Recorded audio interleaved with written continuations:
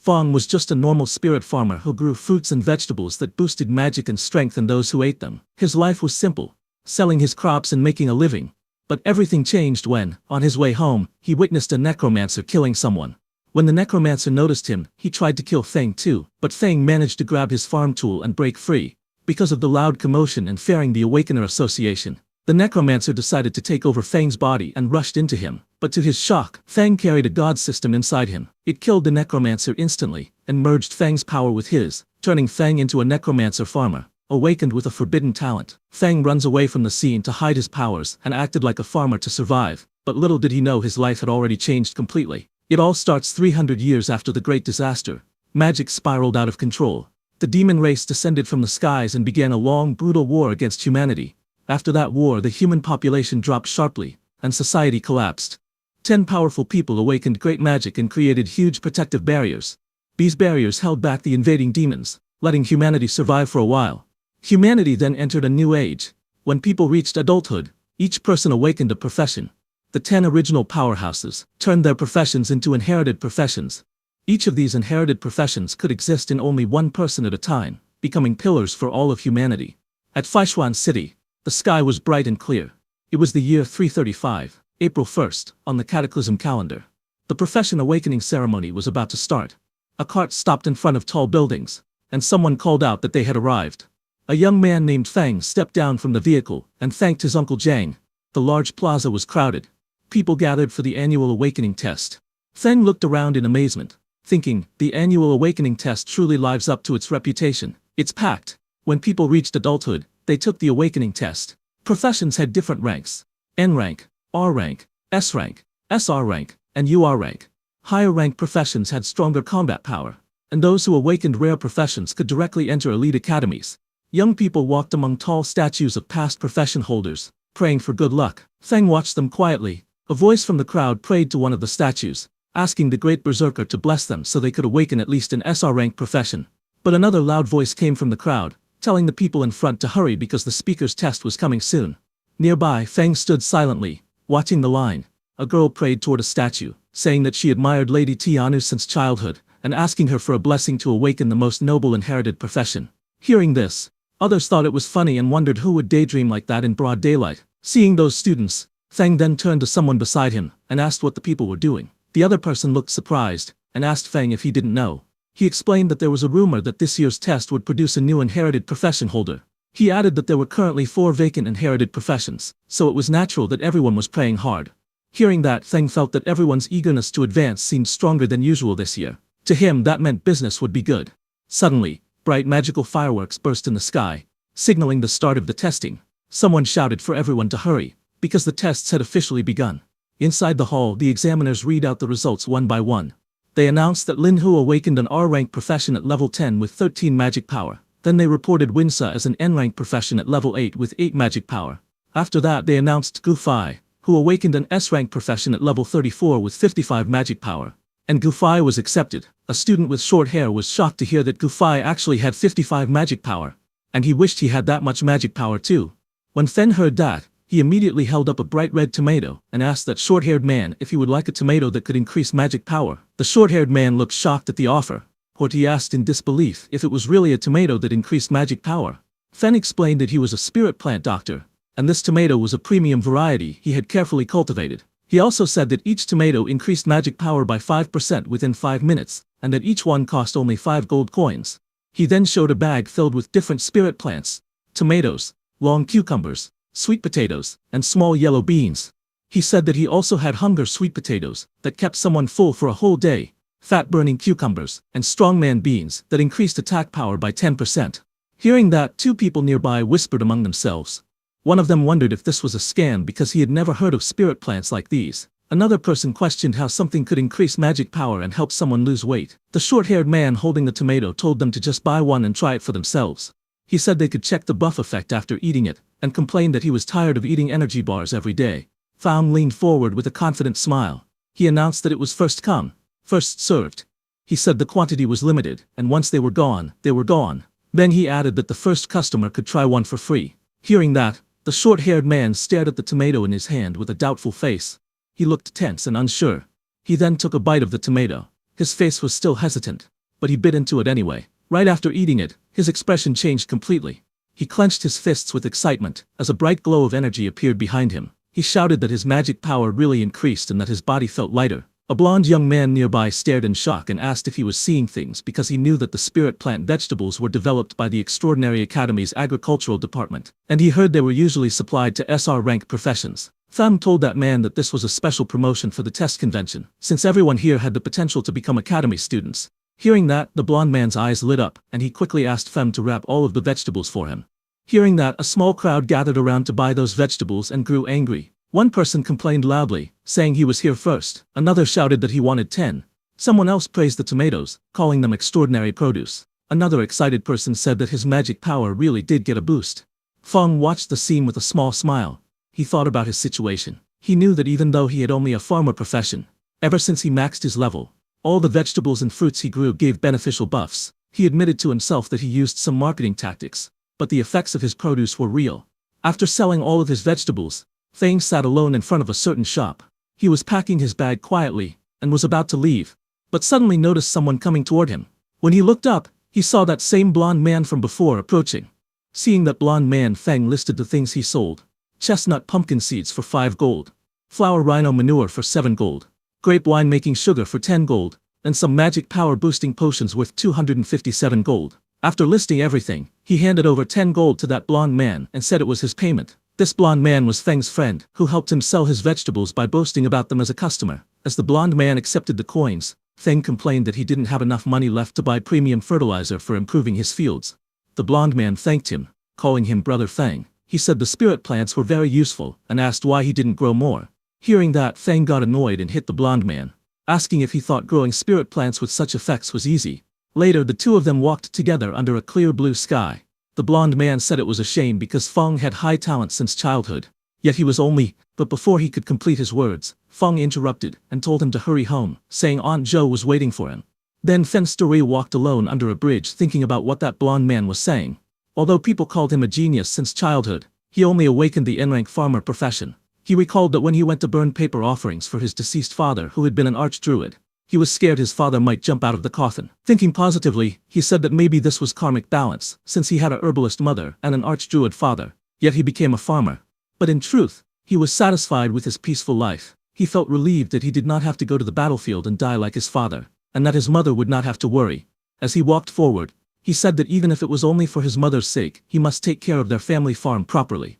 But suddenly a single drop of water fell on his face. He looked up in confusion. He asked himself why it was raining when the sky was clear. But wind suddenly swirled around him, and a man came falling toward him from the sky. That man fell toward the street with a terrified face. Finge watched in shock as the man crashed into the ground. He panicked and wondered what was happening. He asked if the wall had broken, or if demons had invaded. But before he could understand anything, that fallen man lying on the ground suddenly woke up. He was surrounded by broken stone pieces. His bag and a lantern lay beside him. The injured man on the ground held a small device tightly. With panic in his eyes, he spoke quickly that the inherited profession holder, necromancer Heishao, had betrayed them and was trying to transfer his profession inheritance to the demon race. That injured man thought to himself that he needed to notify someone as soon as possible. But before he could act, a huge dark claw wrapped in purple light appeared above him. The claw's power made the air shake as it moved toward him. The man looked terrified as the purple energy surrounded him. Feng, watching from a distance, was shocked, wondering what was happening. He could not believe that someone could transfer an inherited profession to the demon race. He questioned if that was even possible. Suddenly, a demon-like figure, whose whole body was covered in purple energy, appeared and crushed that injured man. His dark voice echoed in the purple haze. He called that injured man a fool, who saw everything, but instead of running, he was rushing to his death. That demon-like figure grabbed his shoulder and thought that if he hadn't been injured by forbidden magic, he would have escaped the city already. And once he transferred his inherited profession to the demon race, he would gain an immortal body. But since he had been delayed for so long, the academy had probably noticed his actions by now. But suddenly, the demon's eyes narrowed sharply, as it sensed something. At his side, Feng, while trembling, tried to sneak away from there slowly because he had stumbled into a murder scene. He thought that since the demon had not noticed him yet, he should quietly slip away. He began tiptoeing backward, trying to leave without making a sound. But before he could, that demon surrounded by swirling purple energy extended his hand toward Feng, asking if he had ever said Feng could leave. He grabbed Feng by the collar and lifted him into the air. The demon told Feng that the person who had just died was the famous Dean Ye Yi of the Extraordinary Academy. He said the dean died pitifully, and asked if he should use Feng's blood and bones as an offering to honor the dead dean. Feng gritted his teeth as purple energy wrapped around him. He thought that this twisted pervert demon's magic power was terrifying. He could not break free at all. Holding his breath, Feng tried to stay calm. He asked himself if there was anything he could use. Anything that could drive the demon away. Suddenly, he noticed a small farming tool floating nearby, glowing with purple light. Feng extended his hand toward it, and used his Farm Tool Mastery Max Skills derivative skill Farm Tool Summoning. He reached out and grabbed the summoned tool. As he gripped it tightly, he spoke in a firm tone. He said that making an offering was the kind of thing one should do personally, not rely on someone else to perform. Saying that, he struck the demon's hand with full power, telling the demon that he would descend to the 18th level of hell. Themel's attack injured the demon, who let go of him. The demon looked shocked, saying this was impossible. He could not understand how the kid who clearly had a simple farmer profession managed to injure him. As Feng broke free from the demon's hand, he backed away. To fight back, he looked around and saw a fallen tool on the ground near that dead man. He reached forward quickly and grabbed the object, which looked like a lantern-type device glowing with purple light. Feng activated that lantern, and a huge blue beam of energy shot toward the demon. The beam struck the demon with overwhelming force. To defend, the demon gathered purple energy. A dark swirling sphere formed in front of him, with many purple tendrils stretching out like roots in the air. The impact caused a massive explosion of purple and blue energy. Dust filled the air. When the smoke began to clear, the demon stood again. His armor cracked, his expression filled with rage. But before that demon could attack, strange purple spinning shapes appeared in the air above Thumb. Purple markings circled around him from every direction. The demon immediately recognized those shapes and, in frustration, said it was the array dancer's marking formation. That demon crouched low as purple energy swirled around him. He glared forward with sharp eyes and said that if he could not escape, he would simply possess Thumb's body and leave. Purple energy wrapped around the demon's body as he charged at Feng with full speed, giving Feng no time to even react. Feng let out pained sounds as the demon entered his body. The swirling energy closed around his body, pulling him toward the dark figure. Inside Feng's mind, the demon smirked, and told Feng that even though he had the lowest profession, his talent was still decent, and he should feel lucky to become his vessel. Hearing that, Feng laughed nervously. Blue energy circles moved around him as he spoke. He said that he had been training since childhood without skipping a single day, so if the demon wanted to take over his body, he would have to work a little harder. But the demon remained confident. His voice echoed again, saying that inferior was inferior, and his power was something Feng would never reach. And the next second, Feng fell to the ground. Purple chains of energy wrapped around him tightly. He looked down weakly, and said it seemed like luck was not on his side this time. His hand slowly reached out toward a knife lying just within his reach. As his fingers stretched toward it, Thumb grabbed it and raised the sharp knife in his hand while dark purple energy surrounded him. His eyes were firm as he told the demon that they should both go down together happily. Hearing that, the demon became alarmed. He tried to stop Feng, asking what he was doing. But the next second, Feng stabbed himself hard in the stomach. Blood burst out as he held the knife tightly. He shouted that even if they both perished together, he would never give up his body. Feng's vision started to fade. In his thoughts he spoke to his father, saying he did not want to go over there and get scolded. His body fell to the ground, his eyes were closed, and purple energy wrapped tightly around him. But suddenly, a glowing golden light formed from his chest. The light grew brighter and brighter, spreading around him. That demon stared at the glow with fear and confusion. He wondered what the dazzling light was and asked himself if Feng's magic power was erupting. The next second, a blinding golden light burst open in the sky. The demon below looked up at it with shock as the golden beams spread out in all directions like glowing branches. Then that light wrapped around the demon's body. He stepped back in fear. His voice shook as he shouted that this could not be happening. He shouted that it was impossible. But more golden strands tightened around him. They spun faster and faster, forming a thick cocoon of golden lines around his entire body. The cocoon glowed even brighter, twisting with great force. In the next moment, a violent blast erupted from inside it. Purple power and shattered pieces flew out as something inside was destroyed. At that time, a purple system window appeared in the darkness. It displayed a message congratulating Feng, saying he had acquired a new talent, inherited profession, necromancer. Then sometime later, Feng's eyes snapped open in shock while he was lying on the ground. He stared at his hands and his wounded clothes. With disbelief in his voice, he said he was still alive. Feng checked his body in confusion as he spoke. He said he could still control his own body and wondered if the demon trying to possess him had failed. He sat on the ground with a calm face and opened his system status window. A glowing purple screen floated in front of him, and he read the information on it. Feng looked at the glowing screen with a serious expression as he read the details of his new abilities. His name was written on it, along with his profession, Spirit Farm Master, mutated/unique. He looked at the screen with a calm and curious expression. Then he scrolled to another panel that showed the full list of his status information. His name was Lin Feng, profession Spirit Farm Master, which was mutated and unique. He was level 1 with 300 strength, 300 constitution, 100 agility, 110 magic power, 100 spirit, and 300 luck points. His skills were rapid land clearing, efficient planting, rapid harvesting, yield increase, farm tool mastery at max level, undead affinity, passive, transcendent growth, basic, undead summoning, basic, and soul extraction, passive. Feng stared at the screen closely. His eyes widened as he realized that his level had reset to 1, but all his maxed out farmer attributes were still there. Looking closely, he found that his magic power had increased as well because of that demon's soul force. With this, he realized that once he leveled up again, his attributes could break past the old limits of the farmer class. But he looked annoyed as he read the list of new skills. Among them, he noticed the undead summoning. He muttered that he could actually summon undead, but he hoped it would not summon that guy. Feng activated his farming skill, and in his left hand, green energy swirled around his fingers. In the next moment, Feng raised his right hand and used the other power he was feeling before. This time, purple lightning-like energy wrapped around his fingers. He stared at it with shock, watching the power rise through the air. Then Fen combined both of those energies and saw green and purple energies mixing inside his hand. He slowly realized what was happening. The farmer's magic power was merging together with the undead magic power. His face turned tense. He closed his eyes for a moment as he understood that something inside him had changed. He saw his glowing profession chart filled with symbols. He saw a green calm chart, and then he saw another chart releasing violent purple lightning. His profession tree was forming new branches. With a worried look, he realized that his profession tree had split. He had not changed classes. He had gained an additional profession. Feng stared at it in disbelief. He recognized one of the symbols of that purple chart, and understood what it meant. That demon who entered his body earlier was actually an awakener of a legendary inherited profession, necromancer. He looked at that demon's purple figure lying on the ground and wondered in disbelief if this guy was a necromancer. The profession tree continued glowing. Purple electricity ran across it. Feng looked at his own hand again.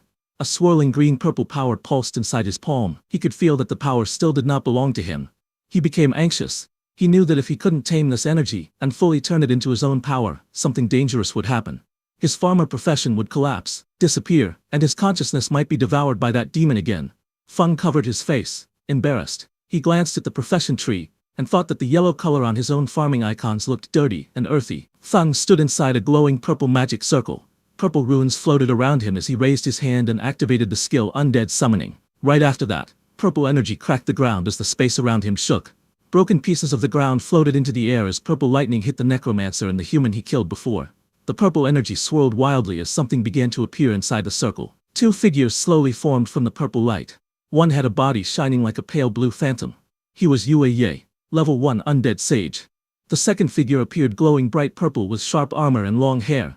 He was He Xiao, level 1 undead wild hunt. Feng looked at them and realized it was really that human, and the necromancer. Even though their levels had been reset, all their abilities were still preserved, and they could level up again.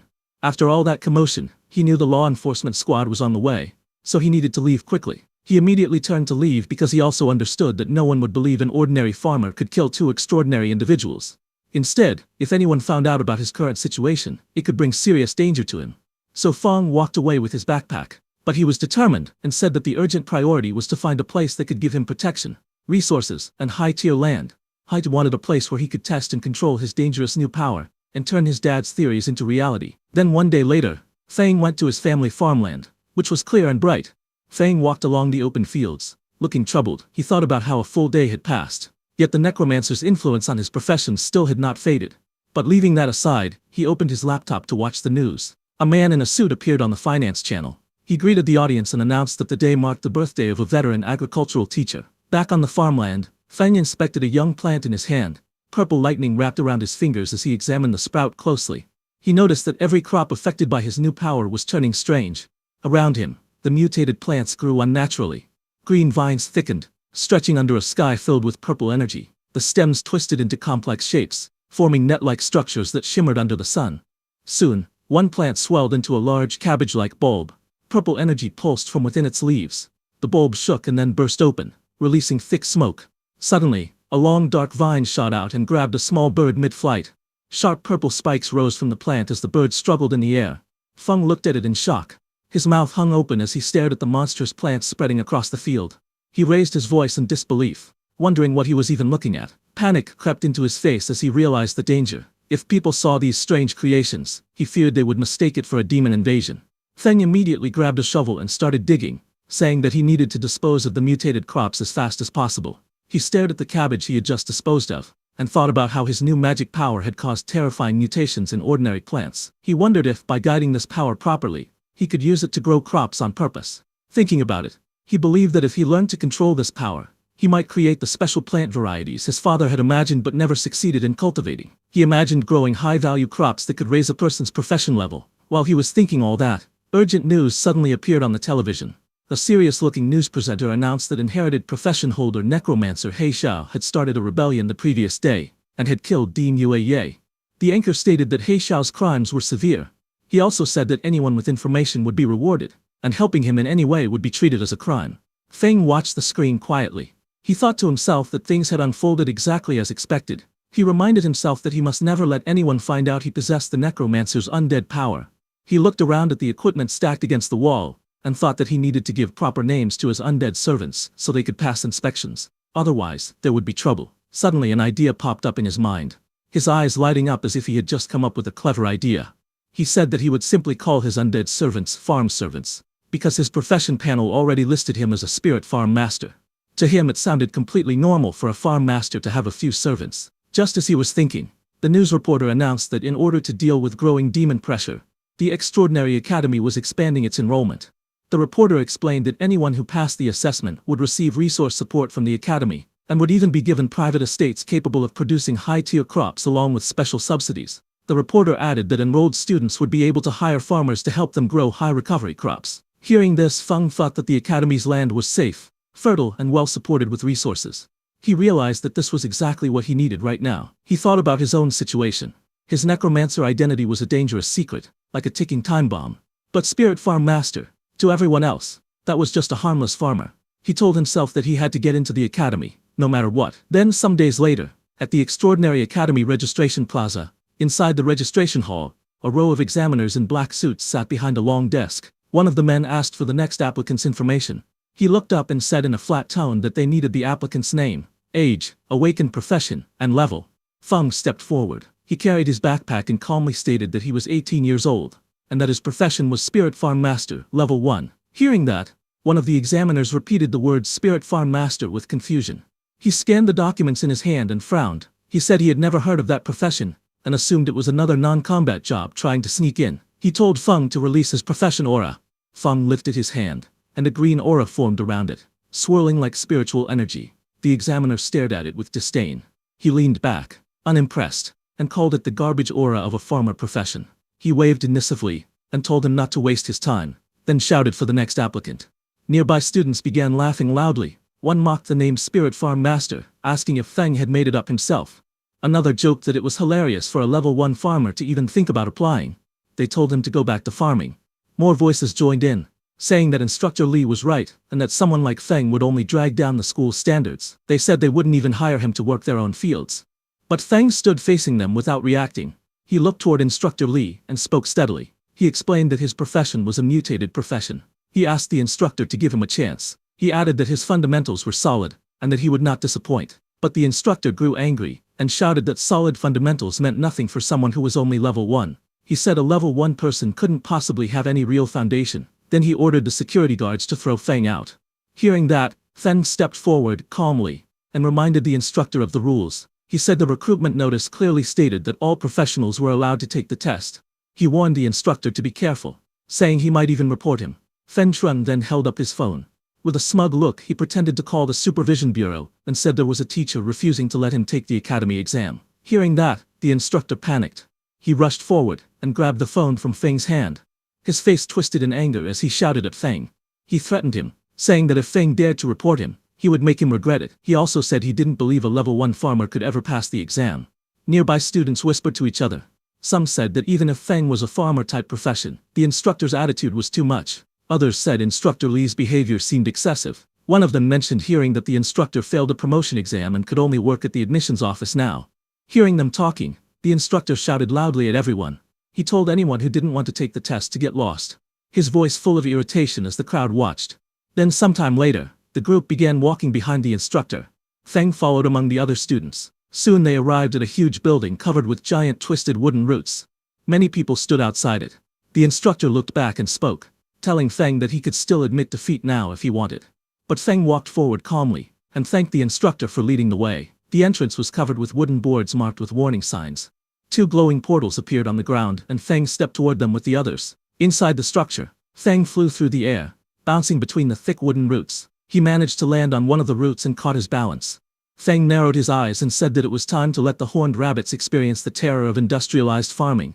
He then sat down and pulled out a jar filled with orange powder. With a confident smile he explained that this carrot essence powder was his newest creation. According to him, it could easily lure even level 20 mighty rabbits. So dealing with these low-level horned rabbits would be simple. He said it was a piece of cake. He then knelt on the ground, sprinkling the carrot essence powder carefully over the soil. A thin trail of powder spread out around him as he worked.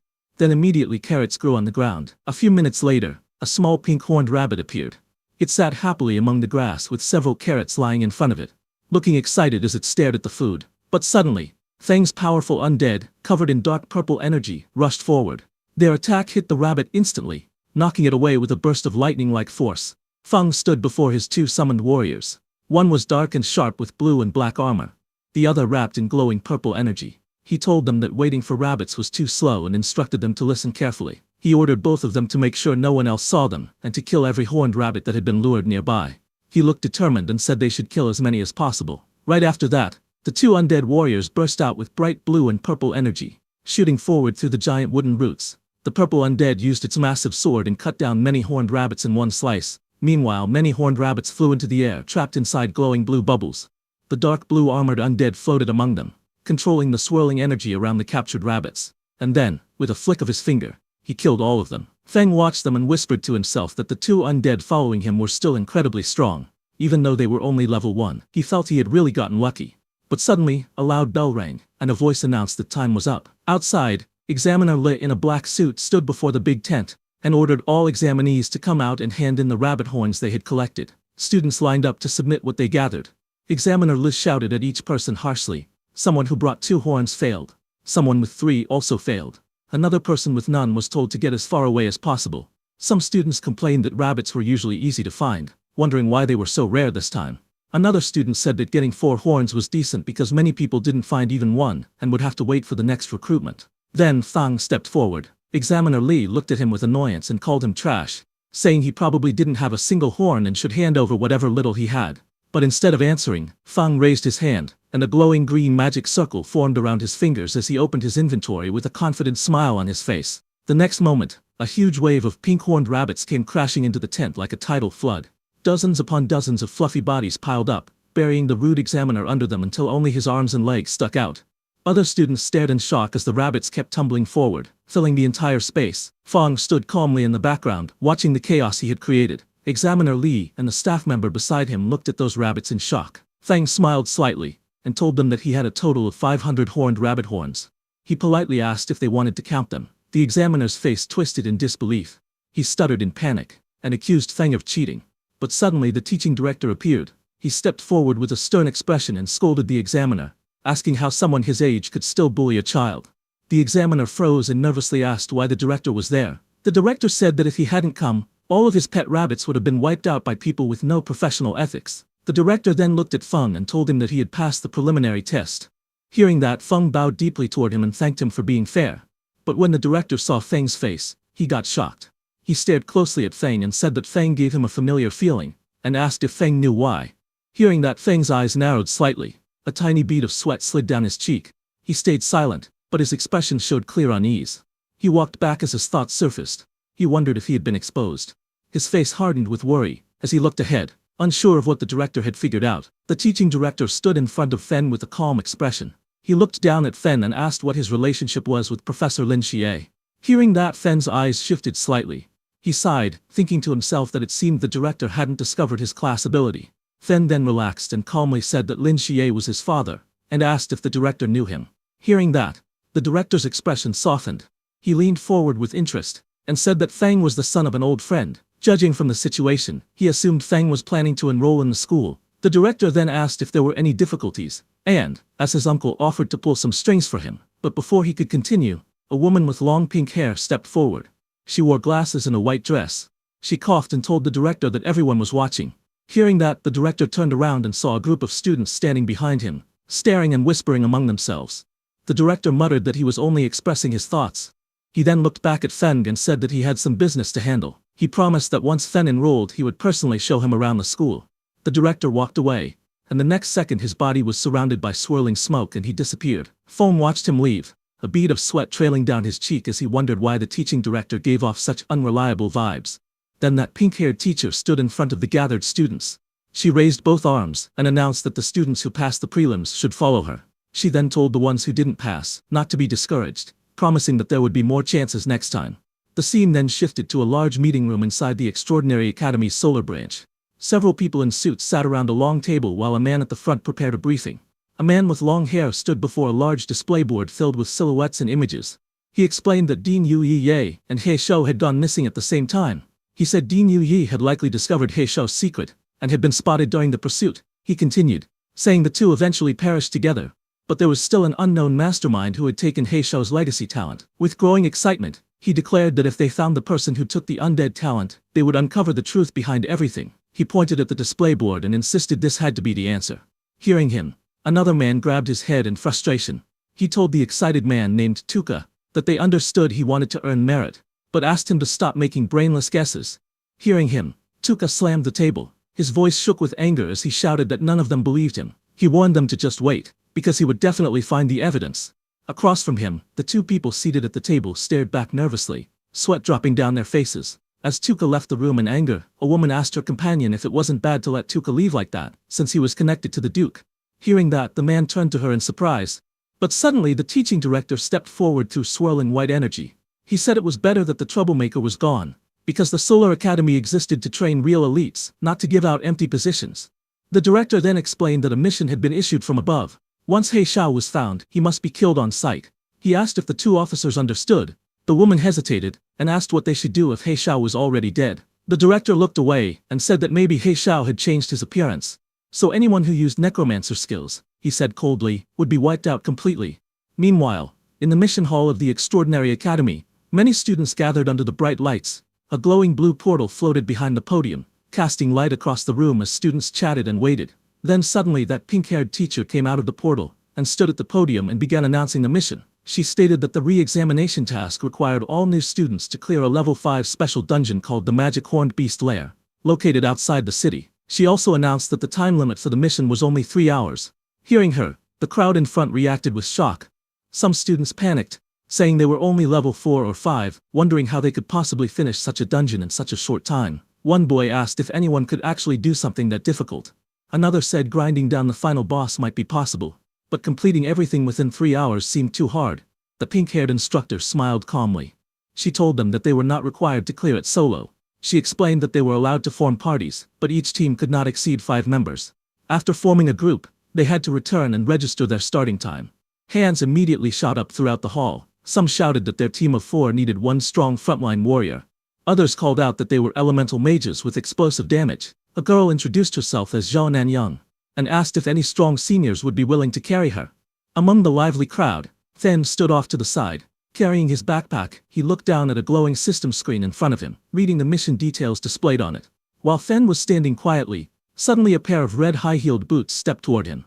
Fen lifted his head slightly, noticing someone approaching. A pink-haired girl with twin buns stood in front of him, smiling warmly. She introduced herself as a level 7 magic class student. She told him she had watched his prelims, and saw how he managed to kill so many magic horned rabbits. She said he must be very amazing and politely asked if she could team up with him. Feng listened calmly. In his thoughts, he noted that a level 7 student was definitely strong enough to solo the dungeon. He thought that if he were still just a farmer class, he would happily accept such an invitation. But his necromancer abilities absolutely could not be exposed, so he needed to avoid teaming up. He rubbed the back of his head with a relaxed smile, and told her he preferred acting alone, gently refusing her offer. Hearing that, the girl kept her pleasant expression and wished him a smooth clear. She then turned and walked away in her red heels. Feng also walked off in the opposite direction, ready to face the mission alone. He went to that pink-haired instructor, and leaned over the counter. When she heard that he wanted to go alone, she told him that this dungeon's difficulty wasn't low, but Feng said it was fine, and asked her to give him the mission directly. Next she handed him a scroll. As she did, she guessed that he wanted to solo the dungeon for its special solo reward, the Black Bear Gallbladder. She explained that the reward was a huge boost for low-level students like him, but warned that he still needed to understand his limits. Feng accepted the scroll with a small smile and thanked her for the reminder. The scene then shifted outside the magic horn beast lair dungeon. A massive portal shaped with jagged bone-like structures swirled with bright blue energy. Several academy staff members stood guard in front of it. Feng walked toward them. One staff member stepped forward and asked where his teammates were, but Feng replied that it was just him. Hearing that, both staff members looked at him with concern. One of them told him that a level 5 dungeon was too dangerous for a single person, and advised him to find teammates before entering. But Feng held the rolled mission scroll in his hand, and looked straight ahead. He calmly told the examiners that the rules allowed a solo entry. The two staff members standing near the dungeon gate whispered to each other. One of them guessed that Feng probably wanted the solo reward, the Black Bear Gallbladder. The other said that Feng had guts, but he should first think about whether he had the strength for it. Left with no choice, they let him go. As the glowing entrance activated, one examiner looked at him again and softly wished him good luck. Inside the dungeon, there was a huge cavern filled with countless round eggs of different colors, scattered across the rocky ground and piled between jagged walls. A path led deeper into the lair. Feng walked forward as the blue energy light of the dungeon entrance disappeared behind him. He stepped inside with a calm expression. Immediately, two lizard-like monsters with long tongues crawled toward him from the front. He looked at them quietly, and thought to himself that level 3 and level 4 monsters were no threat to him now that he was level 6. Feng summoned his undead, who immediately rushed with flashes of blue and purple energy, and killed those two lizard monsters. But suddenly, more monsters rushed toward him. He looked around at their growing numbers, and sighed internally. The manual had warned that the dungeon contained many monsters, but seeing this amount in front of him felt like far too many. Feng stared at a massive cave filled with countless glowing red eyes peeking through the darkness. Lizard monster eggs covered the floor and walls around him. He looked at the sight calmly, and said that this was a perfect time to try the new summoning method. A bright surge of purple lightning burst around him, as he raised his hand and activated his skill, Undead Summoning. The lightning twisted through the air as monstrous shapes began forming. Moments later, those two lizards who were killed by Feng's undead before turned into lizard undead and appeared before him. Their bodies glowed with blue flames, their forms flickering like shadows as they waited for orders. Standing confidently, Feng pointed forward and commanded them to charge. From afar, the undead rushed out like a storm. Blue and purple energy streaks filled the entire passage, shaking the surroundings. Behind Feng, his two humanoid undead stood on the rocks, watching the advance. Watching those lizard undeads, Feng realized that beast-type undead kept some traits from when they were alive. They were aggressive but had low intelligence and could only follow simple commands. Feng observed them quietly. He noted that they consumed less magic power than others, but he wondered if they could do small chores like carrying water as well as fighting. Feng then sent his humanoid undead too. Those humanoid undead rushed forward, leaving trails of blue and purple light behind them. Both moved with sharp, deadly energy. The purple undead took out his long swords and struck first, swinging his long sword through the air. Powerful purple lightning wrapped around him as he slashed at the flying creatures in front of him. His attack scattered feathers and light everywhere. The blue humanoid undead formed hand signs and cast a spell. Blue energy gathered around him as countless glowing projectiles shot forward like energy balls, trapping those flying bird-like monsters. Watching those humanoid undead, Farron realized that they had higher wisdom. They could use the skills they had when they were alive and fought with more flexibility. Feng smiled with his hands on his hips, thinking that in the future, he could let them handle chores like weeding and fertilizing the fields. By now, Feng's lizard undead had finished killing. Feng raised his hand and used his undead summon skill again. Sharp spear-like streams of magic shot outward as several lizard-shaped monsters' dead bodies blasted with necromancy energy. Suddenly, a bright system window appeared in front of him. It displayed a message saying he had leveled up to level 7. Now behind him, many lizard and bird undead emerged. Their bodies burned with blue flame, and their eyes glowed sharply as they floated around him. Feng looked calm, and simply said that the efficiency was not bad. Feng then walked forward through the tunnel, and reached a large chamber. Feng was amazed to see that he had reached the boss room in just half an hour. Suddenly, a loud metallic crack echoed as thick chains snapped apart. The ground shook as a giant bear-like monster came out of that massive cave. Its eyes glowed white, and chains still hung from its body while it roared across the chamber. Feng looked at the boss with a sharp expression. He said that since this was the boss, it was perfect for testing overall combat power. He called for all his undead to come out. All of Feng's humanoid and beast undead appeared behind him. Energy swirled around all of them as they lined up at his command. Feng then issued his orders. He told He Xiao to handle the frontal containment. He told Yue Ye to curse and weaken the boss. He instructed the other undead units to attack the boss's joints and its eyes. On his command, all of his undead charged at the giant bear monster standing in front of him. They continuously attacked across its fur as it struggled and roared. In front of it, Fen sat calmly on a mat, a small snack box and his backpack beside him, as if he were having a quiet break while the battle raged. He watched the ongoing fight and noted that the coordination of his undead was getting smoother.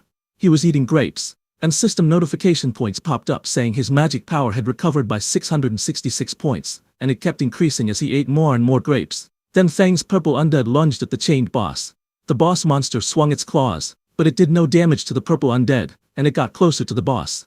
The purple undead collected huge amounts of lightning energy in his hand, and punched the boss monster. His punch was so powerful that the whole ground exploded with a huge explosion. It was a massive burst of energy that swallowed the monster in blinding light. Immediately a system notification appeared in front of Fang showing that he had leveled up again, and became level 8.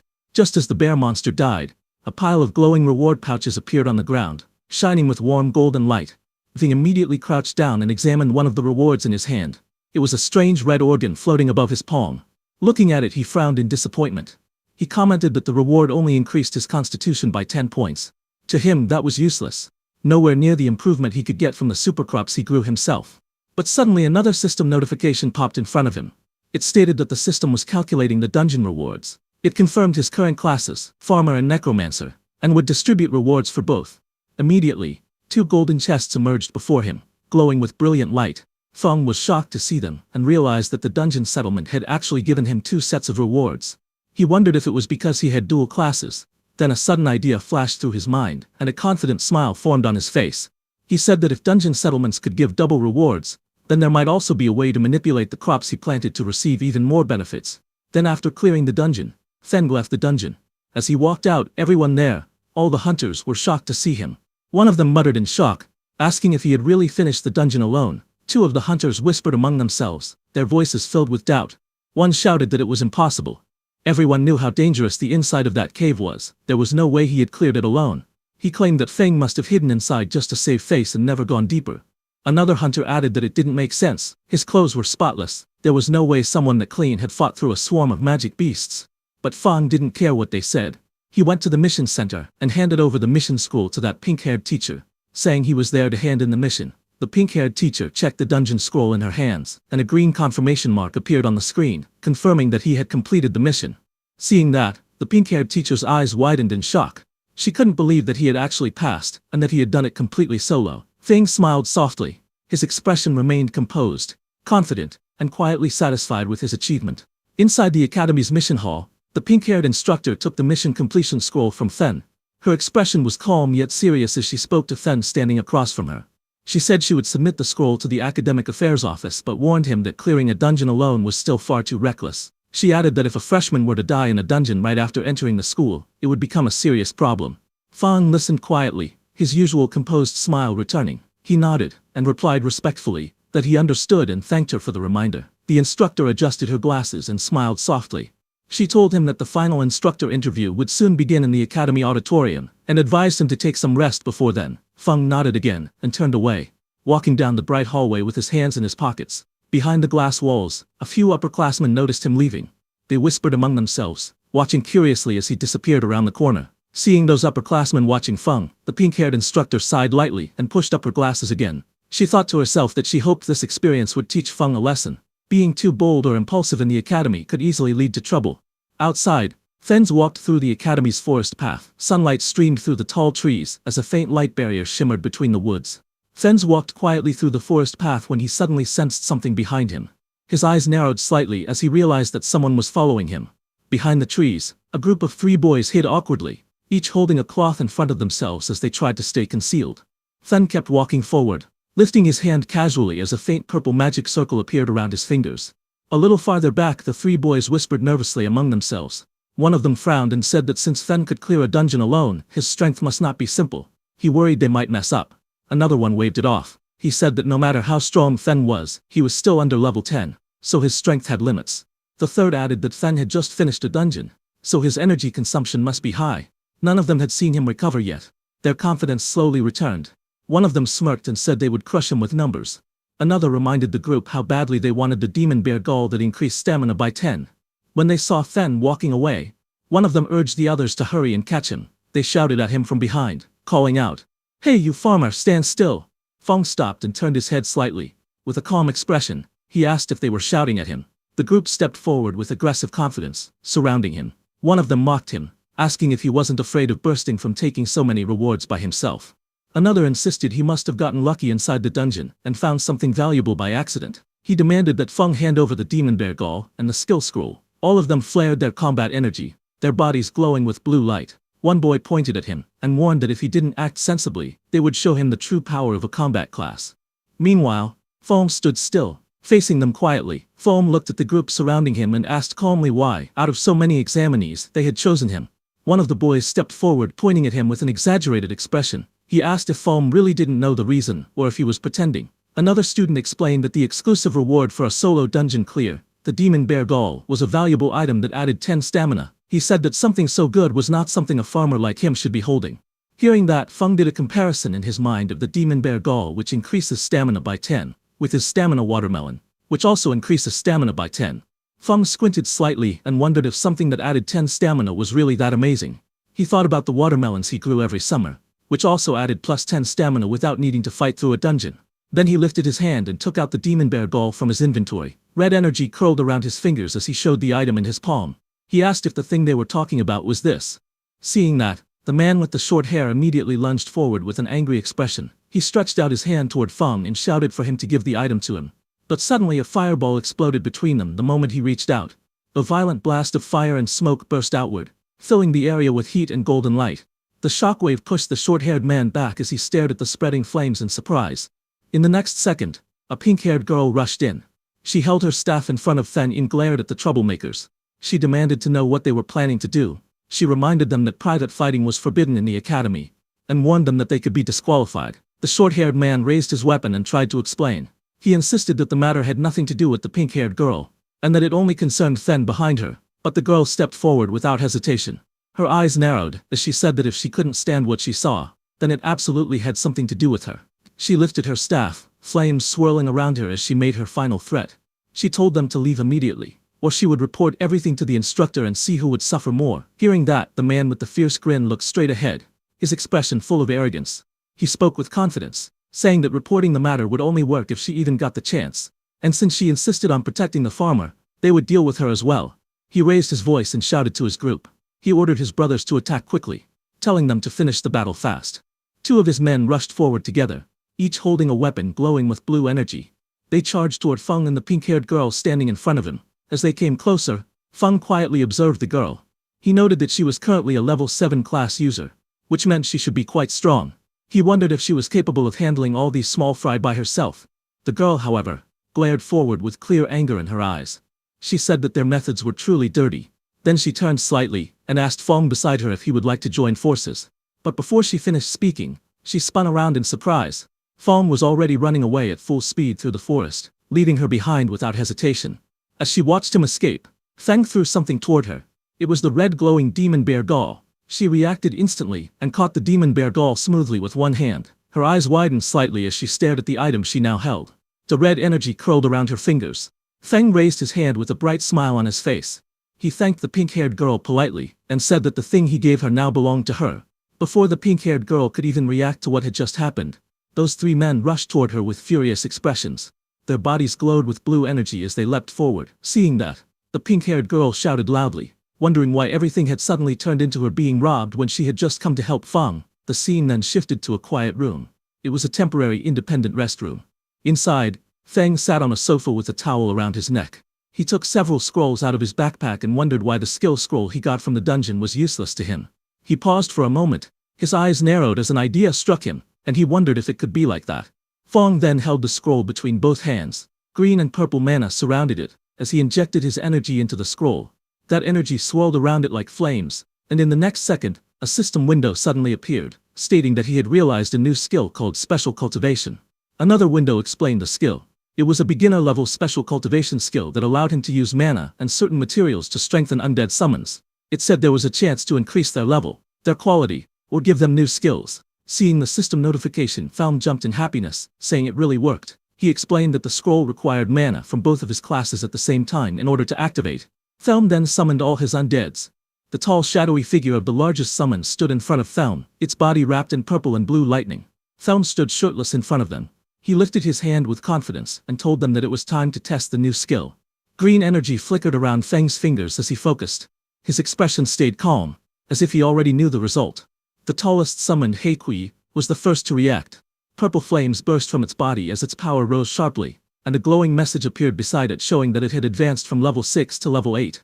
Next, the summon with the icy armor, UNDEAD, was covered in swirling blue energy. Its strength climbed rapidly, and it rose from level 6 to level 8 as well. The demon-horned bear followed soon after. Blue light wrapped around its heavy frame, and its level jumped from 7 to 9. Two smaller summons, the horned lizard and the horned eagle, glowed together in bright blue light. Their combined levels increased, rising from level 5 and 6 to level 7. Watching all of this, Feng tilted his head slightly. A small smile appeared on his face as he nodded in satisfaction. He said softly that it was not bad at all.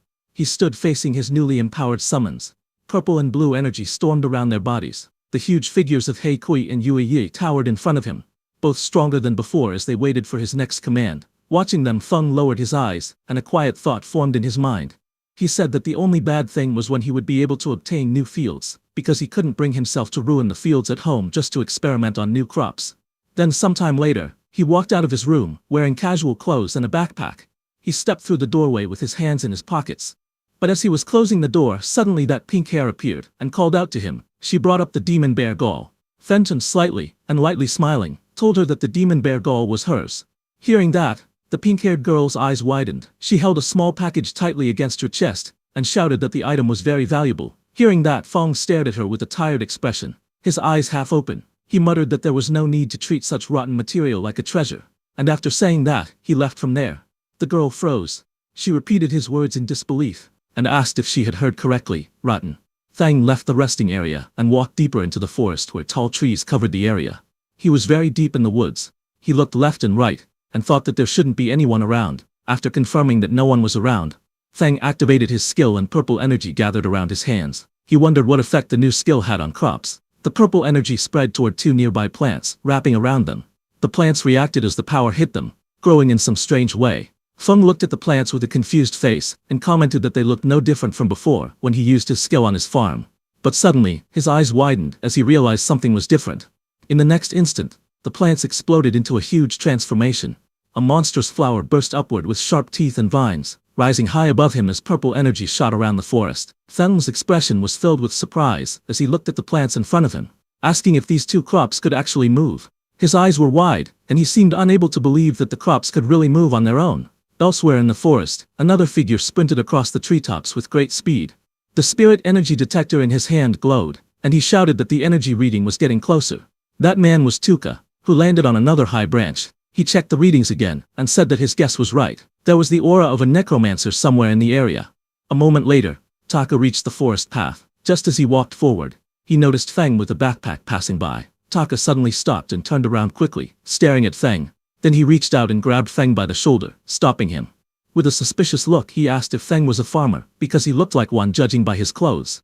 Feng leaned closer, and asked Tuka if a farmer had provoked him. Tuka's face then shifted into a look of mild disgust, his eyebrows tightening as he examined Feng in silence. Then Tuka raised his voice, calling Feng farmer, and demanded to know if he had seen a strange person appear nearby. Hearing that, Feng lightly touched his chin, and answered that he actually had.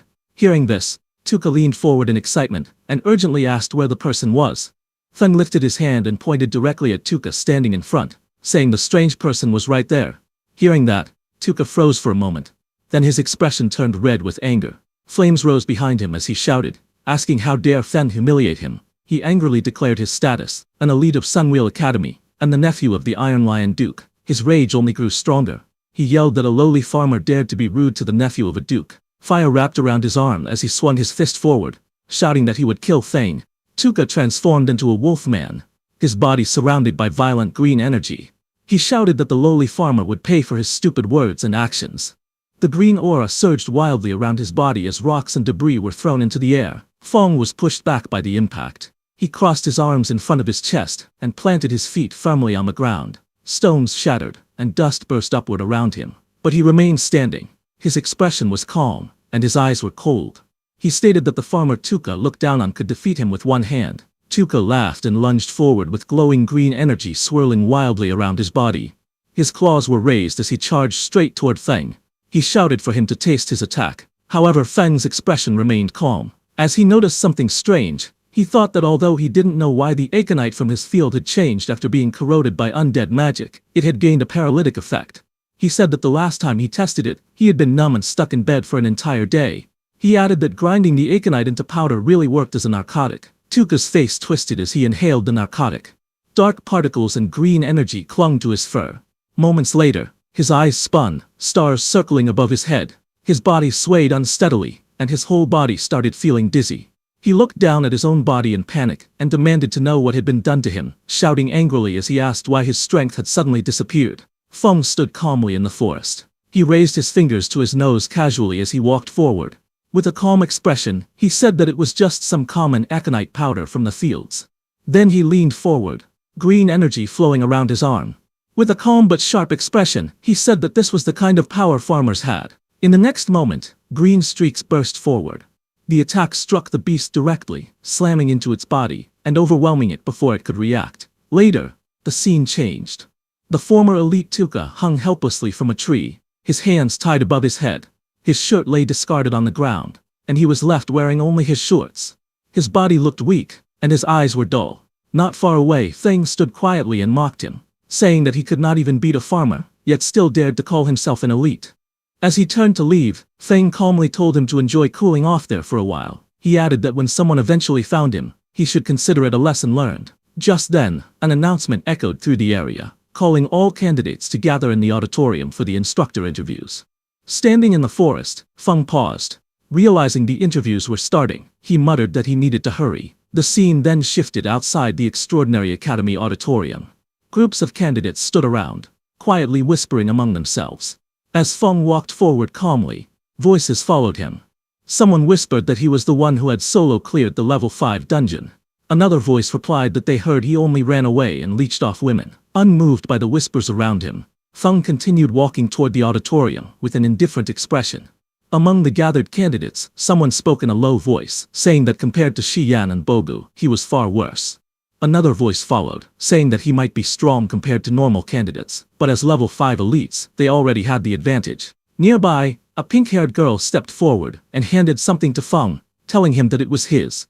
Feng scratched the back of his head and smiled faintly. He leaned forward and told her to keep it, saying that it was really useless to him. Later, Feng walked through the crowd while eating casually.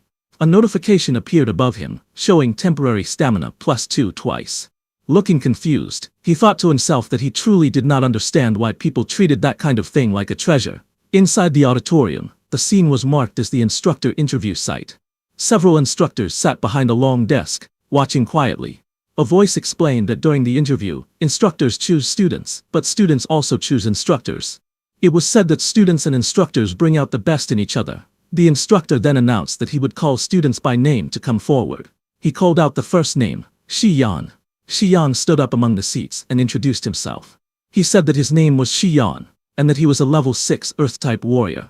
He then spoke again, saying that this was his current ability. As he finished speaking, a large battle armor appeared, surrounded by glowing energy. One of the instructors leaned forward and spoke. He said that it was not bad, and introduced himself as a level 44 Earth-type berserker. He then asked Shi Yan how about becoming his instructor. Shi Yan reacted immediately and said that he would be honored. After that, the instructor announced the next name and called Ying Wu forward. The instructor looked down at the list and called out the next name, saying it was Lin Feng. Lin Feng stood up from his seat and walked forward calmly, moving past the other candidates. As he stepped into the center, he introduced himself. He stated clearly that his name was Lin Feng, and that he was a level 8 spirit farm master. As he spoke, green energy rose around his body, surrounding him as he stood there in silence. The two female instructors watched Lin Feng from their seats. The woman with pink hair commented that reaching level 8 at his age was very impressive. The woman beside her leaned closer and reminded her to look carefully, saying he was still just a farmer. Across the table, another instructor leaned against his colleague and spoke casually. He said that their Extraordinary Academy trained talent for the front lines, not ordinary people meant to be cannon fodder. But he also admitted that Lin Feng had performed very well in both the preliminary and second tests. The main examiner adjusted his monocle and looked at the others. He cleared his throat and suggested that since everyone had different opinions, they should run a combat ability assessment for Lin Feng. After hearing this, the instructors began giving their responses one by one. The man with long dark hair crossed his arms and said he agreed. The woman with pink hair smiled and said it worked for her. Another instructor leaned back casually and said he didn't mind at all. Lin Feng stepped forward as the examiner called out to him. Green energy swirled around his feet, while the examiner asked if he was willing to take the combat test. The examiner added that their goal was to train people who could fight demons on the front lines, and without combat ability, things would be difficult. Lin Feng lowered his head slightly, thinking to himself. He said that his current combat strength wasn't very high, and he wanted to fight without exposing his necromancer abilities. Lin Feng lifted his head with a small smile and agreed. The scene then shifted to a large open space that had been temporarily marked inside the auditorium. Students and instructors stood around the edges, watching as Lin Feng walked to one side of the marked area. On the opposite side, a tall man waited for him. The instructor explained the rules with a wide grin. He said that the evaluation was simple. Lin Feng only needed to last 5 minutes under his attacks, and if he managed that, it would prove he had talent for combat. As the match began, bright golden energy burst out from the instructor's body. The force spread across the arena, shaking the air as powerful waves of pressure shot in every direction. Students nearby bent down under the weight of it. Some trembled as they struggled to stay balanced. One of them gasped, saying that this was the pressure of someone above level 40. Another said he could barely breathe, but when they looked toward Lin Feng, they saw him crouched lightly on the ground. His posture was steady, and his expression stayed calm. Someone watching said in surprise that Lin Feng looked completely fine. The instructor smiled proudly as he looked at Lin Feng. He told him that just for enduring the pressure, he had earned his respect. Then he opened his stance and said that Lin Feng should use all his power and attack with everything he had. Lin Feng lowered his body, steadying himself against the golden pressure. He thought to himself that the pressure from a level 44 fighter was intense, but he could still endure it for now. A glowing green orb formed in Lin Feng's hand, as vines of nature energy swirled around him. He stretched his arm forward and called out for his servants to come out. Green light burst upward. As the shapes formed, Lin Feng realized something. By covering the undead in nature magic, he could hide their undead aura. The summoned figures rose, wrapped in bright green vines and leaves, completely concealed by the nature energy surrounding them. Lin Feng stood beside the glowing green figure he had summoned. The large creature looked like a cabbage-shaped bear covered in swirling nature energy. As he watched it, he thought that no one would ever guess this cabbage-looking bear was actually an undead summon. The creature stepped forward, wrapped in bright green vines. Its body glowed strongly, making it look like a rare mutant beast. From the other side of the arena, the instructor narrowed his eyes in surprise. He said that this kind of dense nature magic looked like a rare mutated profession. A smile grew on the instructor's face. He raised his curved blades, lightning-like energy dancing around them. He called out to Lin Feng, saying it was interesting, and telling him to come at him. The green cabbage-like bear rushed forward, its body wrapped in bright nature energy. Across from it, the instructor charged in with yellow flames swirling around his weapons. Both figures clashed in the open courtyard, their energies filling the space. Bright streaks of green and yellow flashed everywhere as the two forces collided. The instructor swung his blades with great force, while the glowing creature pushed back with its nature power. In the next moment, the instructor went flying upward.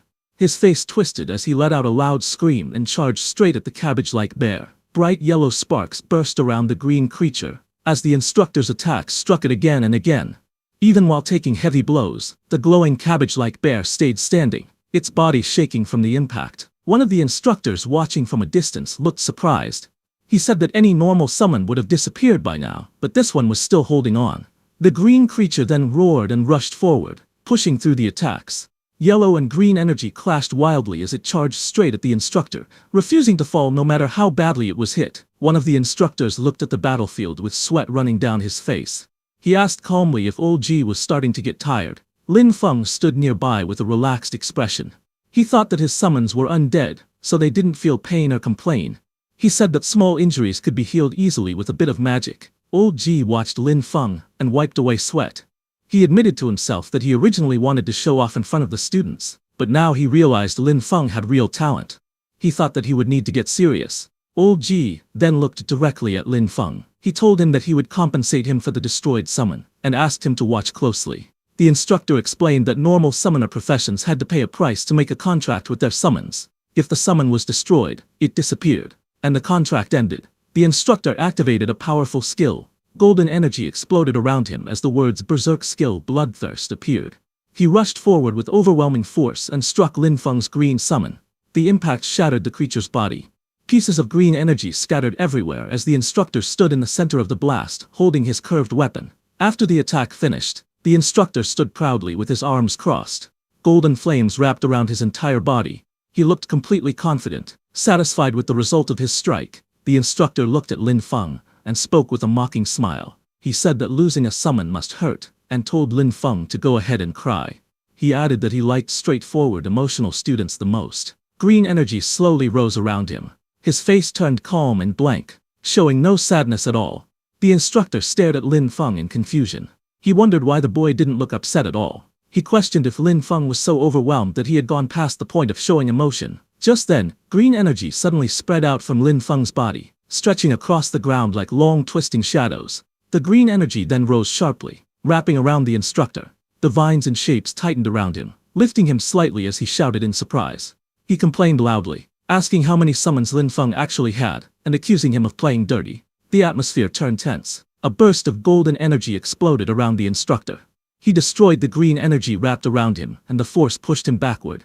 He shouted in panic as the green power twisted violently through the air. A moment later, the examiner stepped forward and raised his hand. He calmly told them to stop. The instructor relaxed, and Lin Feng stood off to the side, his ghostly blue summon fading beside him. The examiner then faced Lin Feng with a composed expression. He said that Lin Feng had proven himself and was now qualified to become a student of Extraordinary Academy. He continued speaking, explaining that all nature-type instructors were currently on rotation at the front lines, so for now there was no teacher available to guide him yet. Lin Feng looked calmly at the examiner, a faint glow of green energy still drifting around him. He asked what would happen to his cultivation resources. The examiner faced him and answered without hesitation. He said the academy would never shortchange any student's cultivation resources, and that Lin Feng would receive everything according to the standard. The man then adjusted his monocle and continued speaking. He explained that because Lin Feng was an outstanding student in this exam, he was allowed to make one request to the academy. Lin Feng's expression shifted as he listened. A faint light flashed in his eyes, and he murmured that freedom and cultivation resources together were basically heaven. In the next moment, his tone became cheerful. He stood before the examiner with a bright, almost childlike smile and said that he wanted a plot of land. The examiner froze. He stared at Lin Feng with a confused expression, blue question marks filling the background around him. With disbelief on his face, he asked if Lin Feng really didn't want rare resources, high-grade gear, or top-tier items, and only wanted land. Lin Feng scratched the back of his head with a bright, carefree smile. He explained that his profession was spirit farm master, and said that he couldn't be a master without land. With a cheerful expression, he asked the director if he agreed. The director sighed in defeat.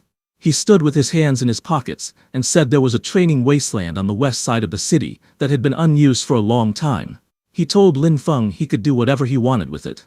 He also added that if Lin Feng had other requests in the future, he could come find him. Lin Feng stood opposite him with his backpack, bowing slightly as he thanked the director. The director told Lin Feng to go rest in the back and called for the next student, and then the view moved to a wooden door with a sign that read Principal's Office. Inside, a file was opened, showing Lin Feng's photo and his information. Sitting at the desk, the principal looked through the documents. He raised his eyes slightly and commented that Spirit Farm Master was quite an interesting profession. Just then, a woman with pink hair rushed into the principal's office and announced that she had an urgent report. The principal looked up from his desk and asked what it was. She handed him a document. The report stated that Tuka, a member of their investigation team who had been tracking He Xiao, had been brutally killed by a necromancer. She explained that the body was found close to the auditorium, and they now suspected that a necromancer had already slipped into the academy. The scene shifted to the western city training wasteland. Lin Feng walked alone through a quiet forest path, holding a paper map in his hand. While studying the map, he muttered the location to himself and then smiled when he finally found the place marked on it. A moment later, green flames rose from his hand as the usage rights document activated. A glowing message appeared, stating that he now had permission to use 100 mong of training land in the west of Fengtran City, granted by the Extraordinary Academy. Another message followed, explaining that a temporary lease agreement had been activated. The duration was 1 year, and a repulsion barrier had opened, allowing only the student Lin Feng to enter the area. Lin Feng touched his ear with a bored expression and complained that 1 year was really stingy. Then he added that most students would be heading to the front lines after a year anyway, so the limit made sense. Lin Feng raised his arms toward the sky with excitement. Purple energy swirled around him as he shouted that a full 100 move of land was his for at least a year. With joy on his face, he said that this finally felt worthy of the title Spirit Farm Master. A burst of purple light erupted around him. Lin Feng stood at the center of the glowing formation, pointing upward as the energy expanded across the wasteland.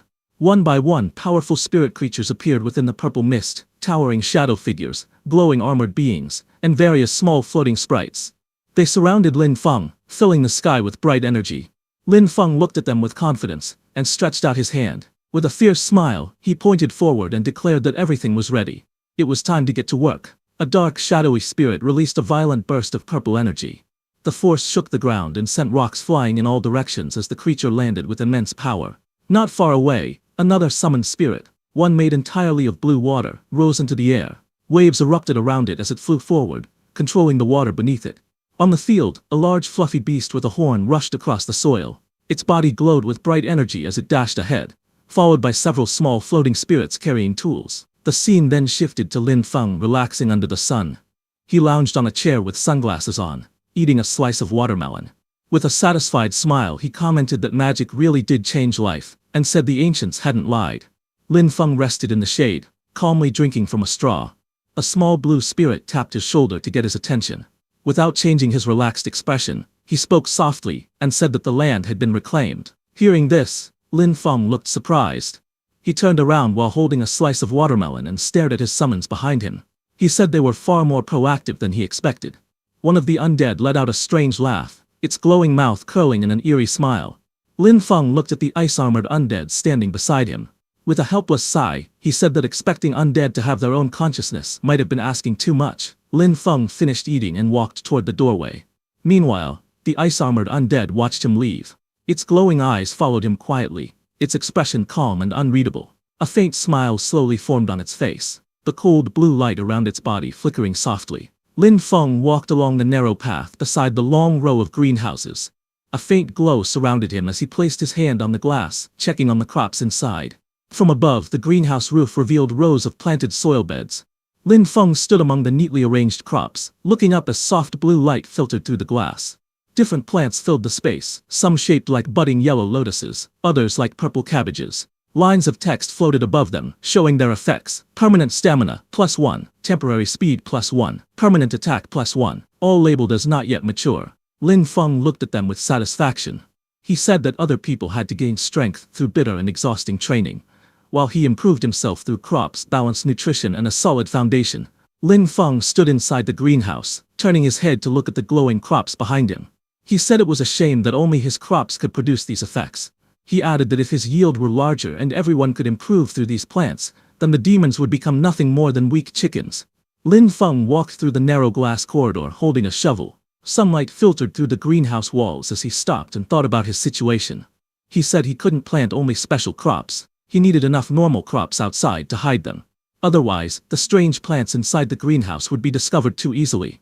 He tightened his grip on the shovel and said it was time to get back to work. One day later, the scene returned to the greenhouse under a bright blue sky. Inside the soil, a cluster of round potatoes sat packed together as Lin Feng used his tool to dig them up. Lin Feng stood beside the field with a shovel in hand. He faced the shadowy summoned figures beside him and demonstrated the motion, telling them to dig like this and instructing them to watch carefully. The shadowy helpers immediately followed his example, shovels in hand, digging quickly in a neat line. Seeing their work, Lin Feng smiled. He said that ever since he got these helpers, the speed of planting vegetables had increased dramatically. But suddenly Lin Feng shouted in surprise, asking what his helper was doing. One of the shadowy undead creatures held a potato in its hands, taking a bite out of it. Lin Feng leaned forward with a confused expression. The undead creature froze, startled as it looked up at him, still holding the half-eaten potato. A glowing system window then appeared beside it, showing its status. Undead lizard, level 6, temporary. Bone density temporarily increasing. Defense temporarily increasing.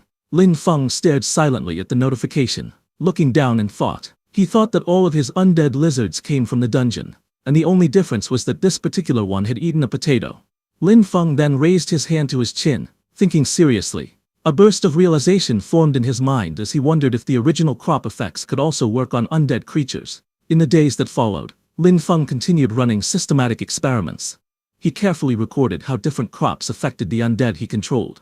However, he was not aware that someone was watching his field. A shadowy figure with glowing red eyes stood in the darkness outside the farm, staring toward the sheds. Under the moonlight, he muttered to himself that the place looked bizarre. He noted that several structures weren't there the last time he had been spying on the area. He crouched forward and looked again, repeating that those things definitely hadn't existed before. Then his expression hardened. With a smirk, he drew a sharp blade, and scoffed that a paper-thin wall like that would fall apart with a single slash. He paused after seeing something else inside. Only one person seemed to be there. That made him wonder if it was some sort of trap. He called the situation interesting. Meanwhile, inside, Lin Feng lay relaxed in a hammock, unaware of the intruder who was now watching him from the shadows. As the intruder crept across the rooftop in the dark, moving closer to the greenhouse, suddenly the ground beneath him cracked. A sharp impact struck the edge of the roof, forcing him to jump back in surprise. He landed and sprinted forward, but more blows slammed into the concrete, sending chunks of rubble flying everywhere. The man dropped low, bracing himself as the ground shattered around him. A moment later, something burst upward from beneath the debris. A round creature with a glowing red stalk rose into view, its body swelling with energy as it pushed through the broken stone. The intruder glanced toward it, only to face a sudden explosion. Rubble and flames erupted outward as the creature launched an attack, forcing him to dash aside while the blast tore through the rooftop. The blue-haired intruder narrowed his eyes with a smug smile. He looked completely confident as he mocked the defenses around him, saying that this level of protection could never stop him. He charged forward and kicked through the round creatures blocking his path. As his foot struck them, red liquid splattered out, and more of the creatures burst open under the impact. Suddenly, his expression changed. Sweat formed on his face as he realized something was wrong. He gritted his teeth in panic and shouted in frustration. A massive chain of explosions erupted beneath him. Bright yellow flames burst outward, scattering debris and red bursts through the air as the detonations consumed the entire area around him. As the blast faded, a strange green light rose from the darkness below. A glowing tree-like figure slowly appeared, its branches twisting like veins of light. The green glow spread across the space, and long streams of energy gathered around it. In the next moment, the figure began to change shape. The branches wrapped together, forming the outline of a woman made entirely of green light. Her hair flowed like living vines, moving with the energy surrounding her. The man burst through the smoke, cursing under his breath. He shouted in frustration, saying he wouldn't have come back a second time if it wasn't to gain the Grand Duke's trust. He lowered his body and charged forward through the thick dust. His face twisted in anger as he raised his blade. Blood marked his cheek, but his grip tightened. He growled that once he chopped the creature into pieces, he wanted to see if it could still explode. He swung down with full force, his body glowing with power. Blue energy trailed behind his movement as vines and explosions burst up from the ground beneath him. Then his expression changed. He stared ahead in shock as he noticed something strange. He realized the monsters carried traces of an undead aura. Confusion and alarm filled his face, while purple light flickered beside him. He remembered that the Elder had told him that on this scouting trip to Fengchuan City, his main mission was to find the necromancer He Xiao.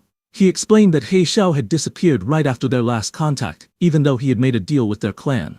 But now, seeing traces of undead energy from here, he realized this location was actually He Xiao's hiding place. Confusion crossed his face as he wondered why He Xiao was hiding here and whether he had betrayed their clan.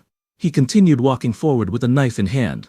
Purple mist drifted around him as he muttered that He Xiao had no shame when it came to his immortality techniques.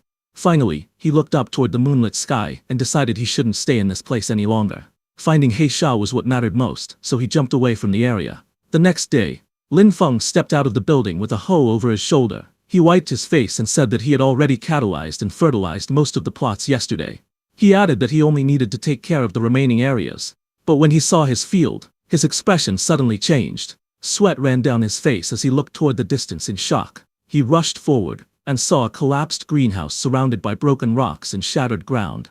Standing at the edge of the destruction, he stared at the ruins and shouted in disbelief that his greenhouse was gone. Just as he was worrying about his greenhouse, suddenly, a huge shadow crossed the bright sky as a black dragon flew overhead, its wings cutting through the sunlight. Lin Feng looked up from the ruined greenhouse, his expression tightening as he turned toward the sky. He let out a quiet sound of confusion as he stared upward. Moments later, the dragon descended, and two figures stood firmly on its back. One was tall with long black hair, and the other stood beside him with a calm posture. The dragon's red eyes glowed as it hovered above the ground. Lin Feng stepped forward, staring at them in disbelief.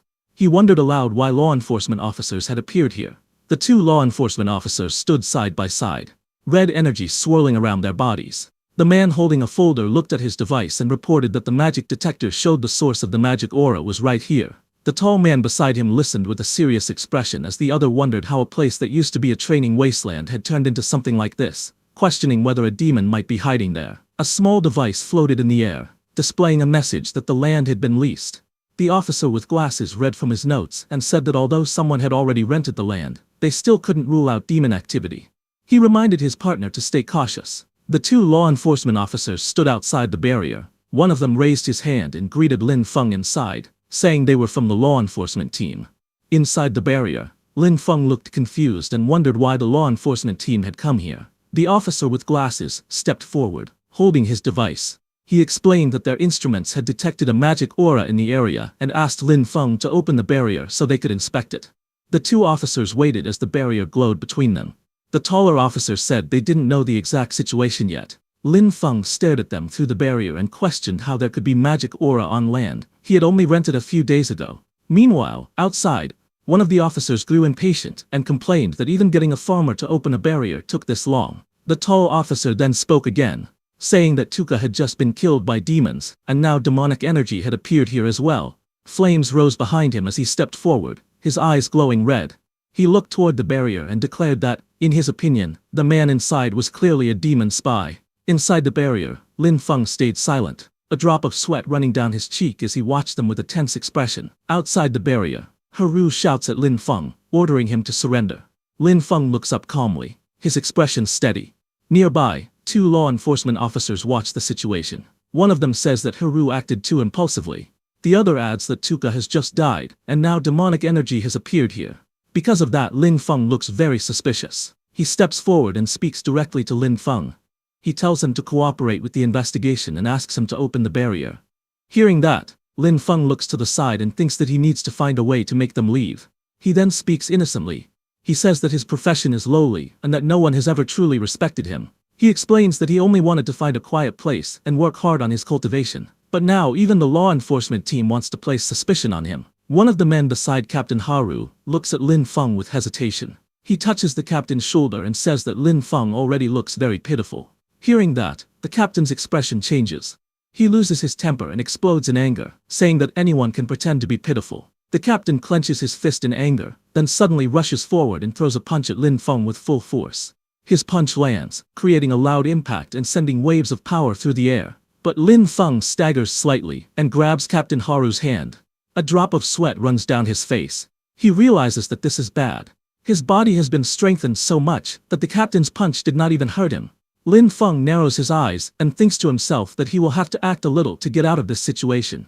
Lin Feng falls to the ground and clutches his chest, acting weak. The captain stares at him in shock and says that he used so much strength in that strike. He cannot understand how Lin Feng is still alive and says that Lin Feng is very suspicious. Lin Feng then looks up calmly and with a crying face asks if they are trying to beat a confession out of him just to close the case quickly, before the situation gets worse. Another man steps forward and stops the captain. He tells Haru to calm down and look carefully. He points out that there is nature magic on Lin Feng's body, and demons hate anything related to nature, something even a child would know. The man with glasses helps Lin Feng up and tells him that they misunderstood him. He says that Lin Feng's nature magic is very pure and that they will explain everything clearly in their report. Lin Feng stands up and looks at him with gratitude. He says that the man is a good person and a truly upright official.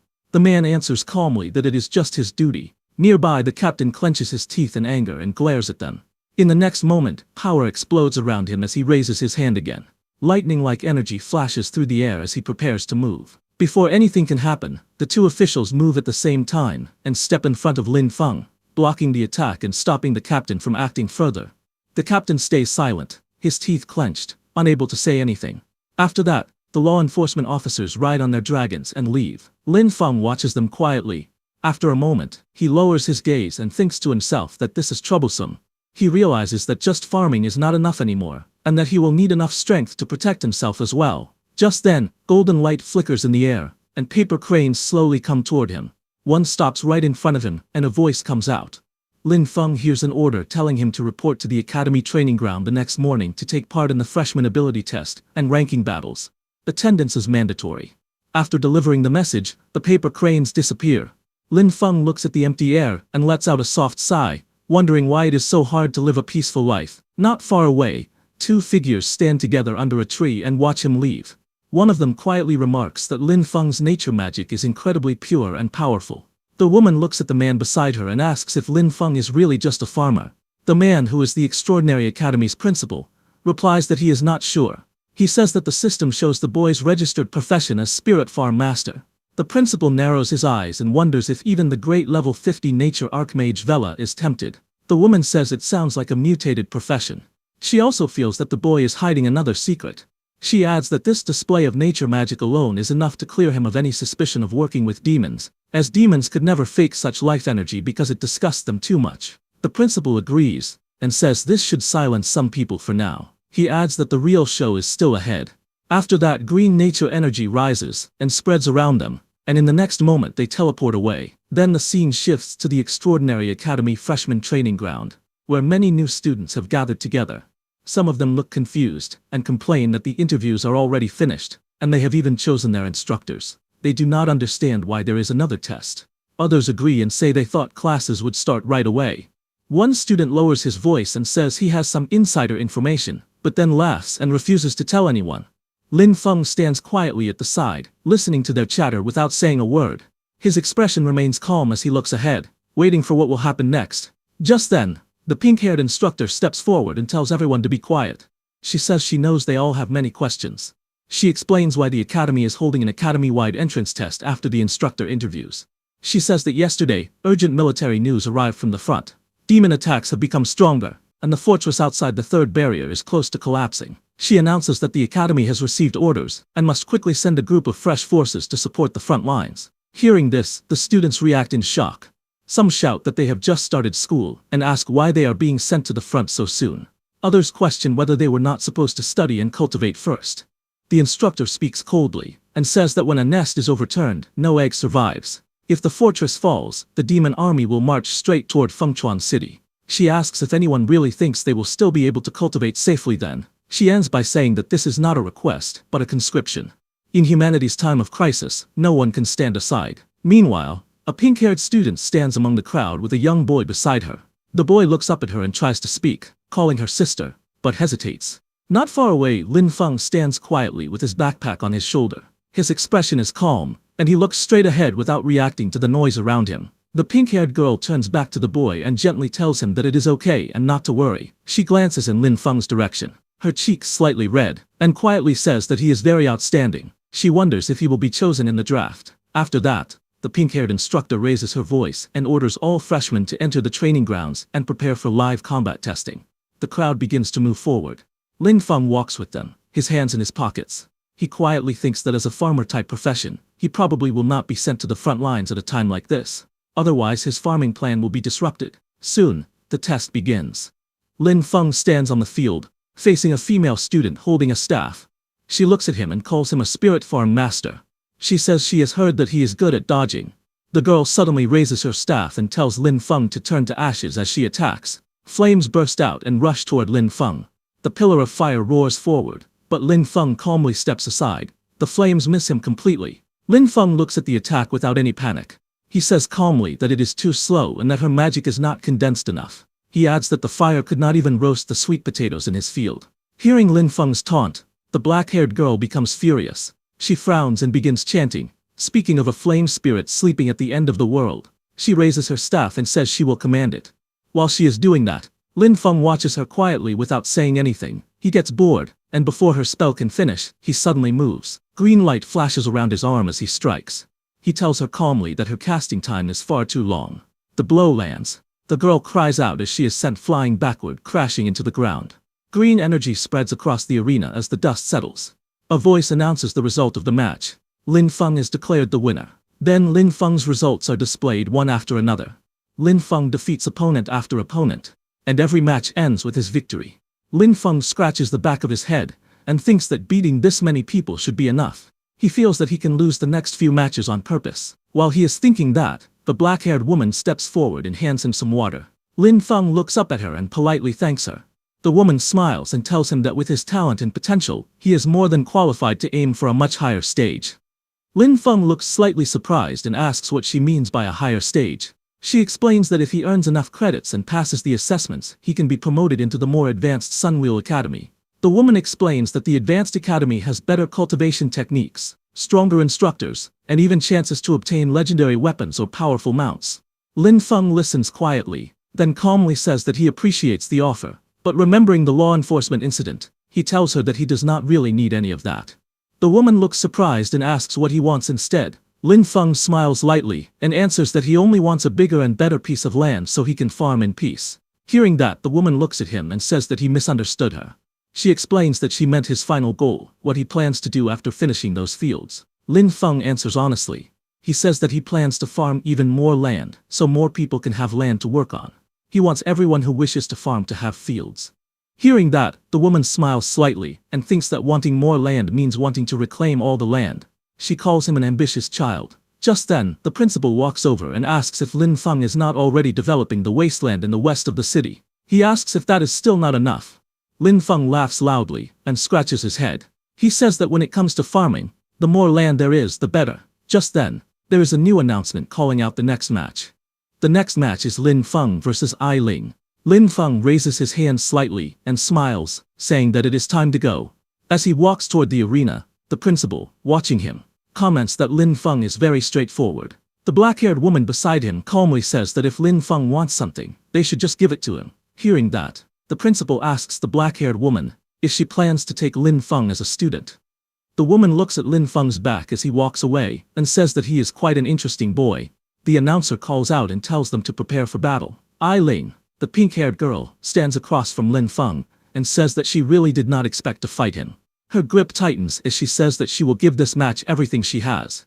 Lin Feng looks at her calmly and gives a small smile. He speaks honestly and says that he cannot beat her, and that he was originally planning to surrender. Hearing him, Ai Ling jumps to attack, asking if he is insulting her. Lin Feng looks at her and calmly questions her choice. He says that she went straight into her second phase at the start, and asks if that is really how she wants to fight. Then Lin Feng also makes his move and swings his hand, sending green strikes toward her. Immediately, green vines burst out and wrap tightly around Ai Ling's body, trapping her movements. Ai Ling grits her teeth and swings her leg like a blade, cutting through the vines and breaking free. The black-haired woman watching the fight looks shocked and says that a student below level 10 should not have magic this pure. The principal agrees, saying that the first time they saw it, they were shocked as well. The black-haired woman calmly says that even someone who has reached level 80 on the nature path does not have magic this pure. She says that Lin Feng's future achievements have no limits.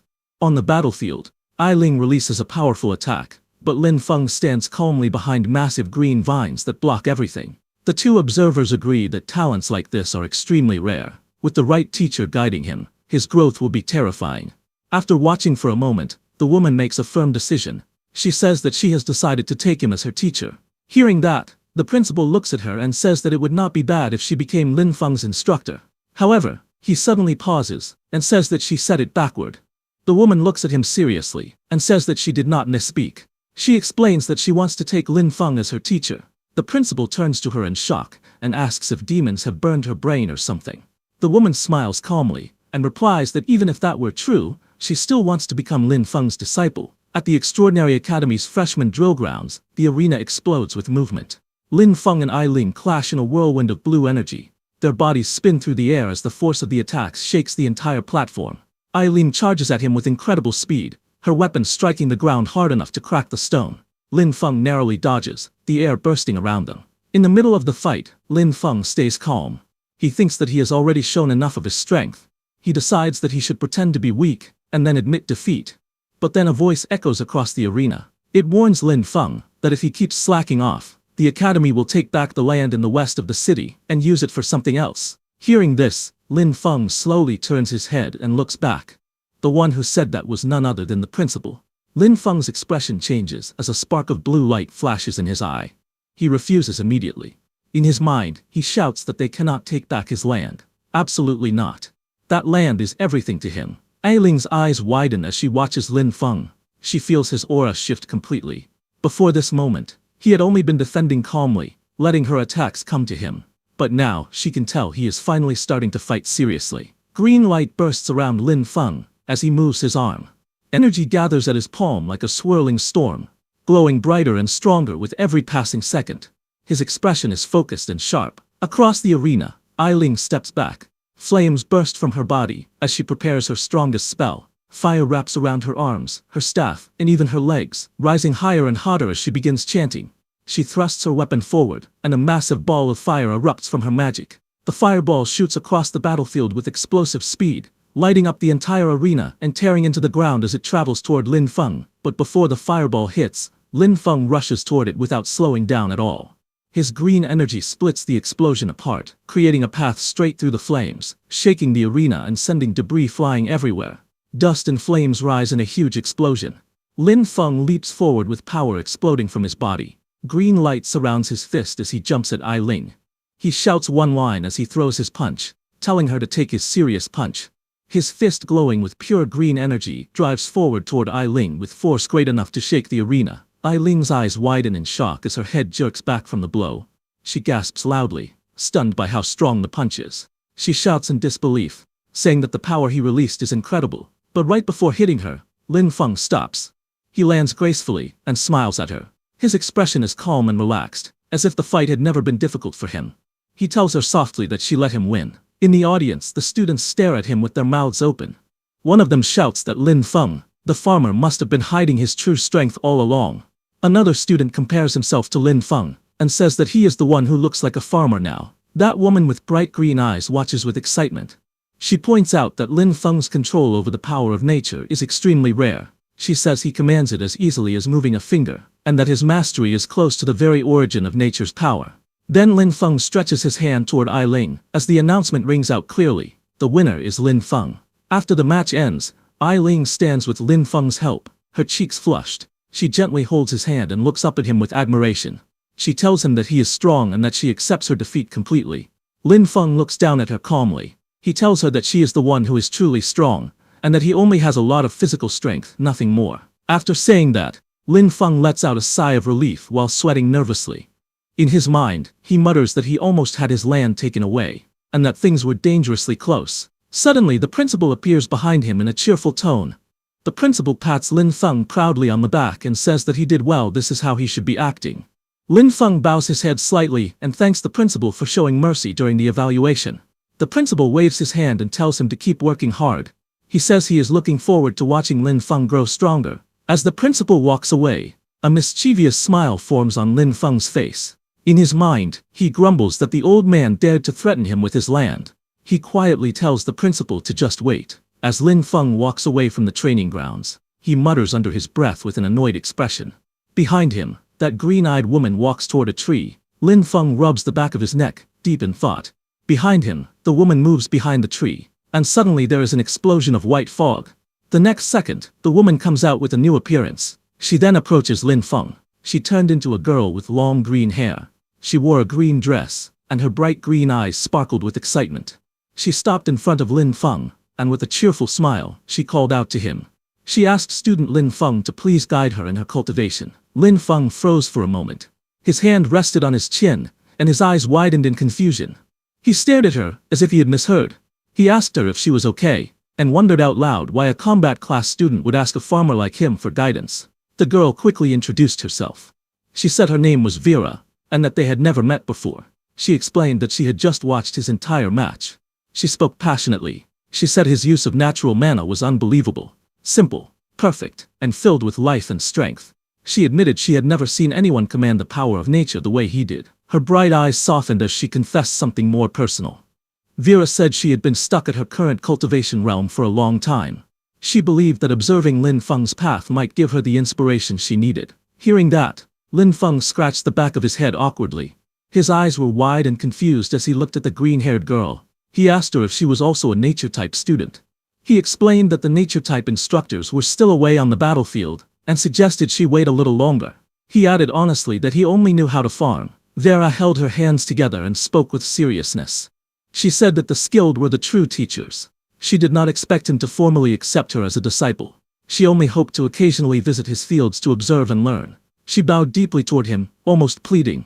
She said even if she could only help with random small tasks, just being near his natural aura would be enough for her.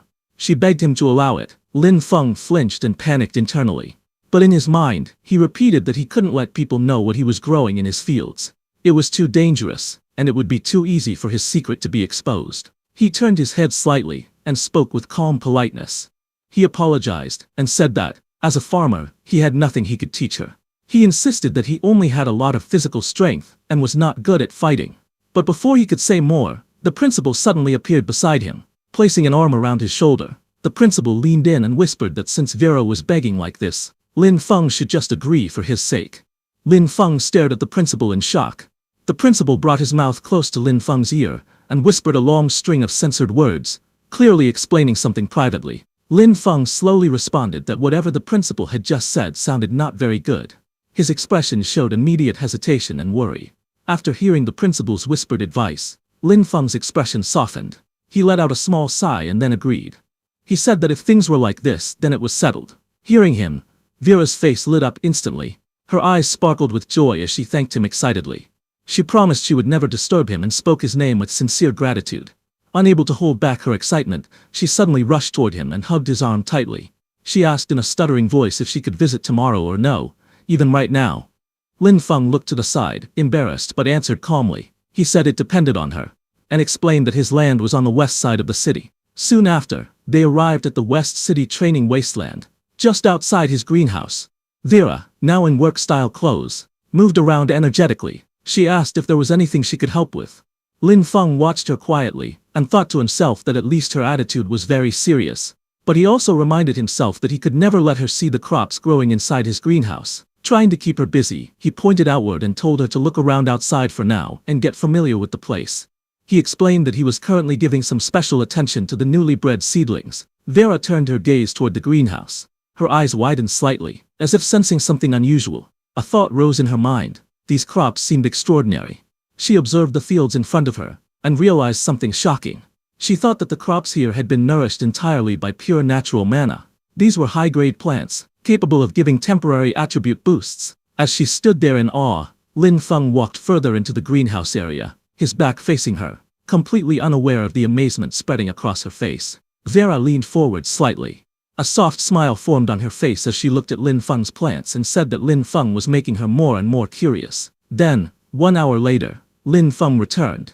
But Vera was still on the ground outside the greenhouse, carefully examining the soil and plants. Suddenly, her eyes widened. She lifted a small piece of soil to her face, staring at it in shock. Her expression tightened with disbelief, and she whispered that it was unbelievable. Lin Feng walked toward her from behind. He looked down at her calmly, and asked if there was a problem. Vera stood up halfway and looked up at him, still stunned. She asked him whether the crops here were really grown using only this very ordinary soil. Lin Feng nodded and confirmed it. He said that yes, it was just normal soil. Vera looked even more confused. She asked again, making sure there was no mana crystal powder, no elemental loam. Lin Feng scratched the back of his head and gave her an easy smile. He explained that he had thought about using those fertilizers, but anything infused with mana was far too expensive. With the little money he had, there was no way he could afford them. Lin Feng pointed at a small wilted plant beside him. Its leaves were curled and dry under the sunlight. He calmly explained that these plants were probably malnourished. Vera looked at the weak crop, her green eyes narrowing in thought. A quiet inner voice rose in her mind. She noted that Lin Feng's natural mana was extremely powerful, far stronger than normal. If that was the case, she wondered if she could help him somehow. A moment later, she straightened her posture and spoke with a polite smile. She told Lin Feng that the school actually had a special rule. Students could exchange materials dropped in dungeons for certain items at the academy warehouse. Lin Feng immediately stepped closer, grabbing her shoulders in excitement. His face lit up with hope, as he asked her if what she said was really true. Vera nodded and continued explaining. She gave an example. In Storm Academy's level 10 dungeon, Gloom Forest, the final boss, the Shadowfall Kobold Chieftain, sometimes dropped an item called the Chieftain's Fang. She said that this fang could be exchanged for a bottle of Earth Pulse, a rare nurturing resource. She lowered her voice slightly and added that level 10 dungeons were very difficult. Usually they needed around 5 people to clear safely. Then she admitted that what she said was indeed true, but also mentioned that this regulation would soon be cancelled by the academy. Hearing that, Lin Feng's eyes lit up with excitement. A bold smile spread across his face as he clenched his hand into a fist. He said loudly that this was great, and announced that he was going right now. Vera watched him dash away with surprising speed, a hoe in his hand. As she looked at his back, she wondered quietly if only someone with such a pure and simple heart could create such pure natural mana. Soon after, Lin Feng arrived at a massive tree-like structure. At its base, a swirling blue-purple portal glowed brightly. The entrance to the level 10 dungeon, Gloom Forest. 2 academy supervisors stood guard in front of it. A group of students standing nearby noticed Lin Feng running toward the portal. One of them pointed at him in confusion. He asked why a farmer was coming here, and guessed that Lin Feng must have gone to the wrong place. Another student laughed loudly, mocking the hoe in Lin Feng's hand, and joking that he must want to dig up wild vegetables inside the dungeon. Someone recognized him. He said it was Lin Feng, the freshman, and remembered that he was only level 8. Shock spread among them as they wondered if Lin Feng was crazy for coming to a level 10 dungeon alone. Ignoring the comments, Lin Feng approached the supervisors respectfully. He handed them a form and said he wanted to apply for a solo entry into Gloom Forest. One supervisor took the paper and read it. His face tightened with concern. He explained that Lin Feng's level was too low, and that entering the dungeon alone carried extremely high risk. Lin Feng held up the form with a bright smile on his face. He said that according to the academy regulations, any student of the academy had the right to apply for dungeon entry. He politely asked the supervisor to allow it. As he said that, Vera appeared behind him. The supervisor stared at her in shock. His eyes widened as he immediately recognized her. Before he could say more, Vera quickly stepped forward. She put her finger to her lips and told him to stay quiet, signaling him not to reveal anything. The supervisor then took a breath and corrected his posture. He acknowledged that the regulations were indeed true. He wished Lin Feng good luck and told him to act within his ability. He warned that if Lin Feng couldn't win against the dungeon monsters, he must retreat immediately. Then Lin Feng walked toward the entrance area. A group of older students watched him move forward. One of them frowned and asked if Lin Feng was actually an idiot. They whispered among themselves, saying he was nothing more than newly recruited cannon fodder. They insisted he couldn't compare to elite students like them. Another student looked toward the glowing dungeon portal, and spoke with cold amusement. He said that it would be better if Lin Feng died inside. Having such a useless junior, he muttered, only brought embarrassment to their extraordinary academy. Then, inside the level 10 dungeon, Gloom Forest, a pack of blue wolf-like monsters rushed forward. Their red eyes glowed fiercely as they lunged toward the intruder. Lin Feng stood calmly in front of them. He called out to his undead companions, telling He Qi and Yu Ye to clear the way. He ordered the others to follow behind and push straight through so they could finish the dungeon quickly. A flash of bright blue light burst ahead. He Qi, covered in glowing markings and swirling energy, charged into the monsters. His figure moved like lightning as he captured all the wolves in water bubbles. Behind him, Yu Ye appeared in dark armor, his body surrounded by a black aura. He swung his weapon fiercely as the wolves threw themselves at him, but none of them could slow him down. Soon, their bodies fell to the ground. Lin Feng walked up to the corpses. Purple energy began to swirl around his hand as he used his necromancer, undead summoning power. With a cold, steady voice, he commanded the fallen beasts to rise and become his warriors. A small glowing creature appeared beside him. Its body shaped like a cute dog. A blue panel identified it as a kobold undead.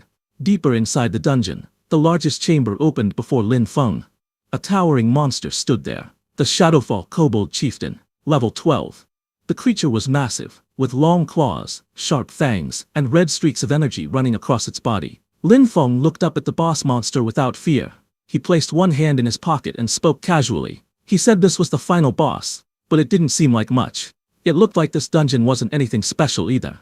Lin Feng yawned lazily and told his undead team to go straight for the target, as if the final boss wasn't worth his effort. Ahead of him, the massive Shadowfall Kobold Chieftain raised its glowing weapon high into the air. The boss monster let out a furious roar as it swung the blade downward with full force. But before the attack could land, He Qi, covered in black and purple flames, charged in. His body glowed with dark patterns as he struck the monster head-on. Purple, lightning-like energy burst from his attack. He Qi slammed into the Kobold Chieftain with overwhelming strength. The impact created a huge purple explosion. The force blasted through the dungeon chamber, sending shockwaves in every direction. The ground cracked, stones flew, and the air shook as the explosion blew the chieftain backward. A bright blue shockwave followed, sweeping across the entire battlefield and kicking up debris. A system panel appeared above the scene. It stated that the Shadowfall Kobold Chieftain had been defeated. Lin Feng gained experience, and his level increased to 9. The panel also showed that he had obtained one item, Chieftain's Fang. Below the notification, the chieftain's body lay motionless on the ground, surrounded by glowing drops of loot. Then another system window appeared. It stated that a summonable undead unit had been detected, but the level requirement was too low. It also said that Lin Feng could not convert the Shadowfall Kobold Chieftain into an undead summon. Another blue system panel appeared. It displayed the progress of Death F2A, glitch, showing that the progress bar had reached 10%. Lin Feng looked at the notification with a calm expression. He quietly concluded that he still could not summon monsters stronger than his own level. He said it was a pity that the boss could not be revived as an undead, but he noted that his goal for this dungeon had already been completed. The chieftain's fang began to glow with a strange blue and black energy, as if reacting to his system. Lin Feng said that since he had obtained the fang, he would go back to exchange it for fertilizer. After that, he turned around and walked toward the swirling blue portal behind him. His figure stepped into the spinning light as he left the dungeon. Outside the entrance of the level 10 dungeon, Gloom Forest, a group of people waited near the glowing portal, standing on the sandy ground as Lin Feng returned from inside. At the Academy's exchange station, an officer called Vera Lord and asked her if they really had to follow the rules and exchange the item for Lin Feng. He explained that the front lines were in an emergency, and that their combat class resources had already been distributed. But Vera calmly reassured him. She said it wasn't a combat resource at all, it was just soil fertilizer for nature-type classes. Hearing that, the officer in the suit confirmed that they had plenty of that in stock. As he spoke, a system window appeared. It showed the updated dungeon record for Gloom Forest. It stated that the solo first clear had been achieved by Lin Feng, and his evaluation was SSS. He received the special reward, 1 heroic spirit fragment. Just as the message appeared, Lin Feng stepped through the glowing portal with a relaxed expression, as if he had just taken a walk instead of clearing a dungeon alone. Nearby students stared in shock. One girl shouted that the heroic spirit fragment was a rare treasure that could strengthen someone's soul origin and increase their class potential. She could not believe he had obtained such a legendary reward. Several boys erupted in anger. One accused Lin Feng of cheating. Another insisted that he must have used illegal items or abused a dungeon bug. More voices joined the crowd. They demanded a strict investigation and wanted all his rewards taken back, especially the heroic spirit fragment. Others shouted, saying he didn't deserve it. Standing behind them, Vera touched her lips with a thoughtful smile. She softly admitted that she had expected Lin Feng to fight through the dungeon at least a few times. She hadn't imagined he would clear it in a single attempt. All the students and instructors surrounded Lin Feng, deciding to confront him directly. Lin Feng looked at the angry crowd surrounding him. With a tired expression, he asked who he had managed to offend this time. At the entrance of the level 10 dungeon, Gloom Forest, Lin Feng stood surrounded by several students who watched him with dark, hostile expressions. Their faces were tense, clearly still upset about his earlier dungeon clear. Lin Feng approached the instructor calmly. He held the chieftain's fang in his hand and explained that according to school rules, he was here to exchange it for resources. Before the instructor could answer, one of the angry students stepped forward. He shouted that Lin Feng's rewards were obtained through cheating and should be confiscated. The instructor, however, remained composed. He raised a finger and stated firmly that the rewards came from the dungeon itself, and the academy had no authority to take them away. Another student then stepped out from the group. With a confident expression, he announced that he was willing to challenge Lin Feng in a resource wager. Lin Feng glanced at him, puzzled. He asked what a resource wager was. A student explained that it was essentially a dungeon speedrun competition.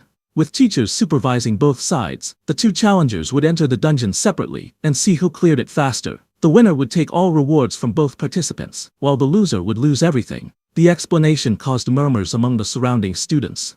The instructor turned to Lin Feng and asked if he was willing to accept the wager and bet against the challenger. Lin Feng shook his head lightly. With a bored expression, he said there was no benefit in doing so, and the whole thing sounded dull to him. The instructor looked surprised and unsure how to respond, while the students behind the challenger stared with frustration, clearly expecting Lin Feng to accept. The student wearing a headband looked angry and was sweating. He clenched his teeth as he spoke. He announced loudly that, in that case, what if he added a blueprint for the lamp of nature? Hearing that, Vera got close to Lin Feng and told him that he must get that lamp of nature blueprint. She then explained what the blueprint was. She said the lamp of nature was a special growth-type magic tool that only the nature department could use. She said that a blueprint could only be used to make one lamp, so it was very rare. She continued explaining that its effects included shortening the crop growth cycle with no side effects. The headband student smirked and leaned slightly toward Lin Feng.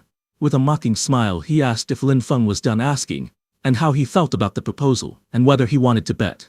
At the same time, the student secretly held his phone behind his back. Messages appeared on the screen. That student sent a message to someone named Senior Haru the moment Lin Feng came out of the dungeon. That Senior Haru told the student to find a way to stall Lin Feng, but the student asked Senior Haru, what if Lin Feng ignored him? Senior Haru then told the student to bet resources against Lin Feng, asking if he didn't have a lamp of nature blueprint. The student replied that it was the foundation of their family's rise, but in the end, he agreed and sent a message saying that he was fine with it. Meanwhile, Lin Feng thought that his necromancer powers must not be exposed, but if there was only one supervising teacher, hiding his abilities should not be too difficult. His eyes sharpened with determination as he decided that this lamp of nature, he would take it. Lin Feng smiled confidently. He looked straight ahead and spoke with a slight grin, saying that he accepted. Hearing that, the rival student laughed loudly. He raised his chin with arrogance and declared that with the teacher supervising, he would expose Lin Feng's secrets immediately. Lin Feng stood a short distance away, hands in his pockets, appearing relaxed. The scene shifted to the swirling blue portal of the level 10 dungeon. Gloom forest. Light spun inside like a vortex. Inside the dungeon, Lin Feng stood beside the supervising teacher. The teacher turned and asked how Lin Feng managed to clear the dungeon so quickly. Lin Feng lowered one hand behind his neck, smiling confidently again. He told the teacher that he would show his strength. Green light suddenly burst around him. Powerful energy swirled in his hand as Lin Feng extended it forward. His expression sharpened as he called out for his farmhands to come forth. A bright green light burst around Lin Feng as swirling energy gathered above him. From the glow, his undead covered with earth energy formed, towering behind him like a giant guardian. Green waves spun across the area as Lin Feng stood calmly beneath the summoning circle. The supervising teacher stared at the scene in shock. Sweat slid down his face as he whispered to himself. He thought the summoning was unbelievably fast, and the troops Lin Feng called out looked very strong. Lin Feng walked forward with confidence, and the teacher followed him, still watching the green light. The teacher thought that this would be his best chance to observe what ability Lin Feng had used to clear the dungeon alone. Lin Feng suddenly raised his hand. His eyes sharpened, and his voice rang out clearly. He ordered his summoned troops to attack with full force. At the same time, a pack of monsters rushed forward from the darkness. Their glowing red eyes and open jaws showed their rage as they charged straight at the summoning. But Lin Feng's summoned undead reacted instantly. The undead beast covered in plant energy swung forward and slammed into the monsters. Its glowing body crushed through the pack, pushing them back with overwhelming force. The undead bear moved through the light, its hands pushing out powerful attacks. Every strike created another sharp flash, lighting up the dungeon with green sparks. Then He-Chi walked into the swirling energy. Its face was expressionless under the hood, glowing faintly with green lines. He-Chi raised 2 fingers, and magic circles formed around its palms, gathering even more energy. A series of green bubbles erupted all at once. The attack struck the incoming enemies and shattered them instantly. The sound effects echoed through the forest as everything burst apart into pieces. He-Chi didn't stop there. It raised both hands, and released a wave of powerful green lightning. Its attack shot forward like a beam, smashing into the ground ahead. Rocks flew into the air, and the ground cracked under the impact.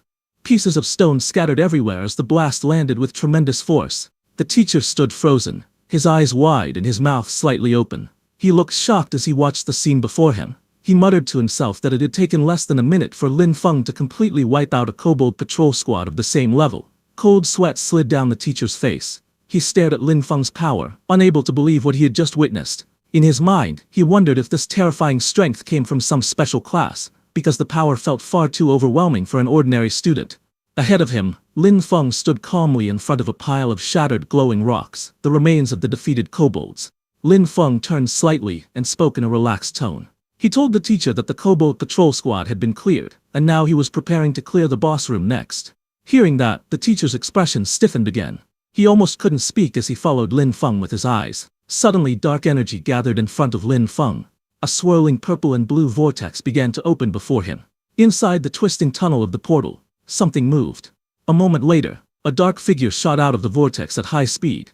It was a large kobold warrior, its fur standing wildly, and its eyes glowing bright red. Its mouth opened wide as it roared, revealing sharp teeth. The massive kobold leaped straight toward Lin Feng. Lin Feng stood at the front and gave orders with a calm but firm voice. He told the undead bear to raise its shield and move forward. He said everyone else should follow behind. He warned that if any kobolds tried to attack from the sides, they must strike back hard. The undead bear raised its shield, and a bright green explosion burst out from it.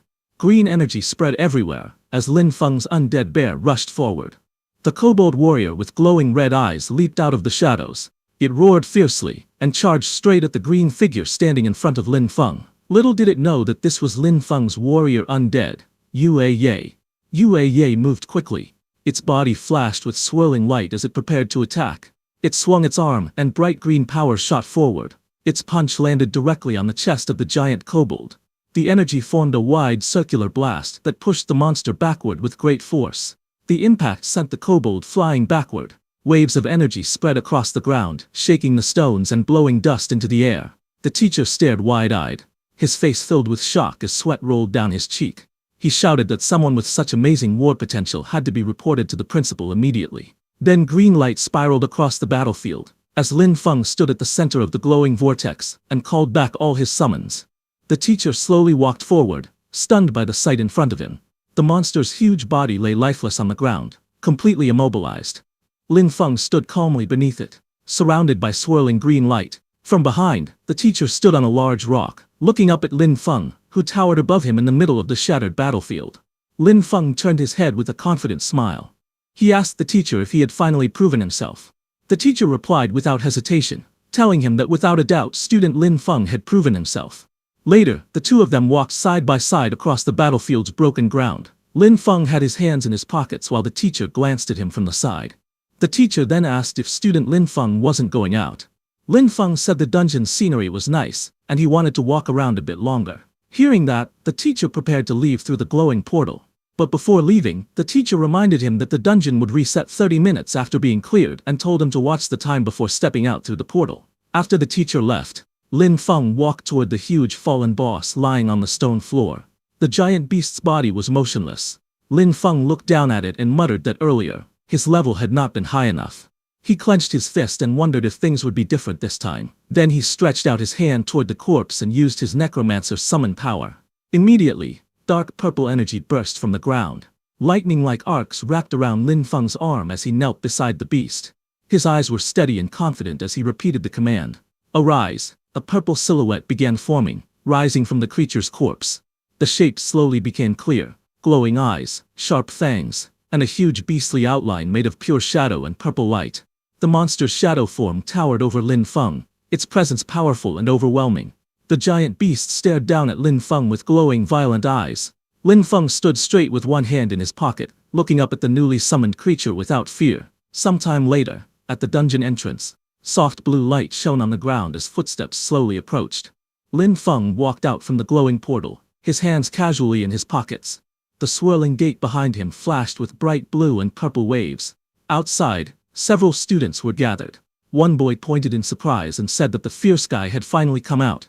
Another student looked worried, and wondered if Lin Feng still held a grudge because he had jeered at him earlier. A group whispered nervously, deciding that they should leave together. Then the official standing beside Vera spoke with a serious voice, saying that in the name of the extraordinary, Lin Feng had proven himself. He then handed Lin Feng a small bag and a scroll. He said these were the rewards and compensation that rightfully belonged to him. Lin Feng raised his hands to receive them, silent but composed. After taking his rewards, Lin Feng looked around. His expression was calm and focused. Behind him, Vera stared at him in confusion. Vera got near Lin Feng with a bright smile and told him that the troublemaker from before had run away. She explained that after the administrator came out to give his testimony, that student realized he was in the wrong. He immediately dropped the items he had taken and escaped. Lin Feng listened quietly. He reached into his pocket and pulled out the rewards he had just received. A small smile appeared on his face. Holding the container proudly, he said with satisfaction that it was fertilizer, and that today's trip had given him a full harvest. Lin Feng happily accepted the reward, grinning widely with delight. Behind him, the administrator secretly gave Vera something. He told Vera that he thought she might need the recording stone, the stone that captured Lin Feng's battle inside the dungeon. Then the scene suddenly shifted to a fist slamming hard into a punching bag. A photo of Lin Feng had been taped to the surface, and the punch landed directly on his face in the picture.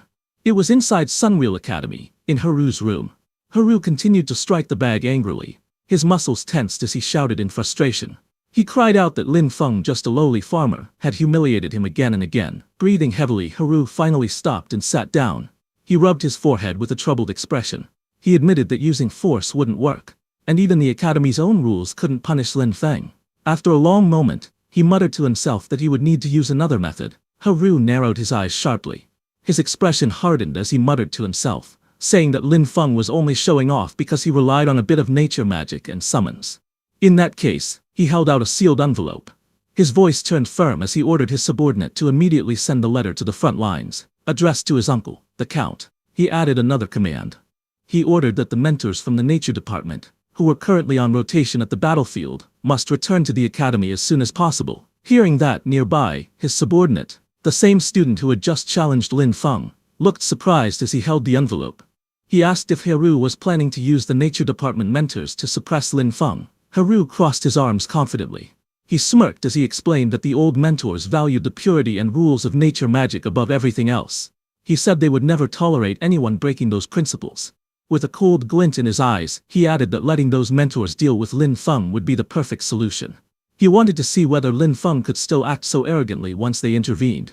At the same time, inside Vera's room at the Extraordinary Academy, Vera was lying lazily on her bed. She wore a loose white shirt, her long hair falling around her shoulders. As she watched the recording crystal floating in the air, Vera suddenly sat up a little. Her eyes widened with surprise. She muttered to herself that the Lin Feng in the recording was simply a monster. His understanding of nature's power was so deep that it now looked completely instinctive to him. Even she, a top instructor, felt shocked. Vera pushed herself upright, her expression turning serious. She said that tomorrow she would write a letter, then quickly changed her mind. No, she needed to write it right now. Those old mentors out on the battlefield had to be notified immediately. They had to return at once. A small owl-like messenger creature appeared beside her, holding the sealed letter in its beak. She sent it flying out of the window with a soft command. Watching it take off into the bright sky, Vera looked outside with a firm expression. She muttered that if those old geezers didn't return soon, their lifetime achievement awards would simply fly away. On the other hand, for several days in a row, Lin Feng stayed inside the dungeon without leaving. Deep inside the cave, he defeated the giant wolf monster with glowing red eyes again and again. The wolf monster lowered its head in frustration, but it couldn't do anything against Lin Feng. Soon after, a ranking screen appeared. Lin Feng's time was 10 minutes and 28 seconds, taking first place. Below him, several other times showed second, third, and more. All of them also belonged to Lin Feng. He had beaten the dungeon again and again, each run only a few seconds slower or faster. Outside the dungeon, other students watched him in shock and disbelief. One girl complained that Lin Feng cleared the dungeon solo and still moved so fast as if the place were his own backyard. Another student asked how many times he had run the dungeon that day. Someone answered lazily that they didn't even bother counting anymore. Another student sighed and said it was boring to watch Lin Feng endlessly grind dungeons. He said watching other people farm was more fun.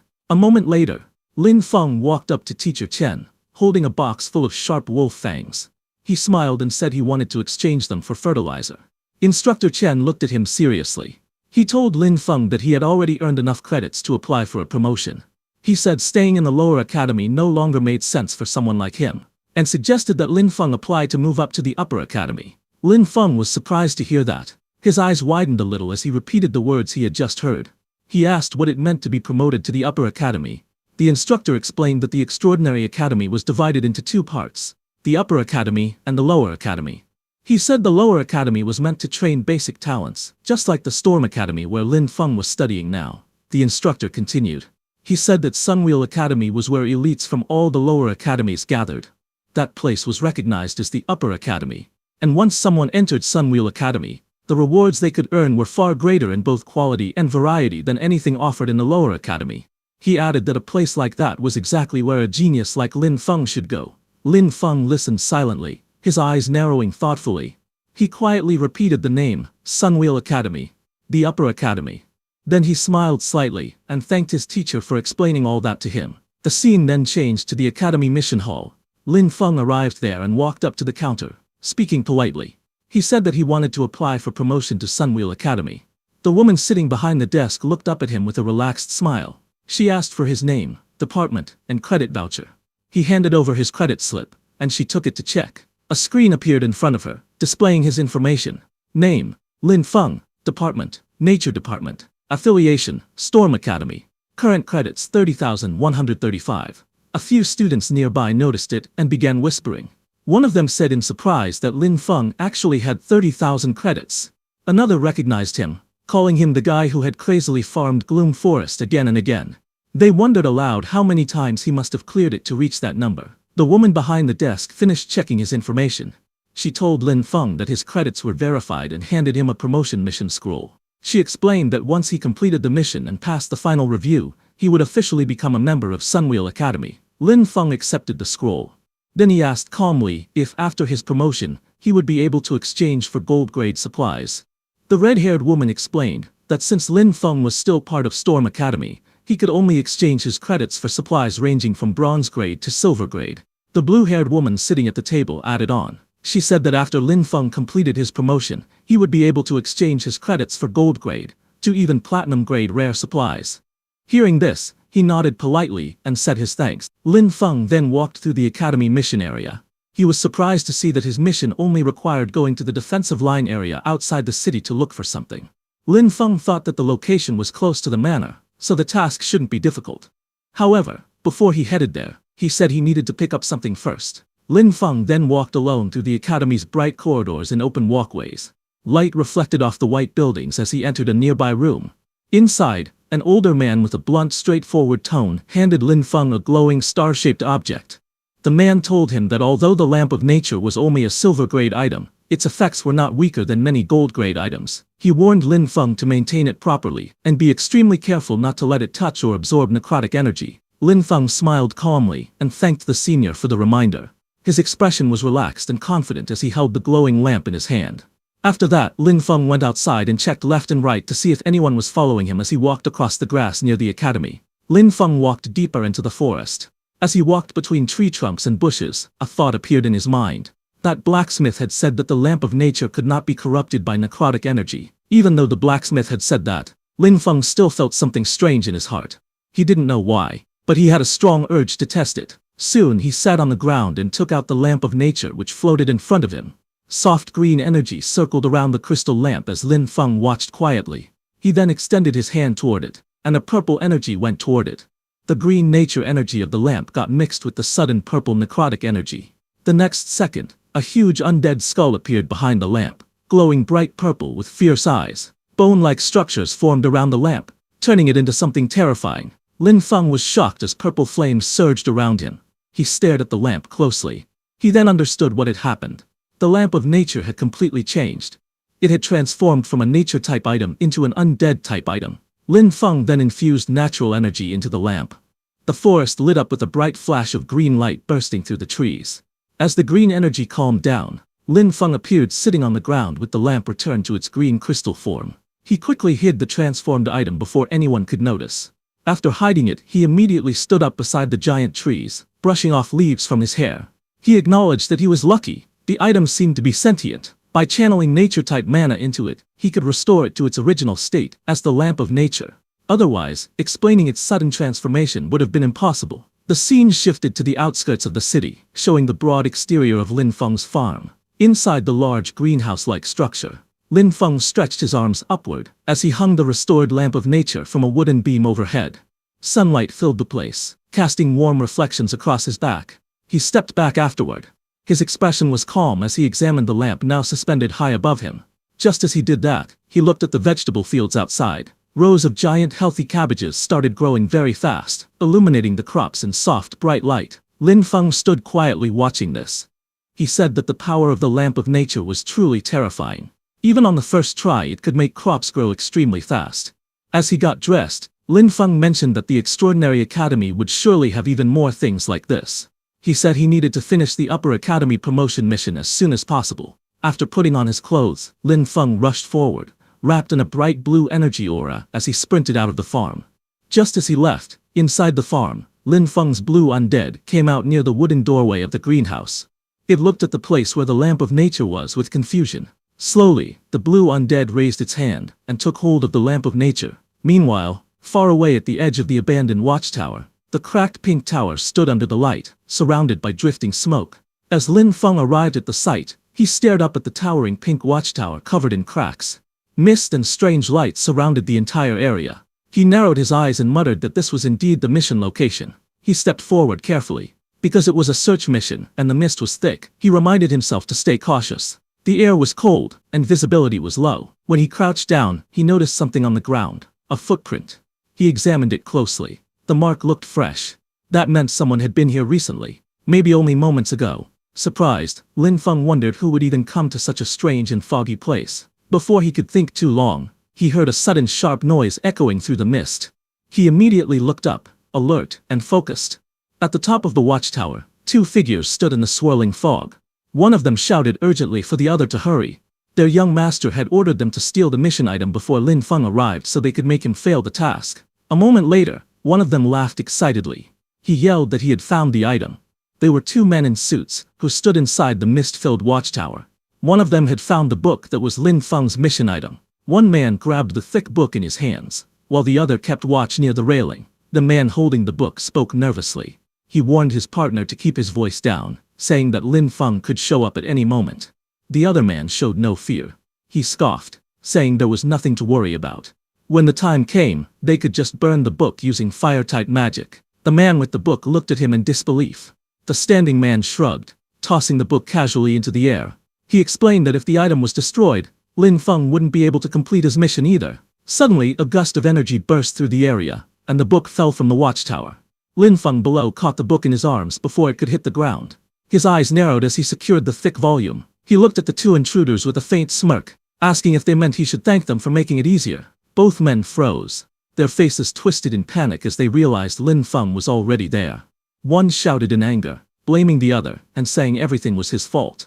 The man barked an order at his companion. He shouted for him to snatch the item back from Lin Feng. The two men lunged forward at high speed, blue flames bursting from their hands as they charged toward Lin Feng standing below. Their suits fluttered violently from the force as they leapt off the railing, aiming straight at their target. Seeing that, Lin Feng reacted immediately. A green glow surged around his hands as sharp tree roots erupted upward from the ground. The blades of tree roots shot up in a straight line, tearing through the ground and intercepting the attacker's path. The two suited men lost control mid-air, their bodies spinning helplessly as the tree roots wrapped around them. Lin Feng hung both of them upside down, completely bound by layers of tree roots. Their eyes bulged in shock as they dangled helplessly. Lin Feng stood in front of them with his hands on his hips, looking up at the two trapped men. A calm but dangerous look rested on his face. He told them that they would now give him an explanation. He raised his head slightly as a faint smile formed on his face. The scene then shifted to Lin Feng's quiet farm just outside the city. It was dusk, and the soft orange light fell over wooden buildings and greenhouses. The air looked calm, but something strange was happening. Lin Feng tightened his fist in anger, realizing that it was Haru behind all that. As he continued walking, his thoughts raced. He didn't expect to run into that same person again. If things continued like this, his identity would eventually be exposed. He told himself he needed a plan. He had to think of something before it was too late. Just then he stopped in surprise. His eyes widened at the sight in front of him. Standing near one of the farm structures was his blue undead, which was wearing a yellow construction helmet. In one hand, it held a small red flag. In the other, it gripped the glowing nature lamp. Behind it, Lin Feng's undead bear was pulling a wooden cart full of logs. Several small undead rabbits and lizards crawled around on the ground. They acted like farm animals being guided by the blue humanoid undead, who looked like a supervisor. Lin Feng stood still, staring at the bizarre scene, the sunset reflecting off everything like a dream turning into a nightmare. He rubbed his eyes to see if he was seeing it right. Seeing the scene in front of his eyes, a surprised smile appeared on his face. He muttered to himself with excitement that it was fully automated. Meanwhile, inside Haru's room, the atmosphere was tense. One of Haru's subordinates bowed respectfully and gave his report. He said that they had already sent people to search the watchtower. They didn't find the two missing men, but traces of their mana were discovered at the scene. He explained carefully that there was a high chance the two men were already dead. Before he could say anything more, a loud crash echoed through the room. Haru, shirtless and furious, had slammed his fist into the wall. Pieces of the wall crumbled and fell to the floor. His muscles were tense with anger as he shouted at his subordinates. He called them trash, saying none of them could handle even a small problem. The subordinates stood frozen, too afraid to speak. Haru turned, rage burning in his eyes. His jaw tightened. He muttered Lin Feng's name as he clenched his teeth. Haru looked out the window, holding a cigarette between his fingers. Anger slowly rose in his mind as he thought that Lin Feng had actually dared to kill his people. He looked back and gave a direct order. He told his subordinate to contact the people of Shadow Eclipse. He commanded him to offer the highest price possible, and buy Lin Feng's life. The subordinate immediately bowed and hurried to follow the order. Haru's expression darkened as he muttered angrily that it must have been Lin Feng who killed Tuka. His killing intent filled the room as he stared ahead, thinking only of revenge. Then some time later, at the Academy Mission Hall, the building stood in the warm sunlight. Inside, a staff member handed folded clothes to Lin Feng.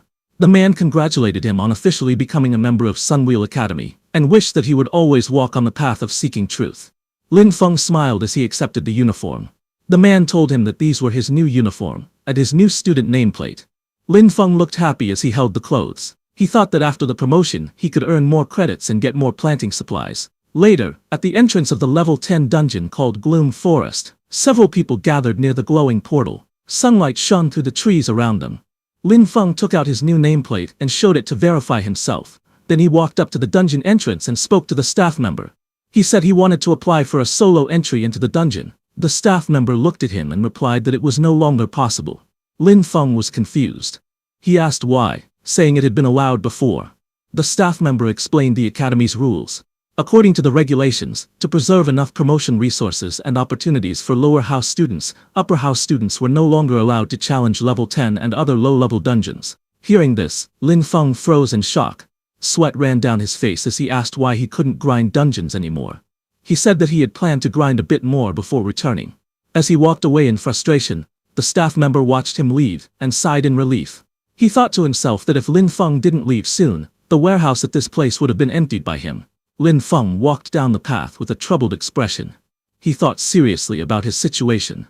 Without the dungeon, his best way to collect supplies was gone. He wondered what he should do now. Just then, someone approached him and asked if he was the newly promoted junior brother Lin Feng. It was a tall man with short hair and a cigarette in his mouth, who stood in front of him. He introduced himself as Ron, and said that he had seen Lin Feng wander in here. He asked Lin Feng if he was unable to find a suitable mission. Ron continued speaking. He said that his squad had accepted a dungeon collection mission, but they were short one person. Lin Feng looked at him and quietly wondered if this man's appearance was a little too coincidental. Ron then wrapped an arm around Lin Feng's shoulder. He asked if Lin Feng was interested in joining them, saying it would help him get used to the difficulty of upper house dungeons. Lin Feng thought about it. He knew he needed credits to exchange for supplies, and he also needed to learn more about Sunwheel Academy's dungeons. He figured that if the mission was only a collection task, it shouldn't be too difficult. After thinking for a moment, Lin Feng nodded and said he would join. Hearing that, Ron smiled and said they should get going, because the others were already waiting at the dungeon entrance. A few minutes later, they arrived at the large tree gate, covered in crystals, with a glowing portal in the center. Ron walked with Lin Feng, leading him toward a group of people. Ron introduced the girl and the tall man standing together. He pointed and said the girl was Yubei, who always had a cold expression, and the man was Carter, who always looked sour. Ron then explained their mission. They needed to collect a plant called moonlight grass, which grew deep inside the forest. The task required 10 stalks. He also said that according to the Academy's information, night elves were patrolling the area, so they should avoid fighting and focus on gathering.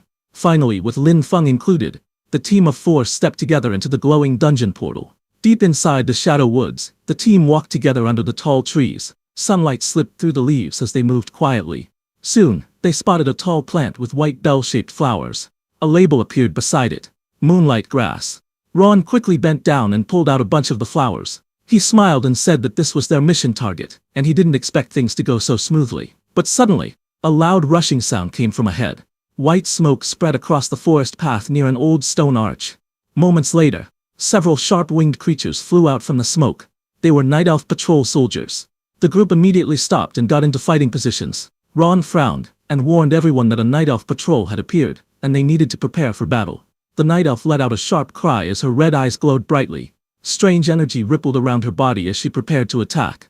Above in the sky, 2 large purple and green spikes shot downward with great force, leaving glowing trails behind them. Ron stepped forward and swung his blade, cutting through the attack with a powerful slash. The shockwave split the incoming energy apart. Ron gave an order with a serious expression. He told everyone to get into position. He shouted that Lin Feng should use nature magic to slow the enemy down, saying that night elves hated nature magic. Lin Feng nodded and said he understood. Then Lin Feng rushed forward and stretched out his hand. Green vines burst from him as he prepared to use his nature magic. The night elves were trapped by fast-growing green vines. More vines shot out, wrapping their bodies tightly. Lin Feng jumped and hung them onto a tree branch. He pulled the vines with force, controlling them with nature magic. Ron then moved and cut down the night elves with his sword again and again. As the leader of the group, Ron's blade was covered in elf blood as he sliced all of them in mid-air. He looked serious and said that it was bad. The enemies were calling for more companions. He turned and called for Carter and Yubei to move. Yubei smiled slightly. She stepped forward and told Carter, "Let's start." Carter nodded and said Roger that. He then placed his weapon on the ground and injected energy into it as he used his earth skill. A huge crack suddenly opened in the ground. Many of the night elves fell into the deep trench. But in the process, Lin Feng also lost his balance and slipped off the edge. He grabbed the cliff wall with one hand, barely holding on. He looked up at Ron in confusion, realizing what they really were. The team stood above the cliff. Ron apologized with a small smile. He said he was sorry and explained that Carter had just learned this skill and wasn't very good at it yet. So Lin Feng got caught by accident. Lin Feng, hanging from the cliff, looked at the group above him and asked if they really didn't plan to save him. Ron smiled and said it wasn't that they refused to save him. He explained that the junior brother, who had just been promoted to the upper house, was stubborn and acted on his own. He went alone to fight elite-level monsters. In the end, he died by himself, and they couldn't do anything. Lin Feng, still hanging from the cliff, asked if they weren't worried about being exposed for killing an academy student. Ron kept smiling and explained that the Sunwheel Academy nameplate had special processing. It could record strong magical energy. After Lin Feng died, they planned to take his nameplate and use it to record the elite monster's magic. Hearing that, with a bored expression, Lin Feng raised one last question. He asked if there was really no other way to know what happened here. Ron looked down at him and told him to trust them, saying they had done this many times and were professionals. Hearing that, Lin Feng nodded slowly and said he understood. Lin Feng then slowly opened his hand and let go, releasing his grip on the cliff edge. Lin Feng's body dropped straight down into the deep crack, falling fast without panic. Above, Ron laughed proudly. He said that Lin Feng must have known he couldn't resist, so he chose to jump and die quickly. But Ron suddenly froze. His eyes widened in shock, and sweat rolled down his face as he looked ahead. From inside the crack, Lin Feng hovered in the air, rising slowly with dark energy swirling around him. Everyone looked up at him in fear, as the energy behind him grew stronger. Lin Feng's expression stayed cold as he calmly asked if they were ready to face his legion. Ron's group looked shocked as they saw Lin Feng flying. Ron shouted that this was bad. They turned and saw Lin Feng's huge undead monsters standing in front of them. Yubei repeated that this was not good. Lin Feng's mage undead smiled brightly as it raised its hands and formed a heart shape before releasing a huge blast of energy. Blue light exploded everywhere, hitting Ron's position directly before erupting violently. Injured, Ron stared in fear and stuttered that Lin Feng was using undead. He asked if Lin Feng was a necromancer, saying it was impossible. Lin Feng stood calmly, touching his chin. He looked at the frightened Ron and asked if those were his final words. Beaten and exhausted, Ron looked up with tired eyes. He slowly said that they should talk. He told Lin Feng that they had no real conflict, and claimed that everything was arranged by Haru. He begged Lin Feng to let them go, saying they now knew they were wrong. Lin Feng looked at him calmly and replied that they didn't truly know they were wrong, they only knew they were about to die. Ron hurried to explain. He said that Haru always believed Lin Feng had killed Tuka. He offered to help Lin Feng testify against Haru. Hearing that, Lin Feng crouched down and asked Ron who Tuka was. Ron froze, sweat dripping down his face, unsure how to answer. Lin Feng straightened up and waved his hand casually. He said it didn't matter anymore, and ordered his summons to bury them. A huge burst of blue energy exploded behind him as the mage undead moved forward to finish the job. Ron, at the brink of death, lay on the ground and glared weakly. He shouted that he cursed Lin Feng to die a horrible death. Lin Feng stood above him with one foot on his face. He said that their good days were only just beginning. As they all died, Lin Feng looked at their corpses and used his necromancer power, ordering them to rise. All three of their corpses pushed themselves up from the ground. Dark marks spread around them. Ron and the other two stood up in purple and blue undead forms. All three looked at Lin Feng and knelt down. Lin Feng watched them and spoke calmly. He asked if undead created from humans naturally had higher intelligence than undead from other creatures. Lin Feng then held Ron's and the other two's nameplates in his hand, and suddenly felt the magic of night elves coming from afar. Seeing that, he thought that he didn't need to handle the aftermath. But then he thought that since people had died, it was best to go back and report it. Lin Feng then walked toward the glowing blue portal, planning to leave. He reached out his hand, but the portal did not let him exit. He paused and wondered what was happening, and why he couldn't go out. He stood in front of the portal, touching his chin, and thinking quietly. Just then, a system window suddenly appeared in front of him. It said that a special item called Regret of the Past had activated. The message explained that the exit would stay closed until the dungeon was fully cleared. It also said that inside this dungeon, all of his attributes would become 200% stronger. Before Lin Feng could understand anything, suddenly the ground behind him cracked open, spreading dark shapes across the trees. A heavy thud followed as something big landed on the ground. Lin Feng turned around in surprise, and when he saw the thing behind him, his face turned pale. A massive black horse charged forward, pieces of earth flying under its hooves. On the horse's back sat a muscular knight covered in armor, purple lightning flickering around him. Lin Feng looked up, staring at the knight as the powerful creature stopped right in front of him. The armored knight charged forward on his horse, his spear glowing with purple lightning as he attacked with full force. Lin Feng watched him calmly. He narrowed his eyes and quietly sensed the man's movements. He could feel the enemy's power clearly. Behind Lin Feng, his 3 undead stood, glowing with purple flames. Lin Feng thought to himself that the enemy wasn't very hard to handle. Lin Feng then gave a simple order, telling his undead to attack. The undead instantly rushed forward. One of them shot out like a shadow, speeding straight toward the horse and knight. With full power, it attacked the knight from the side. The impact was huge. The undead's purple energy slashed through the air, knocking the rider and the horse violently off balance. Then the second mage undead raised his arms, gathering strong purple energy around his body. A curved wave of power shot forward, cutting through the air. The attack rushed straight toward the knight, riding his horse. The horse reared up as the purple energy wrapped around them, trying to trap them. The knight was thrown off balance. He fell from the horse, hitting the ground hard. Just then, the third undead's purple slash came flying from the side. She stood on a tree branch, swinging her sharp purple arrows with ease as she aimed her next attack. The knight's body was pierced by dark energy arrows, sending blood flying as he fell back. Nearby, Lin Feng calmly ate a banana and observed the fight. He noted that the undead this time moved with sharper instincts and even worked together, but he still felt something was missing. Just then, a blast of purple energy crashed into the ground, throwing debris everywhere. The wounded knight struggled up, demanding to know why Lin Feng could use the power of death. Lin Feng only looked at him for a moment, thinking quietly. Then he smiled brightly, telling the knight that he wouldn't understand. Saying that, he ordered his undead to finish the job and bury the knight. The knight who was standing suddenly froze as a black, claw-shaped hand shot through his body. His eyes widened in shock. It was Lin Feng's bear undead.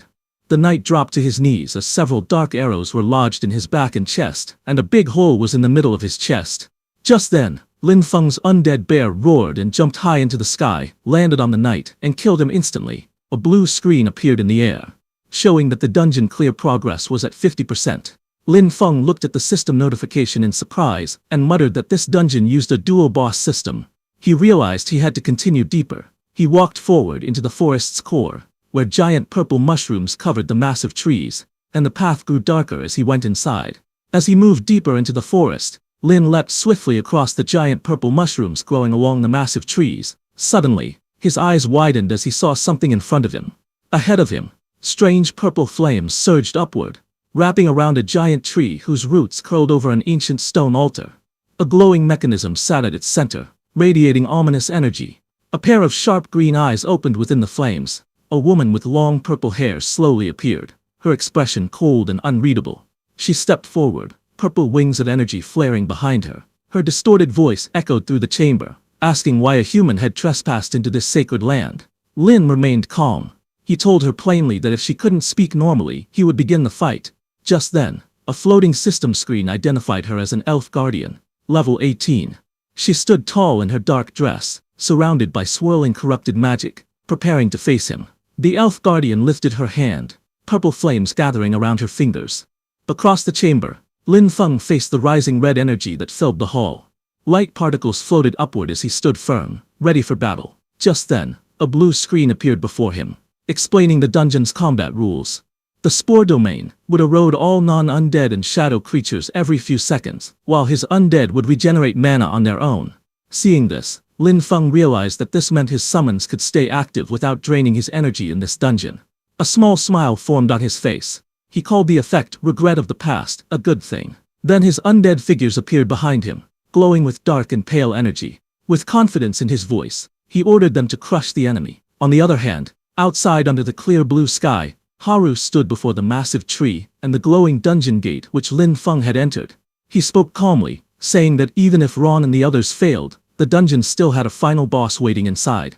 He explained that regret of the past might boost attributes, but its true purpose was to trap anyone who entered. A smile formed on his face, and he muttered that even a 200% or 400% increase in attributes wouldn't be enough to defeat such a boss. The thought made him laugh with excitement, thrilled by the chaos that would follow. Meanwhile, deep inside the dungeon, a violent burst of blue energy exploded from the arena floor. From within the smoke, Lin Feng's mage undead slowly stepped out, radiating power while dragging the elf guardian. Lin Feng, inside the dungeon, watched with a blank expression, chewing on a banana as if nothing surprised him. A blue-white mist filled the dungeon floor as the mage undead knelt, grabbing the purple-haired elf guardian by her hair. She collapsed to her knees, trembling. Lin Feng walked toward them calmly. Seeing him, the elf guardian suddenly fell back in shock, staring at him. In anger, she stared at the warrior knight, who was originally He Peng the necromancer. Her distorted voice broke through the haze as she asked him why he had betrayed them. Hearing that, Lin Feng looked at the knight undead He Peng, who was confused, wondering if she was talking to him. The elf guardian glared fiercely, her green eyes shaking with anger. She shouted that he had destroyed her queen's hatchery, and warned that the queen would come for him. But suddenly, her strength faded. She collapsed onto the glowing red floor, whispering her final words, that the queen would find him. Suddenly, the whole ancient stone altar split apart as massive stone fragments fell to the ground. Then something shot upward, exploding in a burst of blinding light. A white pillar of energy spiraled out from the shattered earth, its swirling force filling the dungeon chamber. Lin Feng stood before it, watching calmly as the raging light climbed higher. A system screen appeared behind him, telling him that the Gloom Forest dungeon had been cleared. The clear time was 2 hours and 17 minutes, which was a new record. The dungeon clear evaluation was A. The system started calculating rewards. Purple energy flickered around him as he read the message. He took a bite of his banana and nodded, satisfied. He felt stronger than before. When the light faded, something new appeared at the center of the chamber. A large dark purple egg wrapped in flowing sinister energy. Lin Feng stepped closer, narrowing his eyes. He stared at the strange object pulsing before him, wondering what it was. He stepped closer and touched the massive purple egg inside the cavern. Immediately, a floating screen appeared above it. It showed the item's name, Embryo of the Chthonic Demon, a mythical grade object that was currently inactive. The description said it was a life seed left behind after an ancient chthonic demon had fallen, and it needed special conditions to hatch. Its current status was dormant, but it reacted to a strong death aura, increasing its affinity. Lin Feng stepped closer and placed his gloved hand on the egg's surface. His eyes narrowed with curiosity as he whispered to himself, wondering what this black egg really was, and why the hatchery had such a strange item. He then lifted his hand, revealing a small silver ring resting on his palm. The ring was a simple storage tool. Purple energy surged out from the ring. The energy stretched toward the egg, surrounding it as he used the ring to store the giant egg away. Right after that, a blue portal opened beside him. Seeing the exit portal open, he wondered if he should return immediately.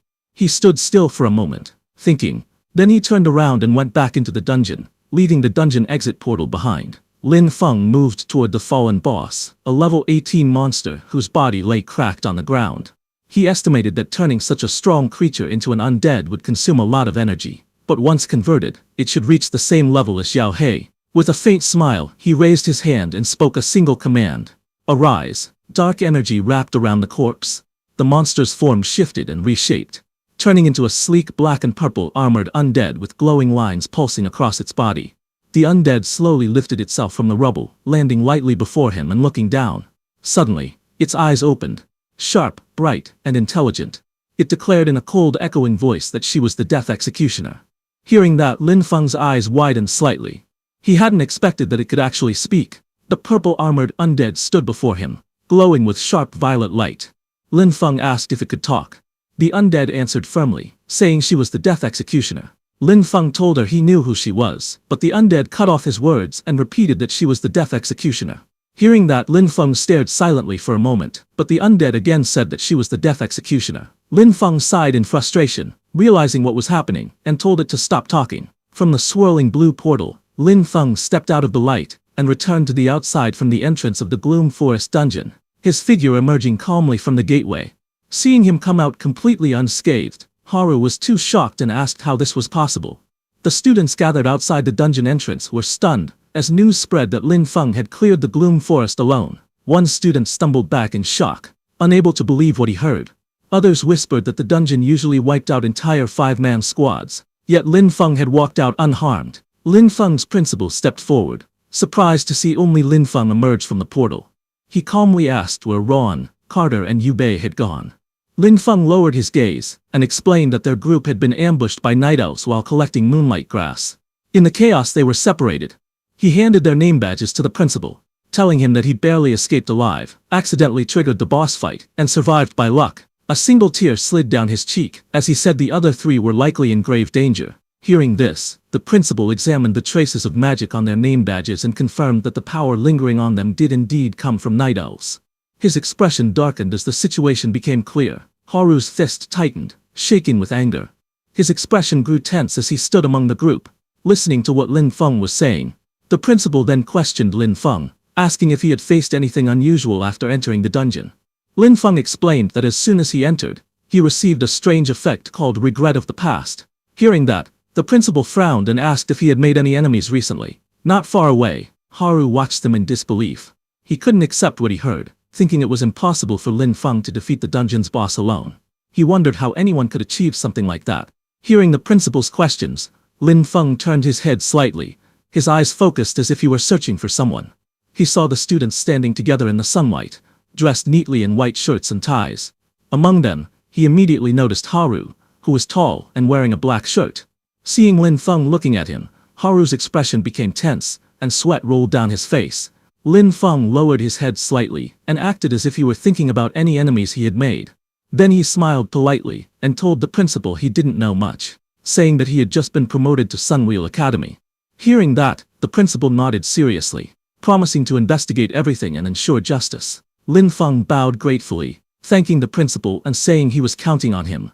Meanwhile, Haru watched them from behind, his fists trembling and his jaw tightening as frustration built inside him.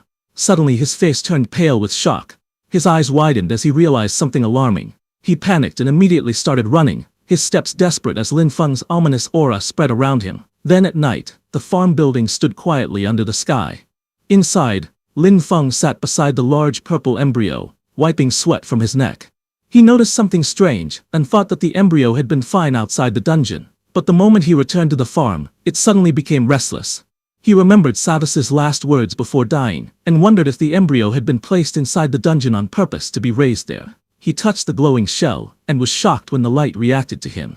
Both his magic types, undead magic and nature magic, seemed to influence the embryo at the same time. He stared in confusion. Normally, those two kinds of magic could never coexist. He stepped back and wondered why this was happening. Just like him, the embryo seemed able to contain both magic attributes within itself. He crossed his arms and walked with a stubborn expression, thinking to himself. He noted that he was human, yet the embryo clearly looked like something created by the demon race. Not understanding anything, he raised his hand and put the embryo back into his storage ring. He stared ahead and came to a conclusion. He rolled down his sleeves and tightened his tie, preparing himself. He decided there was only one way to handle the situation. Later, Lin Feng walked through the hallway and knocked on a door marked Principal's Office. A voice from inside told him to come in. He stepped into the room. The principal looked up from behind his desk and asked why Lin Feng was still awake so late. Lin Feng took out the embryo from his storage ring. The principal walked toward the strange purple embryo floating in the room. Lin Feng said that it was difficult to explain, so the principal should see it himself. The principal examined the embryo closely. His expression tightened as he asked where Lin Feng had found it. The principal cast a sound barrier around them. Lin Feng then explained that he had gotten it inside the Shadowwood dungeon. It had dropped after he defeated the final boss. He said that at first he thought it was only a normal item drop, but something later made him realize it was different. The principal lowered his head while thinking. He then said that this was definitely the embryo of a primordial demon. He continued speaking, saying the demon race had managed to avoid their detection and was secretly cultivating these things inside dungeons. Lin Feng looked shocked, asking what a primordial demon was. The principal began explaining. He said primordial demons were a special unit of the demon race, and they fed on humans. By feeding on humans they gained great power, some even strong enough to cross space. He explained the types of demons. Small creature-like demons were standard type 1. Then came larger muscular demons who even fought with weapons. They were type 4 demons. Next came giant dragon-like beings that appeared in a swirl of blood-colored energy. They were blood lair lords. The principal continued speaking. He said that some primordial demons who gained the ability to cross space used dungeon mechanics to plant seeds or embryos. He added that these demons used the battles, deaths, and magic energy of adventurers as nourishment so the embryos could quietly hatch. The principal spoke with a serious look. He explained that once a demon embryo matured, it would break through the dungeon and appear in the real world. He examined the purple embryo closely, his hand brushing against its surface. He said this one had only just entered its growth phase. If it had remained inside the dungeon absorbing nutrients, it would have hatched in 6 months at most. He continued, saying that after hatching, it would become a very high-level primordial demon, and if chaos erupted inside the academy, the consequences would be unimaginable. Then he added that what puzzled him most was how deeply hidden this kind of embryo normally was. It should not appear unless there was a similar aura nearby. He asked if Lin Feng understood what he meant. Hearing that, Lin Feng suddenly stiffened, sweat forming on his face as the principal's words sank in.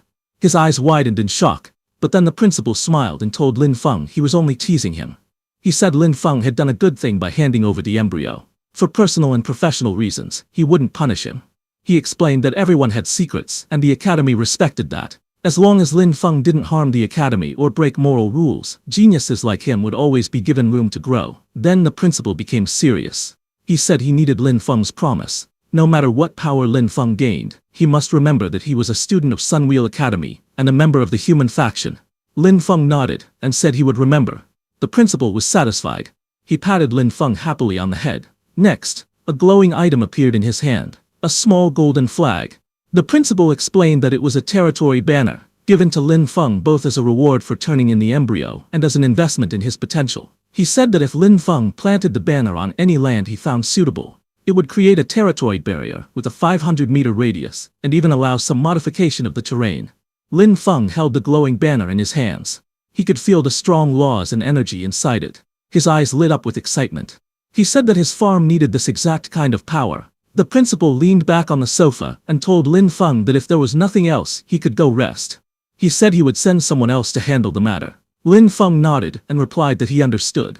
Before he left, the principal added that there would be a freshman exchange meeting in the academy auditorium in 3 days and told Lin Feng that he could go there to meet other students. The principal also mentioned that a nature-type instructor had submitted an interesting research topic before going to the front lines. The topic was about plant cultivation and hybridization. Hearing this, Lin Feng looked at the small golden flag in his hand and softly repeated the words, wondering about hybridization and breeding. He then thought to himself that before this, he had only combined undead and plants in a rough way. He wondered what would happen if he fully hybridized them instead. Later, he returned to his farmhouse. He crouched on the ground with the glowing flag and prepared to plant it into the earth. Just as he planted it, a green light from a magic circle shot upward, filling the area with nature energy. Lin Feng looked at it and said that after using the territory banner, the amount of nature magic was increasing. He stood inside the greenhouse and complained that mixing undead powers with hybridization was still extremely hard to understand. He looked at his undead lying on the ground and was lost in thought. But suddenly he paused and narrowed his eyes. He sensed something unusual and wondered aloud if something was happening to Savas, whom he had sent after Haru. The scene then shifted to Haru's room. Haru sat alone on a long couch, looking frustrated. He slammed his hand on the seat and shouted angrily that his subordinates were useless, unable to handle even a kid who had just been promoted. He spoke with a tense expression. He said they could not wait any longer. The investigation at Sunwheel Academy had already found clues. He clenched his teeth and added that if anyone discovered he was the one who killed Tuka, things would become dangerous for him. He quickly moved toward a door and pulled it open. Behind it, another door shifted aside with a mechanical sound. He stepped inside and went down a staircase lit by a small flame on a pedestal. Soon he entered a large underground hall. A giant dark statue with many arms and floating spheres stood before him, surrounded by burning torches. He knelt down in front of the statue. Then he suddenly raised a knife and slashed his own hand. Blood dripped onto the floor as he held his injured hand tightly. A dark armored figure with glowing red eyes spoke in an angry voice. He asked why Haru had disturbed him, and reminded him that he should only be called if something urgent happened. Haru, lying weakly on the ground, addressed him with respect. He called the being Great Galadosa and said he needed guidance. He explained that someone named Lin Feng was ruining Galadosa's plan, and he asked how he should eliminate him. Hearing this, Galadosa grew angry, and his eyes shone brighter. He said that anyone who tried to defy fate would be punished, and that he would send someone to deal with Lin Feng. Haru bowed his head and thanked him. He nervously added that he hoped it would be done quickly. Hearing this, Galadosa suddenly burst with rage. A beam of red energy shot out and struck Haru with overwhelming force. As Haru's body was thrown back, Guladosa's cold voice echoed again, warning him not to give orders or act as if he had authority. He called Haru an insect. Red light and shattered debris flew everywhere as Haru's body crashed violently from the attack. A huge explosion hit Haru's body and sent him flying back. The blast was bright red and yellow, and he couldn't stop himself from being thrown through the air. The impact pushed him across the ground, breaking rocks everywhere as he rolled and crashed. He got up slowly, his clothes torn and his body covered in injuries. With anger on his face, he shouted that it was all Lin Feng's fault. He sat down among the broken stones, breathing heavily, not knowing that a glowing spirit was beside him, floating quietly. Later, a group of men wearing black suits entered the academy auditorium for the freshman exchange meeting. Lin Feng was also among them. Some distance away, Lin Feng sat alone on a bench, wearing a black suit. He looked calm but bored. He thought to himself that this was too dull and that he should not have listened to the principal's long talk. He complained that he could have used this time to research hybridization on his farm instead, which would have been better. He slowly chewed his food and said that the taste wasn't bad. Just then, a blonde student walked toward him and called out, asking if he was student Lin Feng. Lin Feng paused while eating and looked toward the blonde student. The blonde student smiled politely. He asked Lin Feng if it was true that he had solo cleared the Shadowwood dungeon by himself. He said it was amazing and asked if he could get some advice. Lin Feng narrowed his eyes slightly. In his thoughts he said that this person felt strange. Everyone else had been avoiding him, yet this student approached him on purpose. Lin Feng lowered his head and covered his face with one hand. He told the blonde student that he didn't want to talk about the dungeon, saying that 3 seniors had died there. He squeezed out fake sobs while holding a piece of bread in his other hand. The blonde student softened. He apologized, saying he hadn't meant to bring up something painful. He promised to come back another time to ask for advice. As he turned away, the blonde student's expression changed. In his thoughts he questioned Lin Feng's reputation. He wondered if this was really the person Lord Guladosa wanted him to eliminate, thinking that Lin Feng didn't seem very impressive. Lin Feng watched the blonde student walk out of the room. His face remained calm and unreadable as he stayed seated. Later the scene shifted to Haru's room, where Haru was lying alone on the bed in his dimly lit room, the space quiet and still around him. Injured, Haru stared up at the ceiling. He said that the Iron Lion Duke, the nature instructors, and Guladosa had all been notified. Even so, he wondered why he still felt uneasy. Just then, a purple shadow rose from the floor beside him. From the shadows, a voice came, telling Haru that feeling uneasy was exactly right. Startled, Haru sat up and demanded to know who was there. Just then, Lin Feng appeared from within the glowing shadow, along with his purple undead that had been spying on Haru. Undead aura swirled around them as Haru stared at them in shock. Lin Feng raised one finger and asked how many that was. Injured, Haru hesitated and asked if it was number 1. Lin Feng grinned and said he was correct. Green energy wrapped around his fist as he stepped forward. He told Haru that he had put up with him for far too long. And then Lin Feng struck him with a powerful punch, the green aura exploding on impact. Haru was thrown back hard, smashing into the ground as purple energy sparked around him. Lin Feng stood there as dark flame burned in his hand. Injured, Haru lifted his head and stared at Lin Feng, anger flashing in his eyes. As he struggled to get up, his body trembled with the same purple light. Lin Feng watched him without moving. Haru pushed himself up on one arm and asked Lin Feng how he got in. Lin Feng stepped forward with his undead floating behind him. He asked Haru if the events in the Gloom Forest dungeon were done by him. Hearing that, Haru clenched his teeth and shook with anger. Purple sparks flickered across his body as he shouted, asking how Lin Feng dared to hit him. Haru's body trembled as dark purple energy wrapped around him. His muscles bulged, veins lit with demonic light, and his fingers curled like claws. In front of him, Lin Feng stood calmly, his summoned undead glowing with the same kind of energy. Haru then bent forward, his back cracking as more energy surged out. Flames of purple rose around him, twisting like living shadows, while markings spread across his skin. He raised his head, and with red glowing eyes, used his Demon Clan forbidden technique, flesh sacrifice. His body transformed further, ears sharpening, energy spreading, and power overflowing from every limb. He stood tall in his new demonic form, surrounded by swirling flames of purple and black. Seeing that, Lin Feng narrowed his eyes. He recognized the technique immediately, and asked sharply if Haru was a spy of the Demon Clan. Hearing Lin Feng call him demonized, Haru only laughed. He declared that he was a devout believer of Gladius. Hearing this, Lin Feng grew serious, realizing that Haru was connected to the 7th Demon King Gladius. Demonized, Haru glared fiercely, purple flames twisting around his body. He shouted with rage, demanding how Lin Feng dared to speak his lord's name so casually. Without warning, he lunged forward. Darkness wrapped around his arms as he roared, telling Lin Feng to die. But Lin Feng stood his ground, his undead floating beside him and coming forward, surrounded by swirling violet energy. As Haru charged at full speed to attack, Lin Feng's undead responded instantly.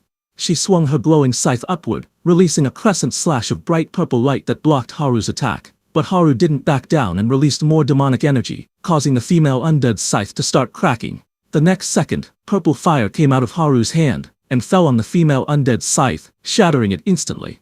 The female undead looked at her weapon, which was completely destroyed, and Haru's corrosive power was extremely strong. Lin Feng watched her with a serious face.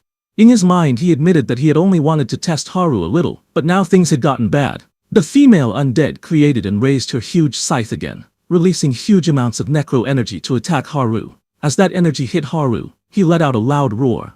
Now blue and purple flames burst from his body as he spread his arms wide. He shouted that he had been thinking about how to deal with Lin Feng, but he never expected Lin Feng to walk right into his hands. Seeing Haru unleash more and more energy, Lin Feng also got ready to release his energy as he made up his mind. In his thoughts he decided that the only way now was to use Haru's distraction and finish the fight as quickly as possible. Haru, covered in blue flames, stood in front of Lin Feng. Seeing that, Lin Feng hid his hand behind him and used his summoning skill. The next second, several shadowy undead appeared behind Lin Feng. They all had sharp ears, dark bodies, and strange glowing flames. They stood like an army at his side, making his presence even more dangerous. Seeing that, Haru was shocked. He immediately recognized that Lin Feng was using undead magic. His face twisted with anger as he shouted that Lin Feng really was problematic. Tears streamed down Haru's face as he said that Tuka's sacrifice was not wasted, because they had discovered a human genius. While he was lost in thought, one of Lin Feng's undead stepped forward and attacked Haru with its huge spear. He moved fast and struck, sending his glowing spear straight toward Haru. That sharp purple spear of energy pierced Haru's chest. Haru fell to the ground before he could understand anything. His body was bruised, but his eyes still burned fiercely. From the shadows ahead, Lin Feng's cold voice questioned him if he was the one who killed Tuka. Haru clenched his teeth. Dark energy wrapped around his limbs as he placed a hand on his chest. His voice trembled with ritualistic intensity as he began chanting that with blood as the guide and the soul as the bridge, he welcomed the master's will to descend upon his body. Immediately, black veins pulsed across Haru's skin and his eyes glowed red. A violent surge of purple fire burst outward and a magic circle lit up beneath him, filling the room with swirling patterns. Haru told Lin Feng to tremble and welcome the descent of the Demon King. He announced her name, Gula Deasa. As he said that, a towering figure of shadow and horns appeared above him, surrounded by floating spheres and blazing violet flames. Haru knelt before her, lowering his head. He addressed the being reverently, as Lord Gula Deasa. But before Haru could continue, Gula Deasa punched him, asking how a mere ant dared to call her true name. Injured, Haru sat on the floor, purple flames drifting around him. He looked up with confusion and called her Lord. In front of him, Lin Feng stood calmly, and behind him all of his powerful undead appeared, their glowing forms filling the room. Haru pointed at him and asked his lord to kill him. Lin Feng's mage undead came forward and raised his hand, gathering bright purple energy. He attacked the Demon King with an energy beam. Demon King Gladius was surprised to see that Lin Feng was a necromancer. She immediately realized that He Kui had already been defeated. She then raised her shield which came out of the ground to block Lin Feng's mage undead's energy beam. But this made Demon King Gladius realize that her summoner was simply too weak, too frail, and because of that her mana couldn't maintain the defensive formation. Thinking that, she raised her hand toward Haru, holding it in front of him and sucking energy from his body. Before he could understand anything, Demon King Gladius's massive claw descended from above. He screamed in panic, shouting as demon energy ripped through his body. His form twisted, cracking apart under the pressure of the demonic energy. Demon King Gulada absorbed all of his demonic energy. Its single red eye glowed fiercely, as tendrils of power wrapped around its frame. After Gulados absorbed everything from Haru's body, and threw the weakened Haru aside, then with a deep resonant voice, Demon King Guladosa declared that now she could fight Lin, the successor of the necromancer, properly. Lin Feng stood quietly. He looked at Demon King Gladius and thought that even if all of his undead fought together, they still wouldn't be strong enough to defeat the Demon King head-on. Charging straight in would only get them all killed. It was not a smart plan. Then he noticed Haru on the ground, who had been drained earlier and lay weak. Then he looked at the glowing magic circle in the aura, shining with summoning energy. Seeing this, Lin Feng's expression changed. A small smile formed, and he thought of a way. Then he raised his voice and called Demon King Galadius a foolish demon clan member, saying that since the demon already knew he was a necromancer, he was surprised that the demon didn't run away. Instead, the demon actually wanted to challenge him. He said that was interesting. The purple flames around Lin Feng grew brighter as he lifted his hand. With a sharp gesture, he pointed forward and commanded his undead to attack. Hearing that, Demon King Galadius said that if this was Lin Feng's way of provoking him, then so be it. He created a chain made of demonic energy and swung it toward Lin Feng, saying he would act as he wished. Seeing that, Lin Feng's female undead came forward and spun her staff as circles of light formed around her. A bright defensive wall flashed into existence. Lin Feng's undead mage stepped forward, summoning countless floating bubbles around his body. The bubbles shimmered and formed a protective layer, but they couldn't block Demon King Galadius's attack. They were sent flying. Demon King Galadius looked at them with disdain. He mocked them, saying they were so weak that he was beginning to doubt how Lin Feng even handled He Qi. With the second attack, Demon King Galadius completely destroyed Lin Feng's undead, shattering them instantly. After destroying Lin Feng's undead, Demon King Galadius grabbed Lin Feng and lifted him into the air, saying that before Lin Feng died, he would allow him to say his last words. Demon King Galadius called Lin Feng a pitiful successor and said he did not understand the power of the undead at all. But suddenly Lin Feng smiled. He said that it was actually Demon King Galadius who didn't understand the power of the undead. He pointed at his undead, who was behind Demon King Galadius holding dead Haru's head, and explained that he had just noticed that when Demon King Galadius appeared, it drained Haru's mana but did not kill him. He also noticed that the mana used for the summoning formation had decreased a lot. Hearing that, the undead creature's eye widened in shock. Lin Feng freed himself from the Demon King, telling him that his summoning still had limitations. As he said that, Demon King Galadius's body started to weaken. Lin Feng, standing below, smirked slightly, and told him that his guess had been right all along. Demon King Galadius roared in rage, shouting that it wouldn't let Lin Feng go. As he said that, its massive body erupted with energy as pieces of its form began to scatter apart. Light burst around as Demon King Galadius's body cracked and dissolved into fragments, leaving only fading traces in the air. Once the chaos settled, Lin Feng was left alone standing on the shattered ground. He lifted a hand to the back of his head and gave a relaxed smile, telling Demon King Galadius that he would be waiting. Not far away, some officers noticed the explosion and rushed toward the scene. One of them shouted in alarm, telling the others to go check what happened. Lin Feng turned his head slightly as he heard their voices. His eyes widened as he looked toward the approaching figures, the faint purple sparks around him flickering in the dark. Without a second thought, Lin Feng ran away from there, saying this was not good. Then at dawn, he arrived at his farm outside the city. He walked forward slowly, the sunlight falling on him. He thought to himself that his mana was almost gone, and that he had barely escaped in time. He raised his fist slightly, and reflected that if he hadn't won his final gamble, he would have been finished. Thinking all that, he walked toward his room. But suddenly, a crack appeared in the barrier around his farm. Lin Feng stopped and turned his head sharply, asking who it was. Just then, a blond man broke the barrier and landed in front of him. When Lin Feng saw that person, he immediately recognized him. It was the same blond man whom Lin Feng had met at the students' gathering, and the one whom Demon King Galadius had sent to kill Lin Feng. The blond man slowly walked forward, a sword hanging on his back. His face looked annoyed. He told Lin Feng that he had been enjoying a mission where he was killing freely, but his lord had suddenly stopped him. Because of that, he was in a very bad mood. He pulled out his sword with a grin and asked Lin Feng if he could stand there and let him kill him. Hearing that, Lin Feng didn't get scared. He raised his hand slightly and calmly told all his undead to come out. He waved his hand again, expecting his undead to appear, but nothing happened. His expression changed in shock. He realized his mana was completely empty from the last fight. His body was in a mana vacuum, and he couldn't summon anything right now. In his eyes, he saw the reflection of the blond man rushing at him at full speed, sword ready to strike. The blond man leaped forward like a bullet, swinging his blade toward Lin Feng as the attack exploded with force. On Lin Feng's farm, the blonde attacker rushed forward with a wide swing of his weapon. Lin Feng jumped back to avoid the strike. Lin Feng narrowed his eyes. He remembered something important. He thought about how the lamp of nature could make the undead stronger. He remembered that last time his warrior undead was holding the lamp of nature in its hand. Surrounded by bright energy, Lin Feng's expression changed. He realized that if he could get the lamp of nature, he might still have a chance to turn the fight around. But he also knew time was almost gone. He ran forward quickly, but everything was happening too fast. As he ran away, suddenly his farm's powerful green earth spirit appeared, glowing brightly in the air. Its voice shouted, telling Lin Feng to fall back. The blonde man swung his weapon down with full force. Lin Feng quickly moved back, the strike cutting through the air where he had just been. The blonde attacker didn't stop. He swung again, creating a bright arc of light as he slashed forward. Lin Feng stepped back fast, the blow hitting the ground instead. Both of them stood facing each other, under the orange sunset. The blonde man held his blade ready, while Lin Feng kept his stance light, watching carefully. But the next second, the ground behind Lin Feng cracked. A huge tree root rose up from beneath the earth, glowing in the sunset. The blonde man's eyes widened as he jumped backward. Then a massive tree root covered in green energy rose from the broken ground.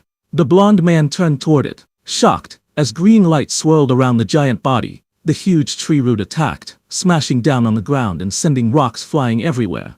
The impact threw the blonde-haired man backward as he tried to protect himself from the debris. More tree roots rose from the cracked earth. One of them slammed downward at the blonde man while others wrapped around Lin Feng. Lin Feng was shocked as the glowing tree roots lifted him into the air. Shock filled his face as he wondered what was happening. Those tree roots formed a barrier around Lin Feng. A thick wall of tree roots was created in front of that blonde man. The blonde man glared at the tree root wall and said coldly that this was just a cheap trick. Bright energy gathered around his sword as he swung it and activated mana infusion. The blonde man then swung his blade, flames curling around him. A bright slash cut through the air as he used his off-the-charts handsome swordsmanship technique. He stepped forward and stabbed at the giant tree root in front of him. Pieces of rock and bark cracked off as the blade hit. His sword cut through those tree roots like butter as he dragged his sword down in a long fiery arc. His face stayed calm and focused. As he looked at the other side, he saw Lin Feng running away as fast as he could. His shadow stretched under the orange sunset while the blonde man watched him go. Watching Lin Feng run like this, the blonde man remembered something from their past. In a dark hall filled with tall stone pillars, a man in black was running at that time. From behind, this blonde man was also chasing him. His expression was sharp and determined as he sprinted forward, gripping the sword on his back, ready for the chase. But before he could catch up, a towering shadowy figure appeared behind the blonde man. It was the Demon King Galadius. His voice echoed, telling the blonde man to abort the mission and stop chasing. The blonde man looked up sharply. He argued that the noble they were chasing was part of their plan, and if he didn't kill him now, the enforcement team would arrive, and he would be the one in danger. But Demon King Galadius glared down at him and asked if he was questioning its decision. The pressure of Demon King Galadius hit the blonde man instantly. The blonde man was thrown back and crashed to the ground inside the stone hall. Struggling to rise, he pressed his hand to the floor, but suddenly blue energy started glowing around his whole body. Demon King Galadius told him to follow his mark, saying it would lead him forward to find the noble and kill him. Just as Demon King Galadius said that, a glowing emblem appeared. It was a circular crest with a coiled dragon in its center. This was the Galadius mark. The blonde man knelt down, holding the Galadius mark in his hand. He lowered his head and said softly that he would follow his lord's order. Now in the present, remembering the Galadius mark, the blonde man took it out and walked toward the tree root wall formed in front of him. Again, golden flames started rising from his palm as he looked at the plant wall in front, asking if these plants were from that farm before. He hit the plant wall with the golden flames in his hand. A huge explosion followed, shaking the ground and scattering debris everywhere. Through the flames he walked to the other side of the plant wall, realizing how it worked. Fire wrapped around him as he stepped forward, his eyes sharp. He pointed at Lin Feng and called him a traitor. He rushed forward again, fire rising from his hands as he shouted that trying to run wouldn't be that easy. Lin Feng sprinted across the ground as fast as he could. From behind, the blonde man chased him with heavy, powerful steps, closing the distance with every stride. But as he got closer to Lin Feng, some tree vines attacked him from all directions. The blonde man leapt into the air. His body spun and twisted, dodging all those tree vines. Lin Feng kept running away in fear, but the blonde fighter was already mid-air behind him, sword drawn and ready to strike. Suddenly, the blonde man jumped, and with powerful force grabbed Lin Feng and yanked him downward. His body smashed helplessly onto the ground as debris floated around him. The blonde man landed on the ground with a sharp smile. He looked at Lin Feng and said coldly that it was over. Under the burning sunset, the blonde man raised his sword high above his head. His stance showed that he was ready to bring Lin Feng down with full force, ending the chase once and for all. But Lin Feng looked straight at the blonde man with a calm, confident smile and said it really was over. Lin Feng had already gotten the lamp of nature. The glowing crystal of the lamp of nature floated above his hand, shining with bright light as Lin Feng tried to activate it. Green energy wrapped around it. Facing Lin Feng, the blonde man held his sword up, ready to end him. At the same time, the lamp of nature didn't activate completely. Seeing that, Lin Feng was shocked, wondering if a necromancer's mana alone wasn't enough to activate the lamp of nature. Lin Feng froze in shock, but then he used his nature energy, saying he didn't care anymore, and demanded the crystal to light up for him. Just as he used his nature mana, green flames suddenly burst out, and the lamp of nature shone even brighter. Lin Feng immediately used its power to push back the blonde man. The blonde man's eyes widened in shock as the glowing light reflected on his face. Lin Feng then stood up with his body glowing softly as the lamp of nature floated in his hand. The next second, Lin Feng's whole farmland exploded with a wave of energy. The ground shook as the whole farmland was filled with nature energy. Green vines broke through the earth and quickly spread across the area. They wrapped around trees and buildings, moving like living snakes. The blonde man turned and saw the vines heading straight toward him. Before he could react, they wrapped around his arms and legs, holding him tightly. He glared at those green vines with anger, shouting in rage. He yelled that Lin Feng was a disgusting nature type. He struggled as the glowing vines tightened around his body. The blonde man used all his power and broke free from all those vines by tearing them apart. Just as he fell on the ground, he took out his Gladius mark. Purple energy covered his whole body and sword as he activated its full power. The Gladius mark released huge amounts of demon energy, which the blonde man absorbed and released into the surroundings. The blonde man moved with lightning speed and attacked Lin Feng from all directions with his sword. Seeing him coming, Lin Feng stepped forward and used the lamp of nature, releasing huge amounts of nature energy. Using all that natural energy, Lin Feng finally summoned his undead spirit. Lin Feng's warrior undead, He Kui, who was the original necromancer, appeared in front of Lin Feng. But he wasn't in his purple undead form. His whole body was covered by leaves and vines, as he appeared in his human form. Just as he appeared, he used nature energy to block the blonde man's multiple sword strikes. The blonde man used his demonic energy to push He Kui with full power, but it was no use. On top of that, the blonde man's sword broke into pieces completely. He Kui, covered in vines, stepped forward through the dust, his eyes sharp as more green power gathered around his arms. Seeing him, the blonde man's eyes widened in shock. He recognized Lin Feng's undead and asked if He Kui was not dead, but He Kui didn't say anything and just stood with green flames dancing around him, ready for the next strike. Lin Feng, surrounded by glowing green energy, looked forward with a calm face. He gave a cold order to his undead, telling it to kill the blonde man. At his command, He Kui, with leaf-like vines around his body, rushed forward.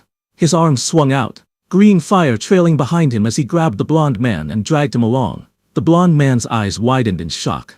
He shouted, telling He Kui that they were allies. But before he could finish, a violent impact followed.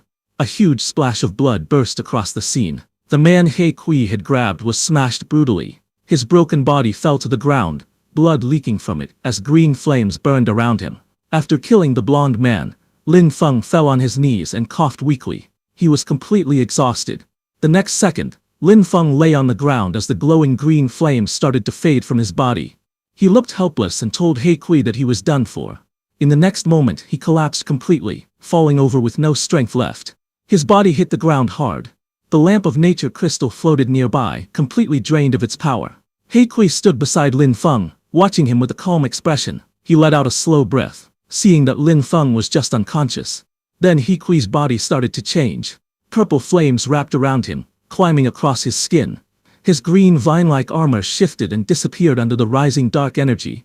His entire form transformed. Black, flame-shaped markings spread across his chest and arms. Purple fire swirled around him as his muscles tightened and his eyes sharpened.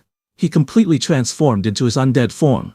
After the complete transformation of He Kui, his body suddenly shone brightly. Then pieces of his body began to break away. In the next moment, the purple shell covering him shattered into small fragments, and the undead aura around him faded completely, leaving nothing behind. The scene then shifted to a peaceful landscape. The bright valley stretched between distant mountains, covered in green fields and forests. In that green field, someone waved flags in the distance. The flags carried the symbol of a lion's head. It was a group of armored knights riding in formation, their white horses marching proudly. Behind them, a decorated royal carriage traveled along the road. Inside the carriage, 3 people sat together, one in blue clothing, one with long red hair, and another dressed in dark attire. The carriage moved steadily as sunlight shone over the land. Inside the moving carriage, the red-haired warrior sat with a serious face. His armor reflected the sunlight coming through the window. Across from him, the older man with long brown hair and a beard looked at him calmly, waiting for him to speak. But a quiet moment passed between them. The red-haired warrior lowered his eyes, as if thinking about something difficult. The older man watched him closely, also not saying a word. Then the older man turned his head toward the window. The bright sky and green mountains outside caught his attention as the carriage continued forward. But suddenly, a glowing green energy appeared outside, swirling around the trees that surrounded a wooden building hidden within the forest. As it appeared, the whole carriage shook violently, shocking the people sitting inside. All three looked ahead with tense expressions. The carriage suddenly shook again, as something dark hit its roof. The impact made the whole vehicle jolt. Then from the carriage bright streaks of energy shot across the sky, rushing past the moving carriage. The horses kept running, but the disturbance was impossible to ignore. Inside, the red-haired man noticed it first. His eyes widened in surprise, and he leaned forward sharply. A knight stopped the carriage and bowed beside the window. The red-haired man and a blue-haired girl looked out from inside, watching him closely. After hearing what that knight said, the red-haired man sat back on the seat. His expression was calm but thoughtful as he stared ahead, thinking about what had just happened. At dawn, Lin Feng's farmland was filled with golden sunlight. Thick green vines rose from the ground, and the whole farm was completely destroyed, with dust and debris scattered all around. Suddenly some people came there, covered in white light at high speed. This was the same group who were on that carriage. They arrived and stood at the edge of the farmland. The man with long brown hair stepped forward first, glowing light shining behind him.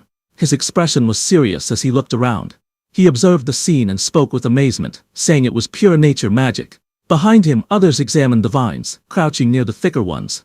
One of his men commented that it was hard to believe such a strong expert was hiding in a remote place like this. Another man said he would gladly accept being made the dean of the nature department if he could possess magic this pure.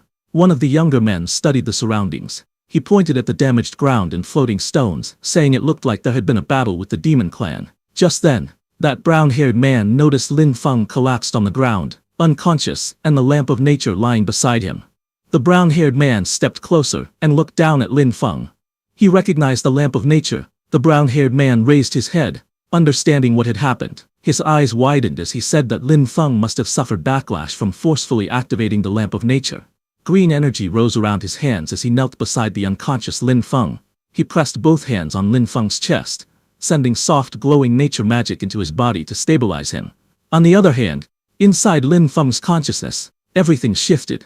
His body appeared floating in a bright blue space, filled with purple and blue energy. Chains of swirling power wrapped around him. He looked around in shock and asked himself if this place was inside his own body. The energy moved gently around him. He sensed warmth in it, and realized it felt kind and calm. He understood that this power belonged to him. He then looked in different directions. Purple flames floated around his arms as he stared forward and quietly said that this must be his own power. He reached out his hand. Purple energy swirled around his fingers as he touched the drifting aura in front of him, wrapped completely by the same purple and pink flames. His eyes sharpened as he looked at the power surrounding him.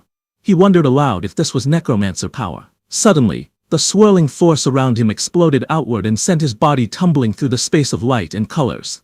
The flames twisted violently as he spun. He steadied himself again, eyes focused. Confusion filled his face as he asked what was going on. More purple flames wrapped tightly around his torso and arms. His expression grew tense when he realized something unsettling. The necromancer power was actually not under his control. Just then, in the distance, a purple heart-shaped core appeared floating high above the clouds, pulsing with energy. Lin Feng stared toward it from below as energy continued to swirl around him. As purple flames swirled through the clouds, a small shadowy creature formed within the glowing mist. A moment later, the clouds split apart, and He Kui, who was the original necromancer in his human form, stepped out, surrounded by pink and black energy. He floated above Lin Feng, who stared up at him in shock. Lin Feng shouted He Kui's name, asking why he was alive. Hadn't he died? He Kui's expression stayed calm. He answered that he really did die. Then his face shifted into a smile as the purple flames wrapped around his body. He said that thanks to Lin Feng, he was able to understand the true meaning of death. He Kui then stretched out his hand, dark energy curling around his arm and fingers. His body moved forward as though preparing to strike. Lin Feng was surprised when a massive claw-like hand formed out of swirling purple and black energy, rushing toward him. Lin Feng looked alarmed as the purple energy tightened around him. He shouted that this was not good. Sweat rolled down his face as he struggled. He yelled that he couldn't break free at all. He rushed toward him with a crazed smile, purple and black flames swirling around his arms. He laughed sharply and said that if he killed Lin Feng, his body would become his. He leaned in close, speaking directly into Lin Feng's face. He said that when that time came, he would be reborn. At that moment, from outside, the brown-haired man infused nature energy into Lin Feng. Suddenly, a bright white impact struck He Kui from behind, forcing his body forward. His face twisted in shock as he turned, unable to hide his surprise. Lin Feng stared upward, both of them reacting to the unexpected blow. Again a burst of white light struck downward, shaking the space wrapped in purple flames. He Kui's body jerked as the impact hit near him. Another blast followed immediately, cutting through the swirling colors. A long tree root came out of that white cloud and struck He Kui, glowing brightly as it landed. He Kui twisted, his face contorted in shock as the attack slammed into him. Lin Feng floated behind him, still bound by swirling energy. He Kui crashed downward, hitting the ground as the purple and black flames roared around him. Lin Feng, who was in his hand, also crashed down. More strikes came down from above, forcing He Kui to brace himself. He growled in frustration, calling the attack terrifying. He became very angry as he recognized the source and gritted his teeth. He cursed under his breath, saying it was nature-type power. He Kui threw Lin Feng on the ground with full power. Lin Feng hit the ground as the purple fire spread around him. He Kui raised his hand to attack, but before he could, Lin Feng's nature energy filled the whole surrounding area. Lin Feng's body drifted through a swirling space of bright colors. One side glowed purple, the other green, showing his body floating helplessly. He spun in midair, trying to regain balance. But suddenly he hit a wall separating those two spaces. Then everything turned dark for a moment. A faint glow appeared like a sunset behind trees, slowly pulling the scene back to reality. Lin Feng opened his eyes, lying on the ground with medical patches attached to his chest. He wiped sweat from his face and breathed hard. He felt that it was very close. His undead power had already run out earlier, and because of that He Kui didn't have enough strength to continue fighting anymore. But he hadn't imagined that He Kui was hidden inside the undead power. He said it was actually a dangerous threat. While he was thinking all that, he suddenly noticed the brown-haired man standing there. The brown-haired man spoke calmly. He said he had checked the injured Lin Feng's condition. He had only overused his mana and suffered light internal shocks. Nothing serious. One of his men reported that he had checked the area too. The aura they sensed earlier belonged to a high-level demon clan member, someone at least above level 20. But suddenly another man noticed Lin Feng and told the brown-haired man that Lin Feng had woken up. Lin Feng lay on a medical bed, confused as he slowly sat up. When the brown-haired man saw him awake, he said the surgery had gone very well. A suited officer helped Lin Feng up and asked directly if he was the one who killed the demon clan member, and how he felt now. Lin Feng didn't answer right away, seeing more men gathering around and watching him closely. He looked down slightly, his expression turning serious. He thought to himself that he didn't know who these people were, so it was safer for him to speak less. Seeing him hesitate, the brown-haired man calmly told him there was no need to be nervous. He studied Lin Feng quietly. In his thoughts he wondered if the child's nature magic was too pure. Maybe he was the child of nature that Vera had talked about. Lin Feng's ID card slipped from his pocket. The brown-haired man glanced at it, and said that based on his clothes and ID, he must be from Sunwheel Academy. He then took out his ID and introduced himself properly. He said they were mentors from the Extraordinary Academy's Nature Department. Hearing this, Lin Feng stood up and bowed politely. He introduced himself as Lin Feng from Sunwheel Academy, and greeted the mentors respectfully. Just then, another group of people came there. It was a man with long red hair who approached with several armored soldiers behind him. They all stared at the destruction in silence. As that red-haired man stepped forward, he noticed the brown-haired man and immediately recognized him as Master Seymour. He asked Master Seymour what had happened there. Master Seymour calmly explained that there had been a demon clan invasion, but the demon was defeated thanks to Lin Feng from Sunwheel Academy. Hearing this, the red-haired man was surprised and sweat rolled down his face. He walked closer to Lin Feng and placed a hand on his shoulder. With a proud smile he said that heroes truly arise from the young. But as he looked to his side, his expression suddenly shifted. His eyes widened in shock. The red-haired man stared at the scattered rocks and that blonde man's sword on the ground. His eyes widened as he recognized who the killer was. Master Seymour gently placed a hand on his shoulder and asked what was wrong. The red-haired man lowered his head slightly. Seymour called him Lord Count and asked again if he had discovered something. After a moment of silence, the red-haired man finally spoke. He said he was thinking about how hard they fought on the front lines to resist the demon clan. Yet even with all their effort, a demon clan member still managed to sneak into the rear. He said it was truly shameful. Master Seymour looked at him calmly and said the matter had already been resolved, and they should return to the academy. But before leaving, Seymour looked back and told one of his men, Yalan, to bring Lin Feng along as well. They needed the principal to give an explanation. Inside the principal's office, the room glowed with warm sunset light. As Lin Feng, Master Seymour, and the principal faced each other, the principal sat behind his desk and said he already knew about the incident. He explained that the school would strengthen its management, and that 3 more patrol teams would be added. Before he could finish speaking, Master Seymour suddenly grabbed him by the collar. Master Seymour pulled him close and shouted angrily. He said people only panic when death is already at their door, just like looking for a toilet only after making a mess. His anger turned into an outburst as he shook the principal, yelling about what use a principal like him even had. Lin Feng quietly placed a hand over his face, looking embarrassed while watching the scene. Master Seymour pulled the principal closer and glared at him. The principal, feeling embarrassed, whispered that a student was still in the room and begged him to give him some face. Master Seymour threw the principal onto the chair behind him and continued speaking. He said that while the principal admired wolf culture and didn't mind students acting wild, a student killing a member of the demon clan was actually a good thing. He insisted that this matter couldn't be brushed aside with just one sentence. The principal then turned to Lin Feng. He said Lin Feng had single-handedly killed a demon clan member and stopped their possible sabotage plans. Calling Lin Feng's achievements significant, he revealed a reward from the academy, a heroic spirit fragment. He held the glowing shard in his hand before passing it to Lin Feng. Lin Feng took the fragment and looked at it quietly. He asked what the use of the item was. The principal explained that the heroic spirit fragment was the leftover will of an ancient hero. He said it looked like Lin Feng had already found one fragment in a dungeon before. The principal continued, saying that when 2 fragments came from the same hero, they would be drawn to each other and merge. When that happened, a heroic spirit projection could awaken and fight as the user's partner. He added one more important detail. This heroic spirit projection had no restrictions. Hearing that, Lin Feng said that in that case, if he ever ran out of mana again, he would still have the strength to fight. He then pulled out the fragment he already had. Holding both pieces together, the 2 fragments began merging in his hands. A bright glow formed as the fragments fused. In the next moment, a green aura burst out, and a long spear appeared, held by a heroic spirit projection standing before him. The green energy continued to swirl as the heroic spirit slowly took shape. Half of his face appeared first, calm and sharp, decorated with tribal markings and a glowing red gem on his forehead. Moments later, the full figure materialized. Tall, muscular, and carrying a long decorated spear.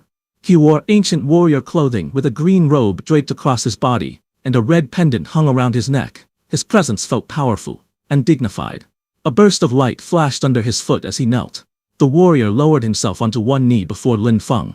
Placing a hand on his chest, he introduced himself respectfully, saying he was General Guan Yu, and greeted his summoner. The principal stared in shock, unable to hide his surprise. He quickly grabbed a book and flipped through the pages, trying to figure out who this powerful spirit was. The principal stared at the open book in his hand, confusion written across his face. He wondered aloud why this heroic spirit didn't appear in any historical records. The summoned warrior stood with a hand on his chest, his posture calm and respectful. Across from him, Lin Feng watched quietly, saying nothing. He then raised his hand, and the spirit turned into dark, shadowy energy, and began to retreat at his command. After that, Lin Feng turned to the principal and Master Seymour. He bowed politely as both of them observed him with serious expressions. He then stepped through the doorway, leaving the principal's office and returning to his room.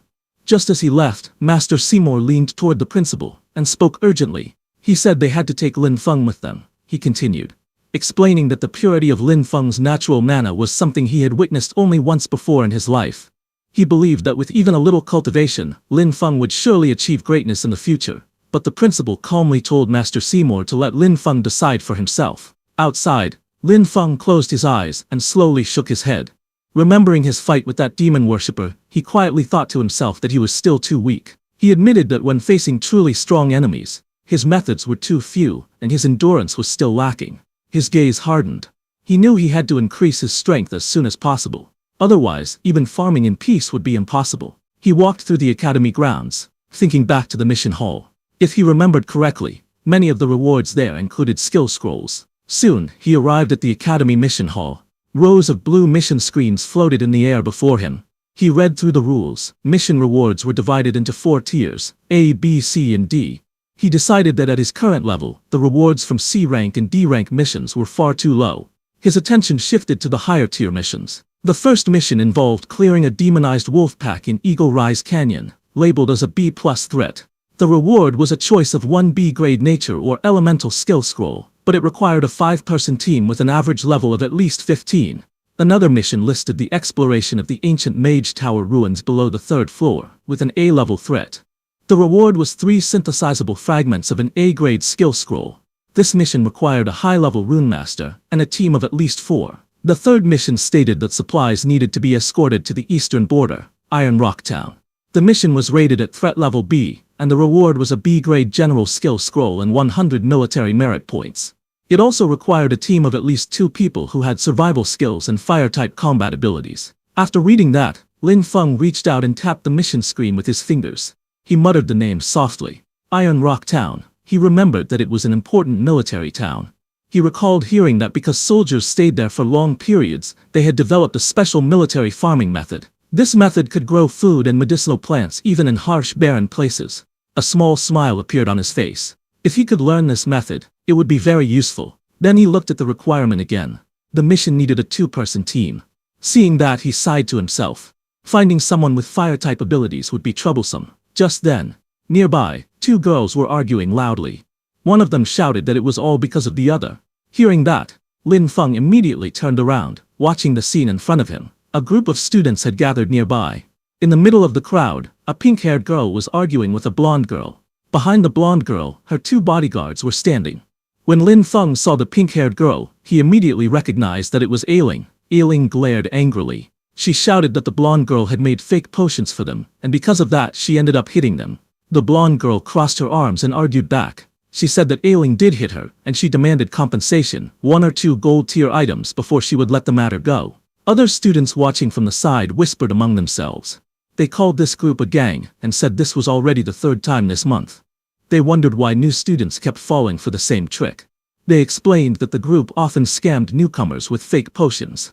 Ailing stomped forward and yelled again, this time demanding that her demon bear gall be returned. The blonde girl stood with her bodyguards and told Ailing that she had already used the strengthening potion. Once someone drank it, she said, it was gone. Hearing that, Ailing stepped forward angrily. Her hand reached back, and she pulled out 2 black blades with a sharp motion. She crossed the blades in front of her, her eyes full of anger. Her stance showed she was ready to fight. The blonde girl didn't back down. She raised her voice and shouted to everyone around them. She asked if Ailing wanted to fight and told the crowd to look. Someone was being unreasonable and hitting people. A few steps away, Lin Feng watched them silently. He didn't say anything, only observed the scene with a calm expression. He turned slightly, noticing the commotion growing louder. The blonde girl pointed at Ailing and told the crowd that this woman had asked her to make a strengthening potion.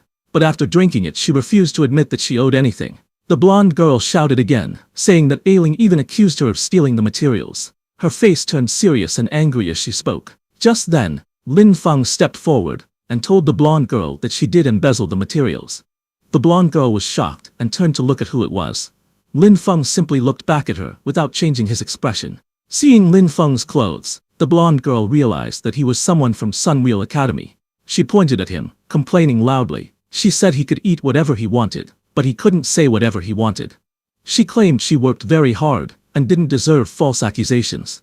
Ailing just stood there, listening to the argument. Hearing the blonde girl, Lin Feng activated his natural energy. A green flame suddenly appeared in his hand. The blonde girl flinched and covered her ear, thinking she was about to be attacked. But Lin Feng simply held the green flame close to her. She slowly opened her eyes and checked herself. There was no injury. She looked confused and asked why there was no damage. Just then, Lin Feng reached toward her waist pouch. With one quick pull, he tore the pouch open. Something dropped out. Demon bear gall, which had been hidden inside her bag. The blonde girl turned around in shock, staring at what had fallen. Lin Feng held up the glowing green flame again, showing everyone the truth. Students around him whispered loudly. One said this woman always targeted newcomers to scam them.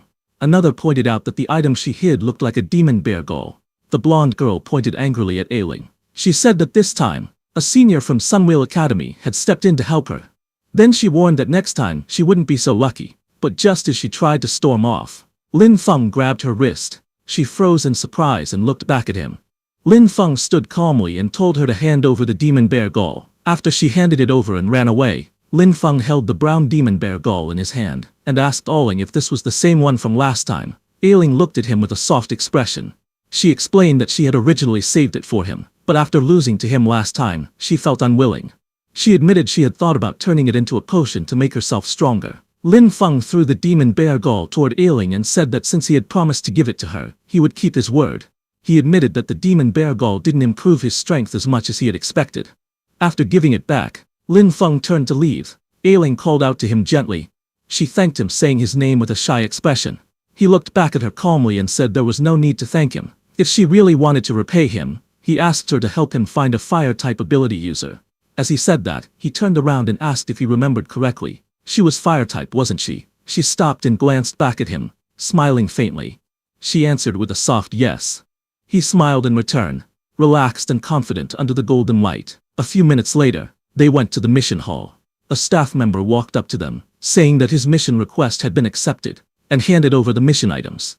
He asked Lin Feng to keep them safe. Lin Feng held the mission scroll in his hand, and stared at it quietly. He didn't say anything, but his eyes showed a hint of speechlessness. He looked down at the scroll and thought excitedly about learning a planting method and a new skill. He also received a thick book among his mission items. On the cover, the title showed that it was an ancient array manual, a translated copy. That same night, in the Iron Lion Count's residence, the scene shifted to a secret chamber. Inside the dim, cold room, the Count sat alone, surrounded by twisting shadows. He spoke slowly, saying that both of his nephews, Haru and Tuka, were dead. Dark mist curled around him as he continued. He said the Academy's law enforcement team had tightly covered the news. Even now they still didn't know who the killer was. From within the shadowy fog, another figure spoke.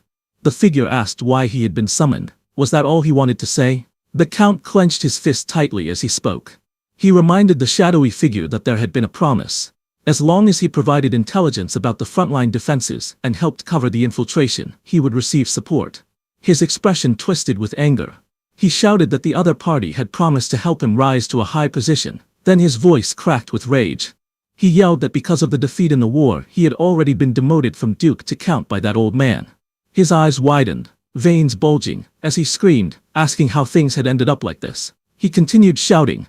He said his military power had been taken away, and his territory had been cut in half. He couldn't even protect his own nephews now. He demanded to know where the promised aid was. The dark figure answered calmly from within the swirling shadow mist. It said the battlefield was unpredictable, and their side had also taken losses. As for the nephews, the figure claimed their deaths were due to their own weakness. If the Count had sacrificed Hiru and Tuka earlier as planned, the situation wouldn't have turned out like this.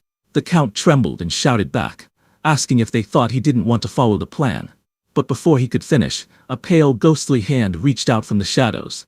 Dark energy wrapped around the hand. The Count fell silent for a moment, his red eyes trembling with anger. He gritted his teeth but couldn't find the words to answer. Across from him, the shadowy figure spoke coldly. It said that Lord Galadima only cared about results. The Count's face twisted with frustration as he snapped back.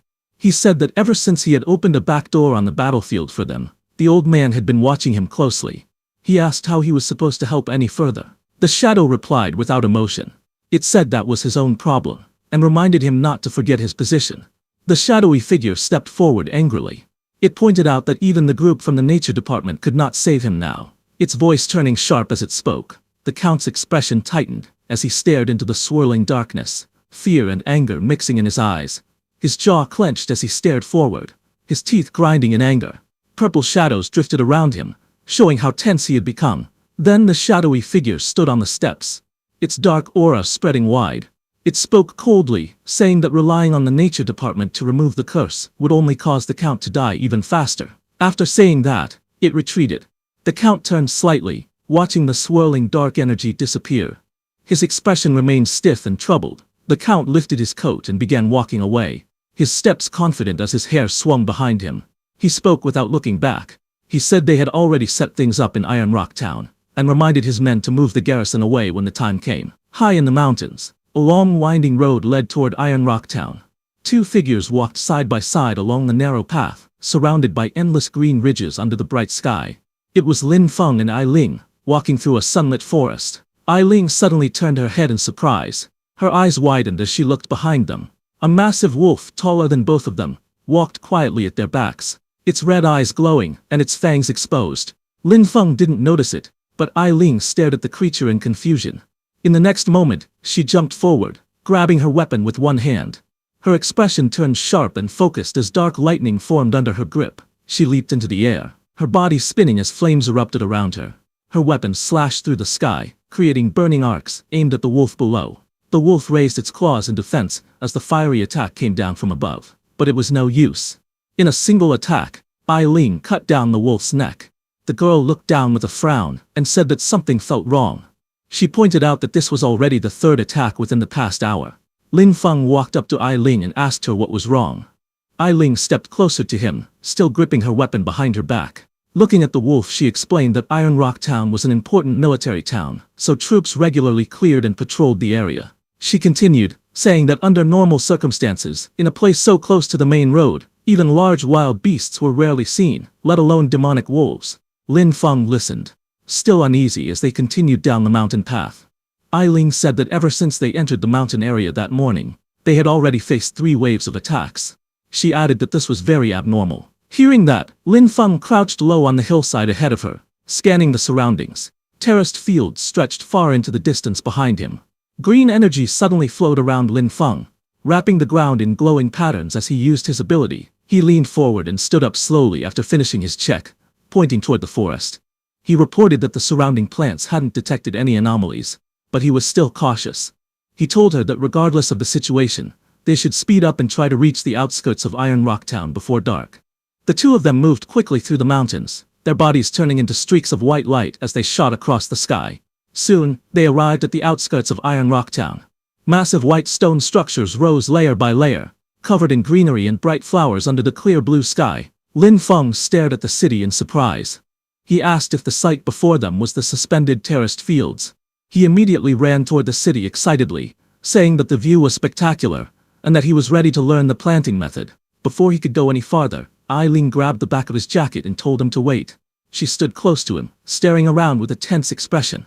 She pointed out that the place was too quiet, even though Iron Rock Town was an important military town.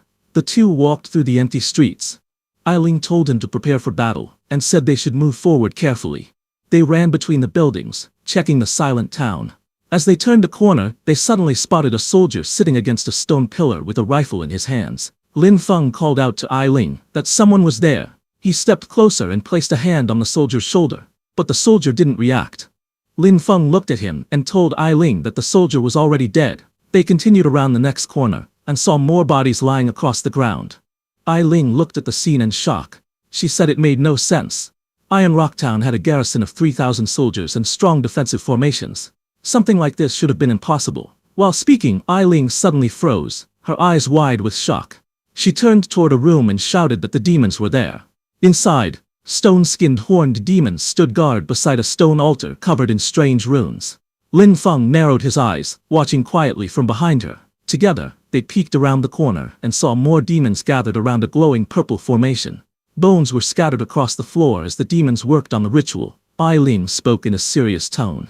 She said the demons were creating some kind of formation and that they couldn't allow them to finish. She told him she would lure the demons away, and he should take that chance to destroy the formation. But Lin Feng rested his hand on her shoulder.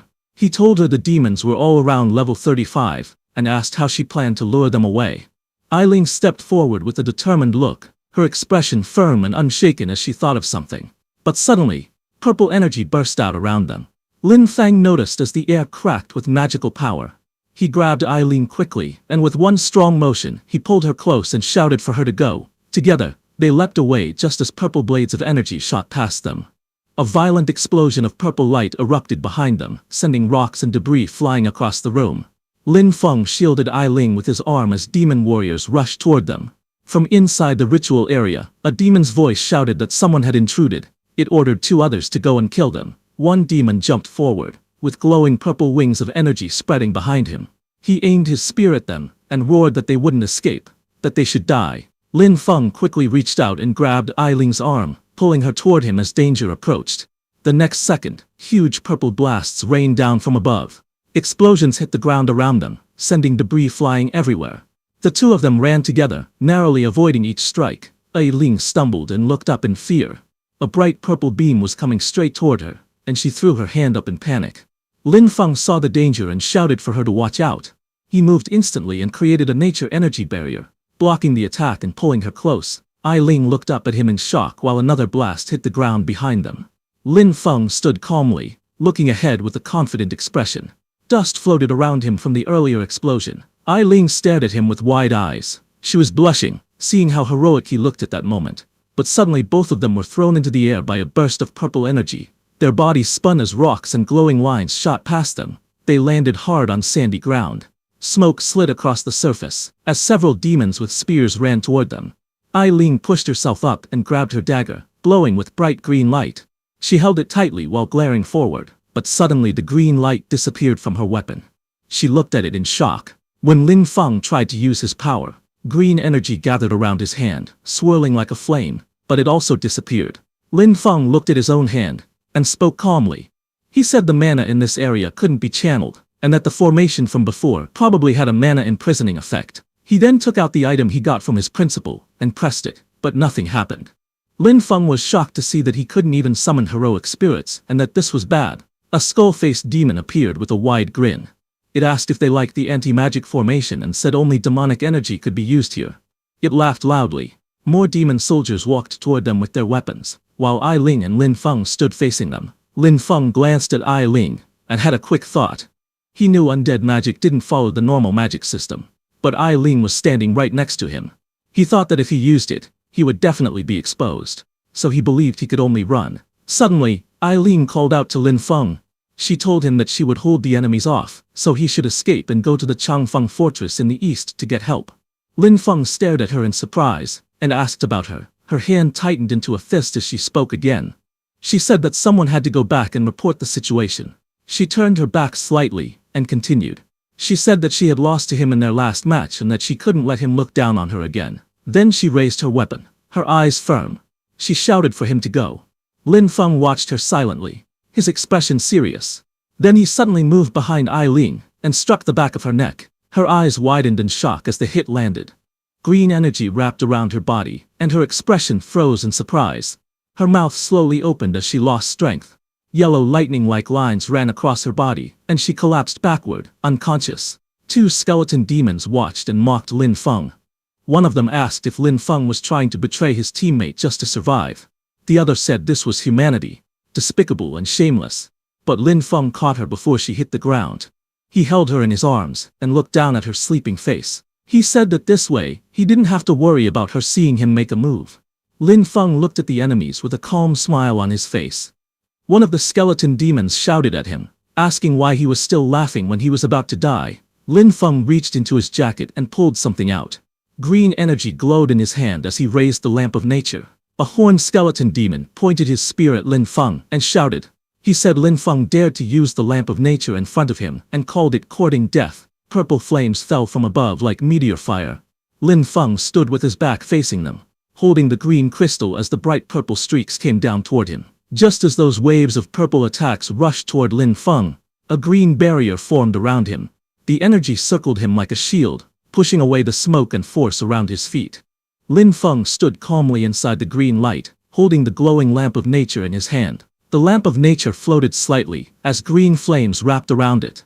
The next second, Lin Feng infused his necromancy energy into the lamp of nature, turning it into the lamp of the undead. Lin Feng held the lamp of undead in his hand. Purple energy glowed inside it as he looked at the demons with a calm smile. Just as he activated the lamp of undead, his necromancer power activated. Lin Feng's undead savus, covered in purple energy, appeared behind him. It stood quietly like a guardian behind Lin Feng. At the same time, the demons struck. Several huge purple energy blades came crashing toward Lin Feng with explosive force. But something blocked those energy blades with a violent purple explosion, sending debris flying everywhere. It was Lin Feng's undead savus who blocked the demon's attack, and stood firmly in front while energy swirled around it. That demon looked at the scene in shock. It shouted in disbelief, saying that these creatures were undead, and questioning why they were appearing. Lin Feng looked forward with a calm expression and said that the hunt had begun. Dark energy gathered around him as several powerful undead figures appeared behind him. They stood like a terrifying army surrounding their master. On the ruined streets outside Iron Rock Town, several demon warriors faced Sathas. Sathas moved first. She swung her scythe, sending a huge wave of purple energy crashing forward. The attack slammed into the demon warriors with explosive force. The purple blast shattered the ground and blew the demons apart, sending bones and debris flying across the ruined street. Just as those demons died, at the same time in the middle of the city where that altar was, one candle representing those demons' lives burned in purple energy. A powerful demon who was raising his arms felt the purple energy explosion. He looked toward the battlefield with empty eyes as he realized something strange. That demon's eyes suddenly glowed red as it spoke in surprise. It wondered how there could be a summoner who was able to ignore the anti-magic zone. At that moment, a tall demon warrior stepped forward. Purple energy twisted around his body as he moved toward the battlefield. He said that the summoner himself was not very strong. The undead army was the real problem. He ordered the others to hold off the undead while he dealt with the summoner personally. Purple energy gathered in that demon's hand as he also used summon magic. Several demon soldiers appeared and raised their weapons. With a powerful force they jumped into the battlefield. Several demon soldiers rushed forward with shields and swords, trying to block Lin Feng's undead army. That tall demon looked at Lin Feng's undead, and calmly explained that summoners could be troublesome opponents. However, he believed that once the summoner was killed, all of the summoned creatures would disappear by themselves. With that thought in mind, he turned his attention toward Lin Feng. The tall demon mocked Lin Feng, calling him foolish. With a powerful force, the tall demon moved. Shocked, Lin Feng raised his arm to block the debris flying toward him. The tall demon laughed, saying Lin Feng was practically giving him free credit. But Lin Feng did not get scared, and looked up calmly at the demon coming toward him. Dark purple energy surged through the air, as the tall demon gathered power and prepared a powerful attack. He unleashed a technique called Demon Battle Art, Soul-Shattering Fist. Purple energy twisted around his arm as he raised his fist high into the air. With killing intent in his voice, he shouted for Lin Feng to die. The powerful energy rushed toward Lin Feng like a storm. But Lin Feng remained calm. His eyes narrowed slightly as he watched the attack approach. Without panic, he lifted his hand and clenched his fist. A bright green energy suddenly appeared around his arm, forming a glowing blade-like aura. It was the nature energy that wrapped around his fist as if it were a weapon. Seeing this, the tall demon suddenly paused in surprise. The demon's powerful punch crashed forward, releasing a huge burst of energy. The attack exploded through the air, but Lin Feng did not get pushed back. He muttered about his punch, telling the tall demon that his strike carried the strength of 20 years of power behind it. Just as he said that, Lin Feng's green energy fist slammed directly into the demon's attack. The two forces collided violently in mid-air. Lin Feng stared at the clash and shouted, asking the tall demon if he could really block such a powerful attack. The next instant, a massive explosion erupted where the two attacks met. Blinding light burst outward as the ground shattered and debris flew everywhere. On the other hand, Lin Feng's undead warriors were also stronger than those demon warriors. In front of their attacks, the demon's bones cracked apart violently. Lin Feng stood calmly, watching his undead one-sidedly destroy those demon warriors. After killing all the demons, Lin Feng's undead came to his side, covered in purple energy. Seeing all the summoned demon warriors dead, that tall demon looked at Lin Feng with fear and demanded to know who he was. Lin Feng stood quietly with his hands in his pockets, completely calm. Lin Feng then asked that tall demon, who was already injured by that energy blast, why they were attacking Iron Rock Town. He demanded to know what their goal was. That tall demon laughed coldly and mocked him. It said a mere human insect had no right to interrogate it. It warned that once the great Galadosa descended, every human there would become nothing more than fuel. Hearing that name, Lin Feng's eyes sharpened slightly. He immediately recognized it and muttered with a serious expression that it was Galadosa again. He slightly turned his head and called Savis standing behind him. Savis was confused and stared at Lin Feng with question marks in her eyes, trying to understand if he was calling her. As she got closer, Lin Feng told her to handle the interrogation since she had said she was good at interrogating enemies. Hearing that, Savis smiled mischievously. As purple energy flowed around her body, Lin Feng looked at the enemies calmly, and spoke in a low voice. He said he needed their entire plan. He wanted to know everything, their allies, their locations, and every single detail. On the other hand, Savis stepped forward slowly. Purple energy flowed around her body as a playful smile appeared on her face. Without hesitation, she raised her weapon and swung it down. In the next moment, The purple energy burst forward like a giant wave. That tall demon rushed forward angrily, his red eyes glowing with rage. But before he could react, the massive purple attack crashed toward him. A powerful force slammed into the ground. The stone floor shattered instantly, and huge cracks spread across the area as debris flew everywhere. The enemy stood there for only a moment before the purple energy swallowed him completely. The attack exploded with terrifying power. He screamed as the attack continued to surge around him. When the energy finally settled, his entire body was covered by the purple power, trapping him completely. The battlefield fell silent as the overwhelming attack finished. Lin Feng stood quietly, his expression calm as he looked ahead. Nearby, Ailing lay unconscious on the ground. Without showing any concern, Lin Feng simply glanced at her before turning away. He slowly walked forward, leaving her behind. A faint purple trail of energy followed behind him as he moved. Soon, he arrived at a strange structure in the middle of the area. In front of him stood an ancient altar platform. Above the altar, a glowing magical formation floated in the air. Purple flames burned at the center, while mysterious runes formed a star-shaped array around it. Lin Feng stared at the altar carefully. At the center of the purple flames, something unusual floated in the air. A strange object was sealed inside the burning magical energy. As he observed the altar, Lin Feng quickly sensed something wrong. He realized that the natural magic in the surrounding space was being suppressed. After thinking for a moment, he came to a troubling conclusion. The nature magic around the area was completely blocked. In fact, almost all magic in this place had been sealed. After observing the surroundings for a moment, he realized that this place was an anti-magic zone. He slowly raised his hand and tried to touch the floating magical energy in front of him. However, the moment he got close, the magic reacted strangely. The energy twisted and distorted, surrounded by mysterious runes that blocked outside interference. Lin Feng narrowed his eyes as he analyzed the situation carefully. He soon realized that approaching the altar directly with physical strength alone would not work. If brute force could not solve the problem, then he would need another method. He then turned around and called one of his undead warriors standing behind him. The undead warrior stepped forward slowly and walked toward Lin Feng.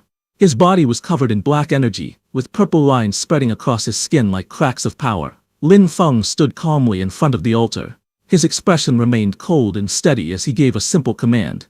He told the undead warrior beside him to smash it for him. The undead warrior behind him immediately stepped forward.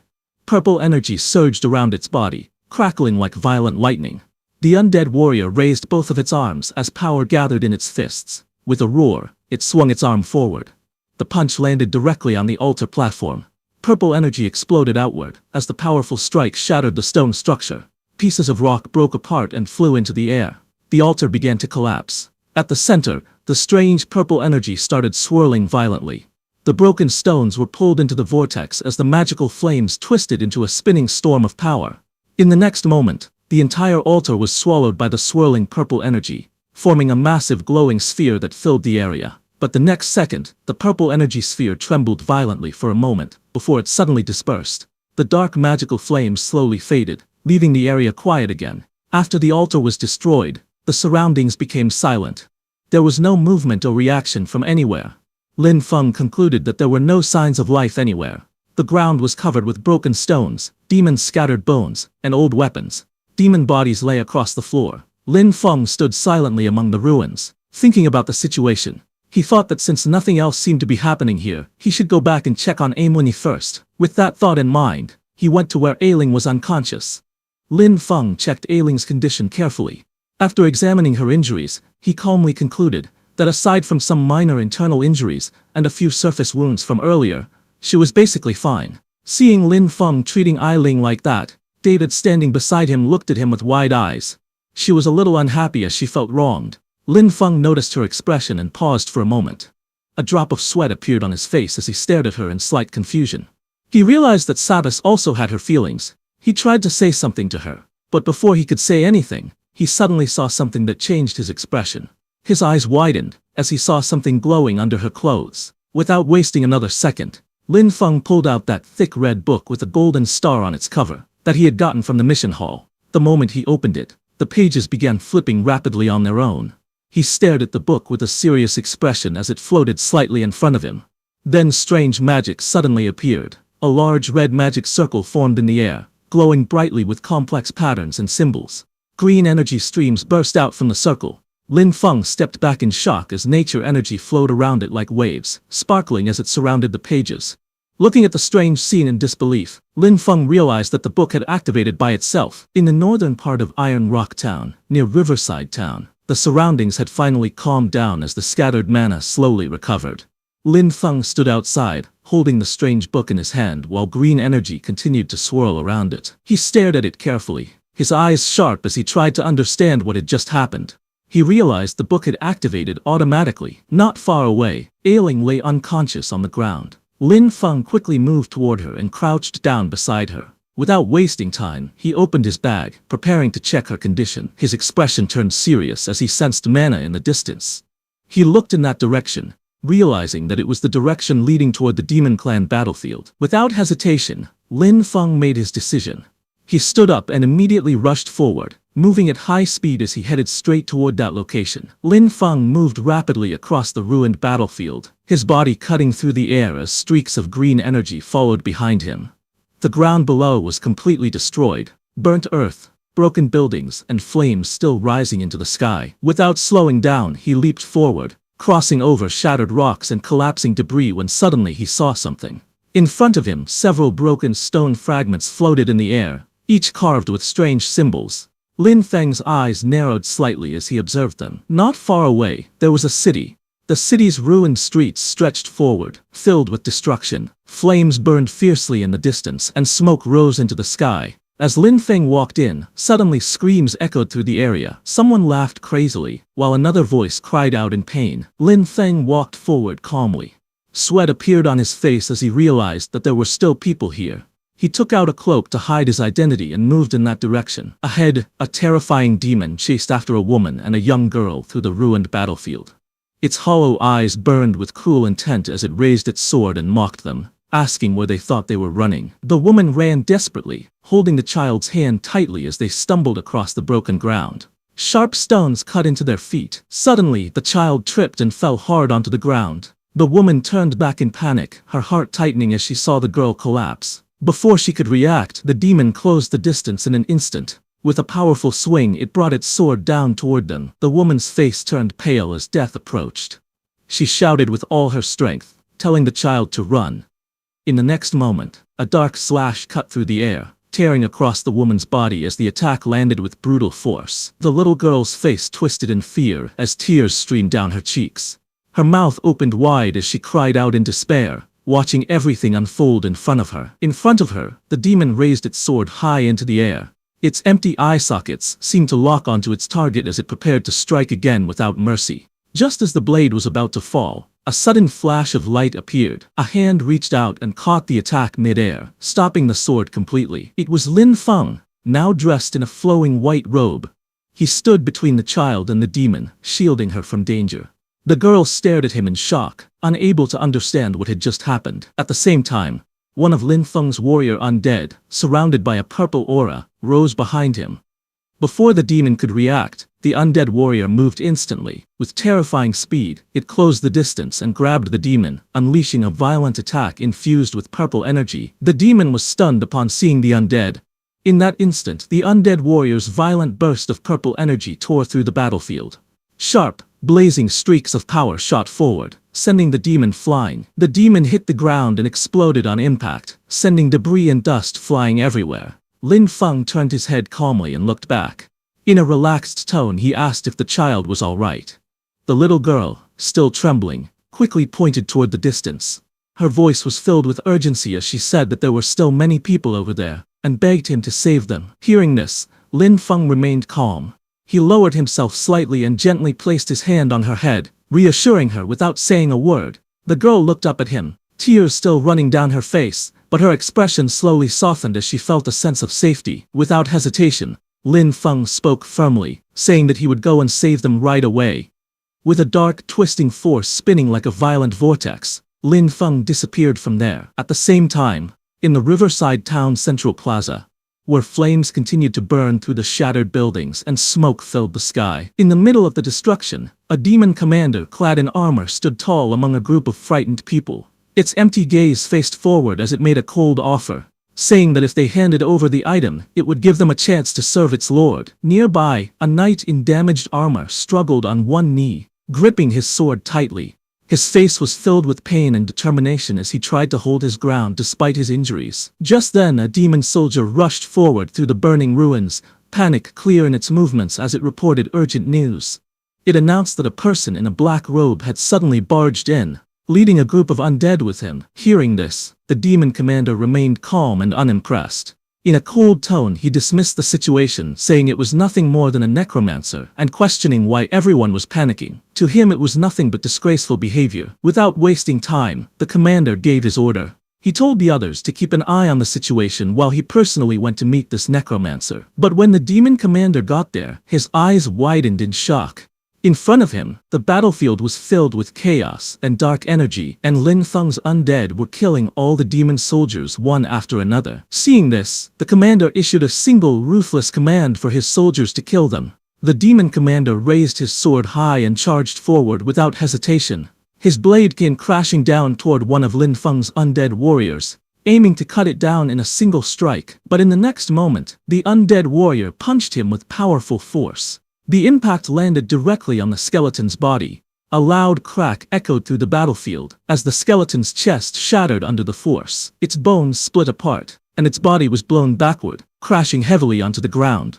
The demon commander lay there, defeated in a single exchange. Meanwhile, Lin Feng stood calmly in the ruins. Behind him, his undead army radiated terrifying energy. Their presence alone made the battlefield feel suffocating. When the demon soldiers saw that their commander couldn't last a second in front of Lin Feng's undead, they began to panic. Fear spread through their ranks as they turned and ran, shouting desperately for everyone to flee and escape. Seeing this, Lin Feng let out a quiet breath. A drop of sweat slid down his face as he admitted to himself that it was a good thing everyone had escaped, because he had almost run out of mana. He then turned his head toward the injured humans. Not far away, the group of survivors sat weakly on the broken ground, still shaken from what had just happened. Lin Feng walked forward slowly. Behind him stood his two terrifying-looking undead, and seeing them, the survivors grew scared. One of the soldiers at the side tightened his grip on his sword and stared at Lin Feng in shock. With disbelief in his voice, he asked if he was truly a necromancer. Hearing this, in his mind, Lin Feng admitted that he was indeed a necromancer. But he also understood that saying it out loud would only make people even more afraid. He gave a faint smile and spoke lightly, asking if they would believe him if he said he was not a necromancer. Then he questioned them about what had actually happened there. But one of the soldiers stepped forward and spoke firmly. He declared that the Empire had already issued an order. Every necromancer was now a wanted target. Lin Feng did not react with anger. Instead, he calmly reminded them that he had just saved their lives. He pointed out that if he were truly their enemy, they would have all been dead long ago. Hearing that, the soldiers looked around the battlefield, with only a few survivors left among the fallen bodies and scattered weapons. That soldier clenched his teeth, clearly struggling between fear and pride. Then he lowered his sword, accepting that he couldn't do anything. He called Lin Feng an unknown powerhouse and asked him to come along. Lin Feng followed him with his undead. The soldier led Lin Feng to a different place where a box was placed. Pointing at it, the soldier stepped forward and explained the situation. He said that members of the demon clan had suddenly appeared out of nowhere, and everything that happened here was their doing. Lin Feng listened, and then pointed at the box, asking what it was. The soldier pointed toward the box in front of them. He explained that it was an anti-demon divine artifact, specially forged by their legion's tactician. As he spoke, he opened the box. He told Lin Feng to watch carefully, saying that he would soon understand. However, as he opened the box, the soldier's eyes widened in shock. His face turned pale. He shouted in disbelief, saying it was impossible. The object had clearly been there just a moment ago, yet now it had completely disappeared. Hearing that, Lin Feng walked up to the box, his expression calm as he examined it closely. After observing carefully, he stated that there was no illusion magic involved, and the item had truly been taken. But just as he said that, suddenly some black energy came out of the box. Seeing this, Lin Feng's eyes sharpened as he sensed something was wrong. He quickly reacted, telling them to wait. But it was already too late. In the next moment, the bodies of the fallen soldiers began to move unnaturally. Thin black energy entered their bodies. Then, a strange green energy erupted from the corpses, spreading rapidly across the battlefield. Seeing this, the soldiers who were still alive stared in horror. One of them shouted in panic, asking what was going on and what had just happened. Suddenly the ground started shaking as debris scattered across the battlefield. A soldier tightened his grip on his sword and stared in confusion. He could not understand what was happening. Before anyone could react further, the sky above changed as massive green energy pillars formed, piercing through the air like sharp spears. The energy gathered into a single point, forming a powerful magic formation of radiant green energy. The next second, green lightning crashed onto the ground, destroying everything. One of the armored soldiers was thrown off balance, crashing forward as the impact overwhelmed him. His body hit the ground hard, unable to withstand the sudden power. The next second, a massive swirl of dark energy twisted violently across the battlefield, tearing through the air like a living storm. Lin Feng was forced back, as the overwhelming force pushed against him, his body struggling to stay steady. The pressure grew heavier with every second. Even the undead around him could not endure it. Lin Feng felt the terrifying weight pressing down on everything and realized this was no ordinary power. He wondered what kind of existence could create such overwhelming force. Nearby, an injured soldier, barely able to stand, gritted his teeth as he recognized the phenomenon. He shouted that he had seen this kind of summoning ritual before on the battlefield. His voice trembled as he revealed the truth. This was Gladiator, and he was about to descend. Just as he said that, a massive clawed hand began to emerge from the swirling energy portal. The air trembled as Gladiator slowly took form, its presence alone enough to distort the surroundings. He paused for a moment, observing his incomplete state. He noted that something was missing, questioning whether his power was also incomplete. However, Gladiator showed no concern. Even in this incomplete form, he calmly declared that it was still more than enough to project his power. Gladiator fully manifested, his presence alone turning the battlefield into a place of absolute fear. Lin Feng, who was standing quite far away, sensed his presence the moment Gladiator appeared. Gladiator was fully revealed. He had long white hair flowing in the wind, dark markings across his face, and glowing eyes filled with cold intent. He looked around, checking his surroundings as he finally entered the human world. But suddenly, Gladiator's eyes sharpened as he turned around, anger flashing in his gaze. He sensed Lin Feng's presence, the necromancer energy flickering around him. A smile formed on Gladiator's face, as he recognized that it was actually Lin Feng. On the other hand, Lin Feng suddenly paused, his eyes narrowing slightly as he sensed someone approaching. It was Gladiator. In the next instant, with a violent surge of purple energy, Gladiator arrived. He appeared right in front of Lin Feng and looked down at him from above, surrounded by flowing black and purple energy. With a calm yet eerie tone, he remarked that it had truly been a long time. Gladiator's expression twisted into a wide, sinister grin as he spoke again, calling Lin Feng a damn bug. At the riverside town square, where the ground was completely destroyed and filled with cracks, rubble, and shallow pools of water, several armored soldiers lay on the ground, their faces filled with fear and shock. Their bodies trembled as they stared ahead, unable to comprehend what they were witnessing. At the center of it all stood Gladiator, surrounded by swirling purple energy. Looking down at Lin Feng, he cursed him, calling him a damn bug, and questioning how he dared to appear before him. Lin Feng looked at him, recognizing that it was Gladiator, whom he had fought before. Gladiator smirked, his expression filled with pride and hostility. He declared that the last time Lin Feng escaped was merely by luck, but this time things would be different. As purple energy gathered around him, Gladiator announced that he would use his proudest move to end it. Gladiator raised his hand, his eyes glowing with confidence and killing intent. With a cold smile, he declared that this time, he would completely crush Lin Feng. He struck, and a massive arc of purple energy surged forward, slicing through the air with terrifying force. The energy expanded instantly, forming a vast, shimmering barrier that engulfed the battlefield. The space around them twisted as the power took shape, locking everything inside. Watching from a distance, an old man's eyes widened in shock. He recognized the technique immediately. He muttered in disbelief that it was the Destiny water curtain. His expression turned grave as realization struck him. He questioned how a demon king could appear in the hinterlands. He trembled with fear, explaining that this was Gladiator's strongest skill, Destiny Duel. The sheer scale of the technique left everyone stunned, and they could not understand who it was meant to deal with. All eyes turned toward the battlefield, where Lin Feng stood alone, surrounded by the overwhelming power. The old man spoke in disbelief, questioning if all of this was really meant for just that young man. He frowned deeply, struggling to accept what he was seeing. He muttered that the young man did not even look older than his own son. Confusion filled his voice as he tried to make sense of the situation. He explained that Guladeus's power of destiny took a long time to accumulate each time it was used. There was no reason for such a terrifying ability to be unleashed on someone so young. On the other hand, Lin Feng looked around in confusion. His eyes scanned the surroundings as he tried to understand what had just happened. He wondered where he was, because just moments ago, he had been standing in the town square. In front of him, Guladeus hovered in the air, facing him directly. The battlefield around them had completely changed, as if they had been pulled into another space. Suddenly, a system notification appeared in front of Lin Feng. It announced that a destiny duel had been initiated. During this challenge, both parties would have all their abilities restricted. It further declared that the challenger, Guladeus, had challenged Lin Feng. Guladeus stood proudly as a massive wheel-like structure appeared behind him. With a cruel tone, he declared that this was his proudest power, the Disc of Destiny stripping. He explained the rules of the duel without hesitation.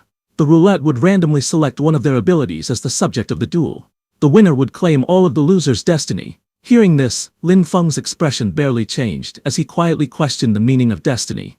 Guladeus' lips curled into a wicked smile, his eyes gleaming with excitement. He assured Lin Feng that no matter what was chosen, he would crush him with absolute strength. Behind Guladeus, the massive roulette began to spin slowly, emitting a faint mechanical sound as its pointer moved across the glowing surface. Lin Feng stood still, watching everything unfold. He thought to himself that this ability was bizarre and questioned whether something like this was even something a human could fight against. The roulette continued spinning, its glowing patterns shifting rapidly. The pointer moved across multiple symbols before finally slowing down. In the next moment, a system notification appeared once again. It announced that the duel subject had been determined. Planting ability. Seeing that, a bead of sweat slid down Lin Feng's face, but his expression remained composed and steady. But seeing the result, Guladeus burst into laughter. He found it amusing, and said that he had been curious about what the outcome would be. With a confident grin, he declared that even though he was not skilled at planting, the powerful physique of the demon clan was more than enough to handle such lowly labor. Guladeus looked at Lin Feng with a mocking expression, saying that he, a necromancer summoner, had probably never even touched a hoe in his life. Hearing that, Lin Feng lowered his head, remaining silent. Seeing this, Guladeus sneered and asked if he was trembling with fear. Lin Feng then slowly lifted his hood. His voice remained steady as he questioned the very idea of fear, as if it meant nothing to him.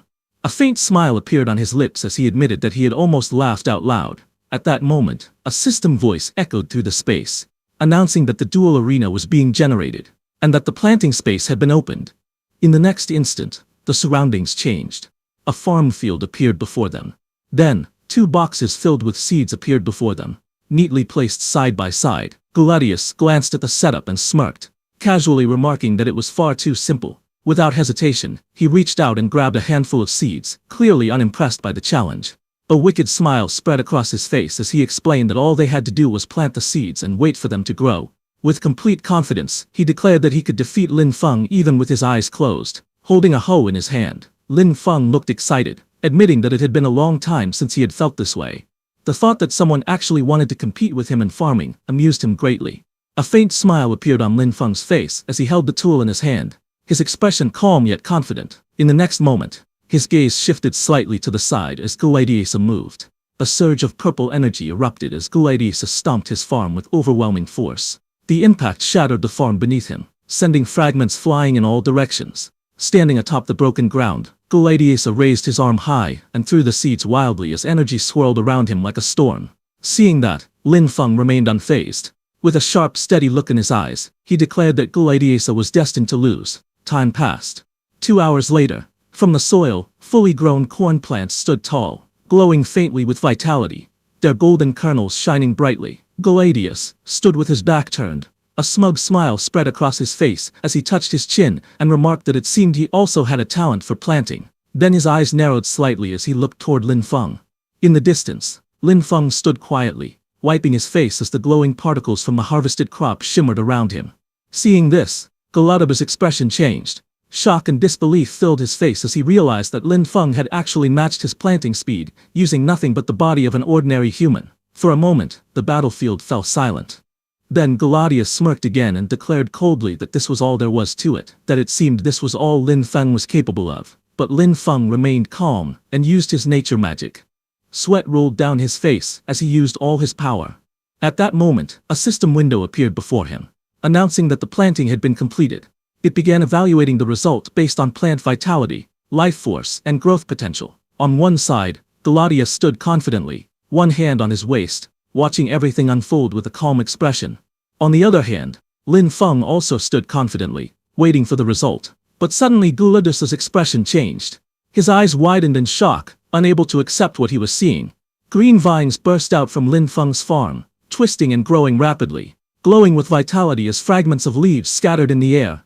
A system voice soon declared that the evaluation had been completed, announcing that Lin Feng's side had won. Lin Feng stood calmly, showing no sign of excitement, as if the result had already been expected.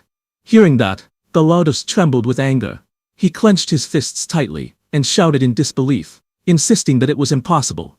In his eyes there had been no difference between what they had planted. Seeing him frustrated, Lin Feng simply smiled faintly, letting out a quiet, amused breath. Then, with a calm and steady tone, he explained to Gladius that farming was not just about putting seeds into the soil and calling it a day. He revealed that he had infused the seeds with nature magic, allowing them to absorb more nutrients from the soil and grow stronger. At the same time, he pointed out the flaw in Gladius's method, saying that Gladius's energy was destructive by nature, and instead of nourishing the seeds, it would only cause them to wither. Hearing this, Gladius's face froze in shock, his eyes widening unnaturally as disbelief consumed him.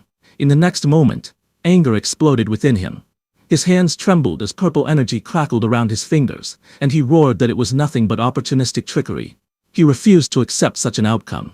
Losing control, he surged forward with killing intent, shouting that he would tear Lin Feng to pieces with his own hands. Lin Feng reacted instantly. His body moved sharply as Gladius' purple energy lashed out around him. With frustration clear in his voice, he mocked Gladius, calling out his shameless behavior, flipping the table when he could not win, and questioning what kind of demon king acted like that. But just then, a dark figure that looked just like Gladius appeared beside Lin Feng. Dark, violent energy wrapped around its body. Seeing that, Gladius grew furious and shot a massive surge of purple energy. It crashed into the black figure with overwhelming force, but the black figure blocked it. Lin Feng watched from a distance, a faint smile forming on his lips as everything unfolded. At that moment, a system notification appeared in midair, its cold voice declaring that the challenge had ended. The challenger's destiny had been stripped away, and prohibited behavior had been detected and forcefully resolved. Hearing this, Gladius's expression twisted in horror. He roared in despair, shouting that his destiny could not be taken from him. But suddenly, cracks spread across his body as dark energy spiraled violently around him. His form began to change, and then his whole body turned into purple energy, cutting through the air like blades as it flowed into Lin Feng's hand. Lin Feng raised his hand and saw that a black mark had formed on it. Just as Gladius had disappeared, the massive space he had created also vanished. The sky shattered away, and Lin Feng began falling from the sky. In the demon realm, inside Grados's palace, the residence of the 7th Demon King stood silent and grand. Gladius looked at his hand, which now had the same black mask as Lin Feng. Seeing that, Gladius froze. His eyes widened as disbelief filled his face. He clenched his arm tightly, saying this was impossible. With a sharp motion, he pushed himself up, trying to stand, but suddenly pain shot through him as the power inside his legs became unstable. He fell to the ground and was shocked. Just then, inside that grand hall, two powerful figures appeared. One was the 6th Demon King, Eliza, her long purple hair flowing behind her elegant body. Beside her stood the 5th Demon King, the Lord of Mountain Winds, his muscular blue form covered in large black wings. They looked down at Gladius kneeling in front of them.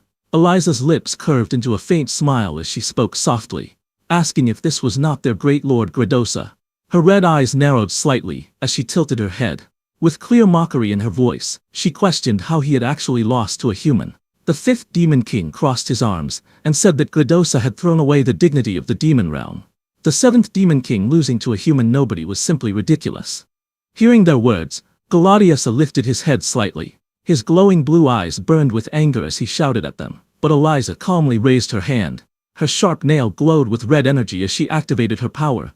In the next moment, a beam of crimson light shot downward from her finger, wrapping around Gradosa's body. She declared that this was his punishment for bringing shame to the demon tribe. The red energy tightened around Gladius, and the next second, Gladius turned into a clown. He stood trembling, his face twisted with fear and shame. The red aura behind him flickered as his anger slowly faded into regret. The 6th Demon King Eliza looked down coldly. Her red eyes were sharp as she delivered a message. She told him that their lord had ordered him to reflect on his actions. Hearing this, the clown Gulatus lowered his head. His shoulders shook as he admitted that he had failed the lord, leaving the defeated Gladius behind in humiliation. Both the fifth demon king and Eliza turned around.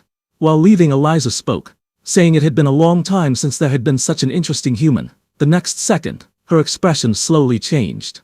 The cold look in her eyes softened into a faint smile. She seemed amused because the human who defeated the seventh demon king had caught her attention. The scene then shifted to Riverside Town Square. The ground was cracked and broken as everything looked destroyed and burned. Lin Feng had come down to the ground and stood in the middle of the ruined square. Behind him, two soldiers stood watching. After coming down from Gladius's space, Lin Feng stared at his hand and noticed that black mark. He muttered, asking what this was. He tried rubbing it hard, asking why he couldn't wipe it off. Even after rubbing again and again, nothing changed. Just then, in front of him, a glowing blue cube appeared, floating in the air, surrounded by swirling energy. Lin Feng's mission book came out automatically and opened in front of that cube. Bright green streams of energy flowed out from the cube and went inside his mission book.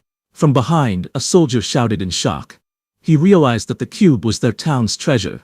That was the artifact they had been protecting. Lin Feng looked at the cube and quietly asked how it was supposed to be used. The soldier smiled awkwardly and admitted that they did not know either. He explained that when the tactician sent it to them, he said it was a divine artifact specially meant to fight against the demon tribe. But before he could teach them how to use it, the demons attacked. Hearing that, Lin Feng reached out to the cube floating in the air and released some of his nature energy into it, but nothing happened. Lin Feng was surprised that there was no reaction to mana. The cube remained silent. Thinking for a while, he finally said that he would keep it for now and return it once he figured out how it worked. The soldier nodded and agreed. He said that Lin Feng had saved their entire town, so it was only natural that the artifact belonged to him as spoils of war. While leaving, Lin Feng suddenly stopped and asked the soldier if they could still turn in the mission since the mission location was already destroyed. Then he added that earlier, he had saved 2 students in Iron Rock Town. But now that Iron Rock Town was destroyed, he wondered how their mission would be settled. The soldier looked surprised for a moment and asked if he was talking about the mission issued by the Extraordinary Academy. He quickly explained that it was simple. The students only needed to go to the Imperial Iron Wall. He continued that the Military Affairs Office at the Imperial Iron Wall specifically handled situations like this. As long as there was evidence, the mission would be considered complete, and the rewards would be given as usual. Hearing this, a faint smile appeared on Lin Feng's face. As he prepared to leave, the soldier called out to him, asking if he was not going to leave his name behind. Without turning around, Lin Feng simply raised his hand slightly and replied that they would meet again if fate allowed it. With that, he walked away, leaving the ruined land behind. From there, Lin Feng returned to Iron Rock Town. Amid the wreckage, he moved quickly across the broken structures. On the ground nearby lay Ailing in a school uniform. She was unconscious and resting on a slab of rusted metal. Lin Feng knelt and reached out his hand, telling her to wake up, saying it was time to go. Slowly, Ailing opened her eyes. She looked confused and weak, and wondered how she had fainted. Then her eyes widened slightly, as she suddenly remembered the demons. Lin Feng calmly explained that she had suddenly fainted for some unknown reason. He reassured her not to worry. The demons had fought him for a while, but eventually they had slipped away on their own. Ailing frowned slightly, feeling something was strange. She clearly remembered that someone had been behind her before she lost consciousness. Ignoring the confusion, Lin Feng stood up and told her that they should head to the Imperial Iron Wall to turn in the mission. Ailing slowly pushed herself up from the ground, still shaken, but quickly followed behind. After some time, they arrived at the place known as the Imperial Iron Wall. When Ailing saw it, she was stunned. She looked at the massive structure in disbelief and asked if that was truly the Imperial Iron Wall. Before her stood a huge stone wall that stretched far into the distance. Tall towers rose high into the sky, and countless soldiers stood guard on top of the wall. She looked around in awe and said that there were so many soldiers stationed there, defending against the demons day and night. Clutching her hands, she spoke with admiration, saying they were truly great. Then both Lin Feng and Ailing walked towards the Imperial Iron Wall.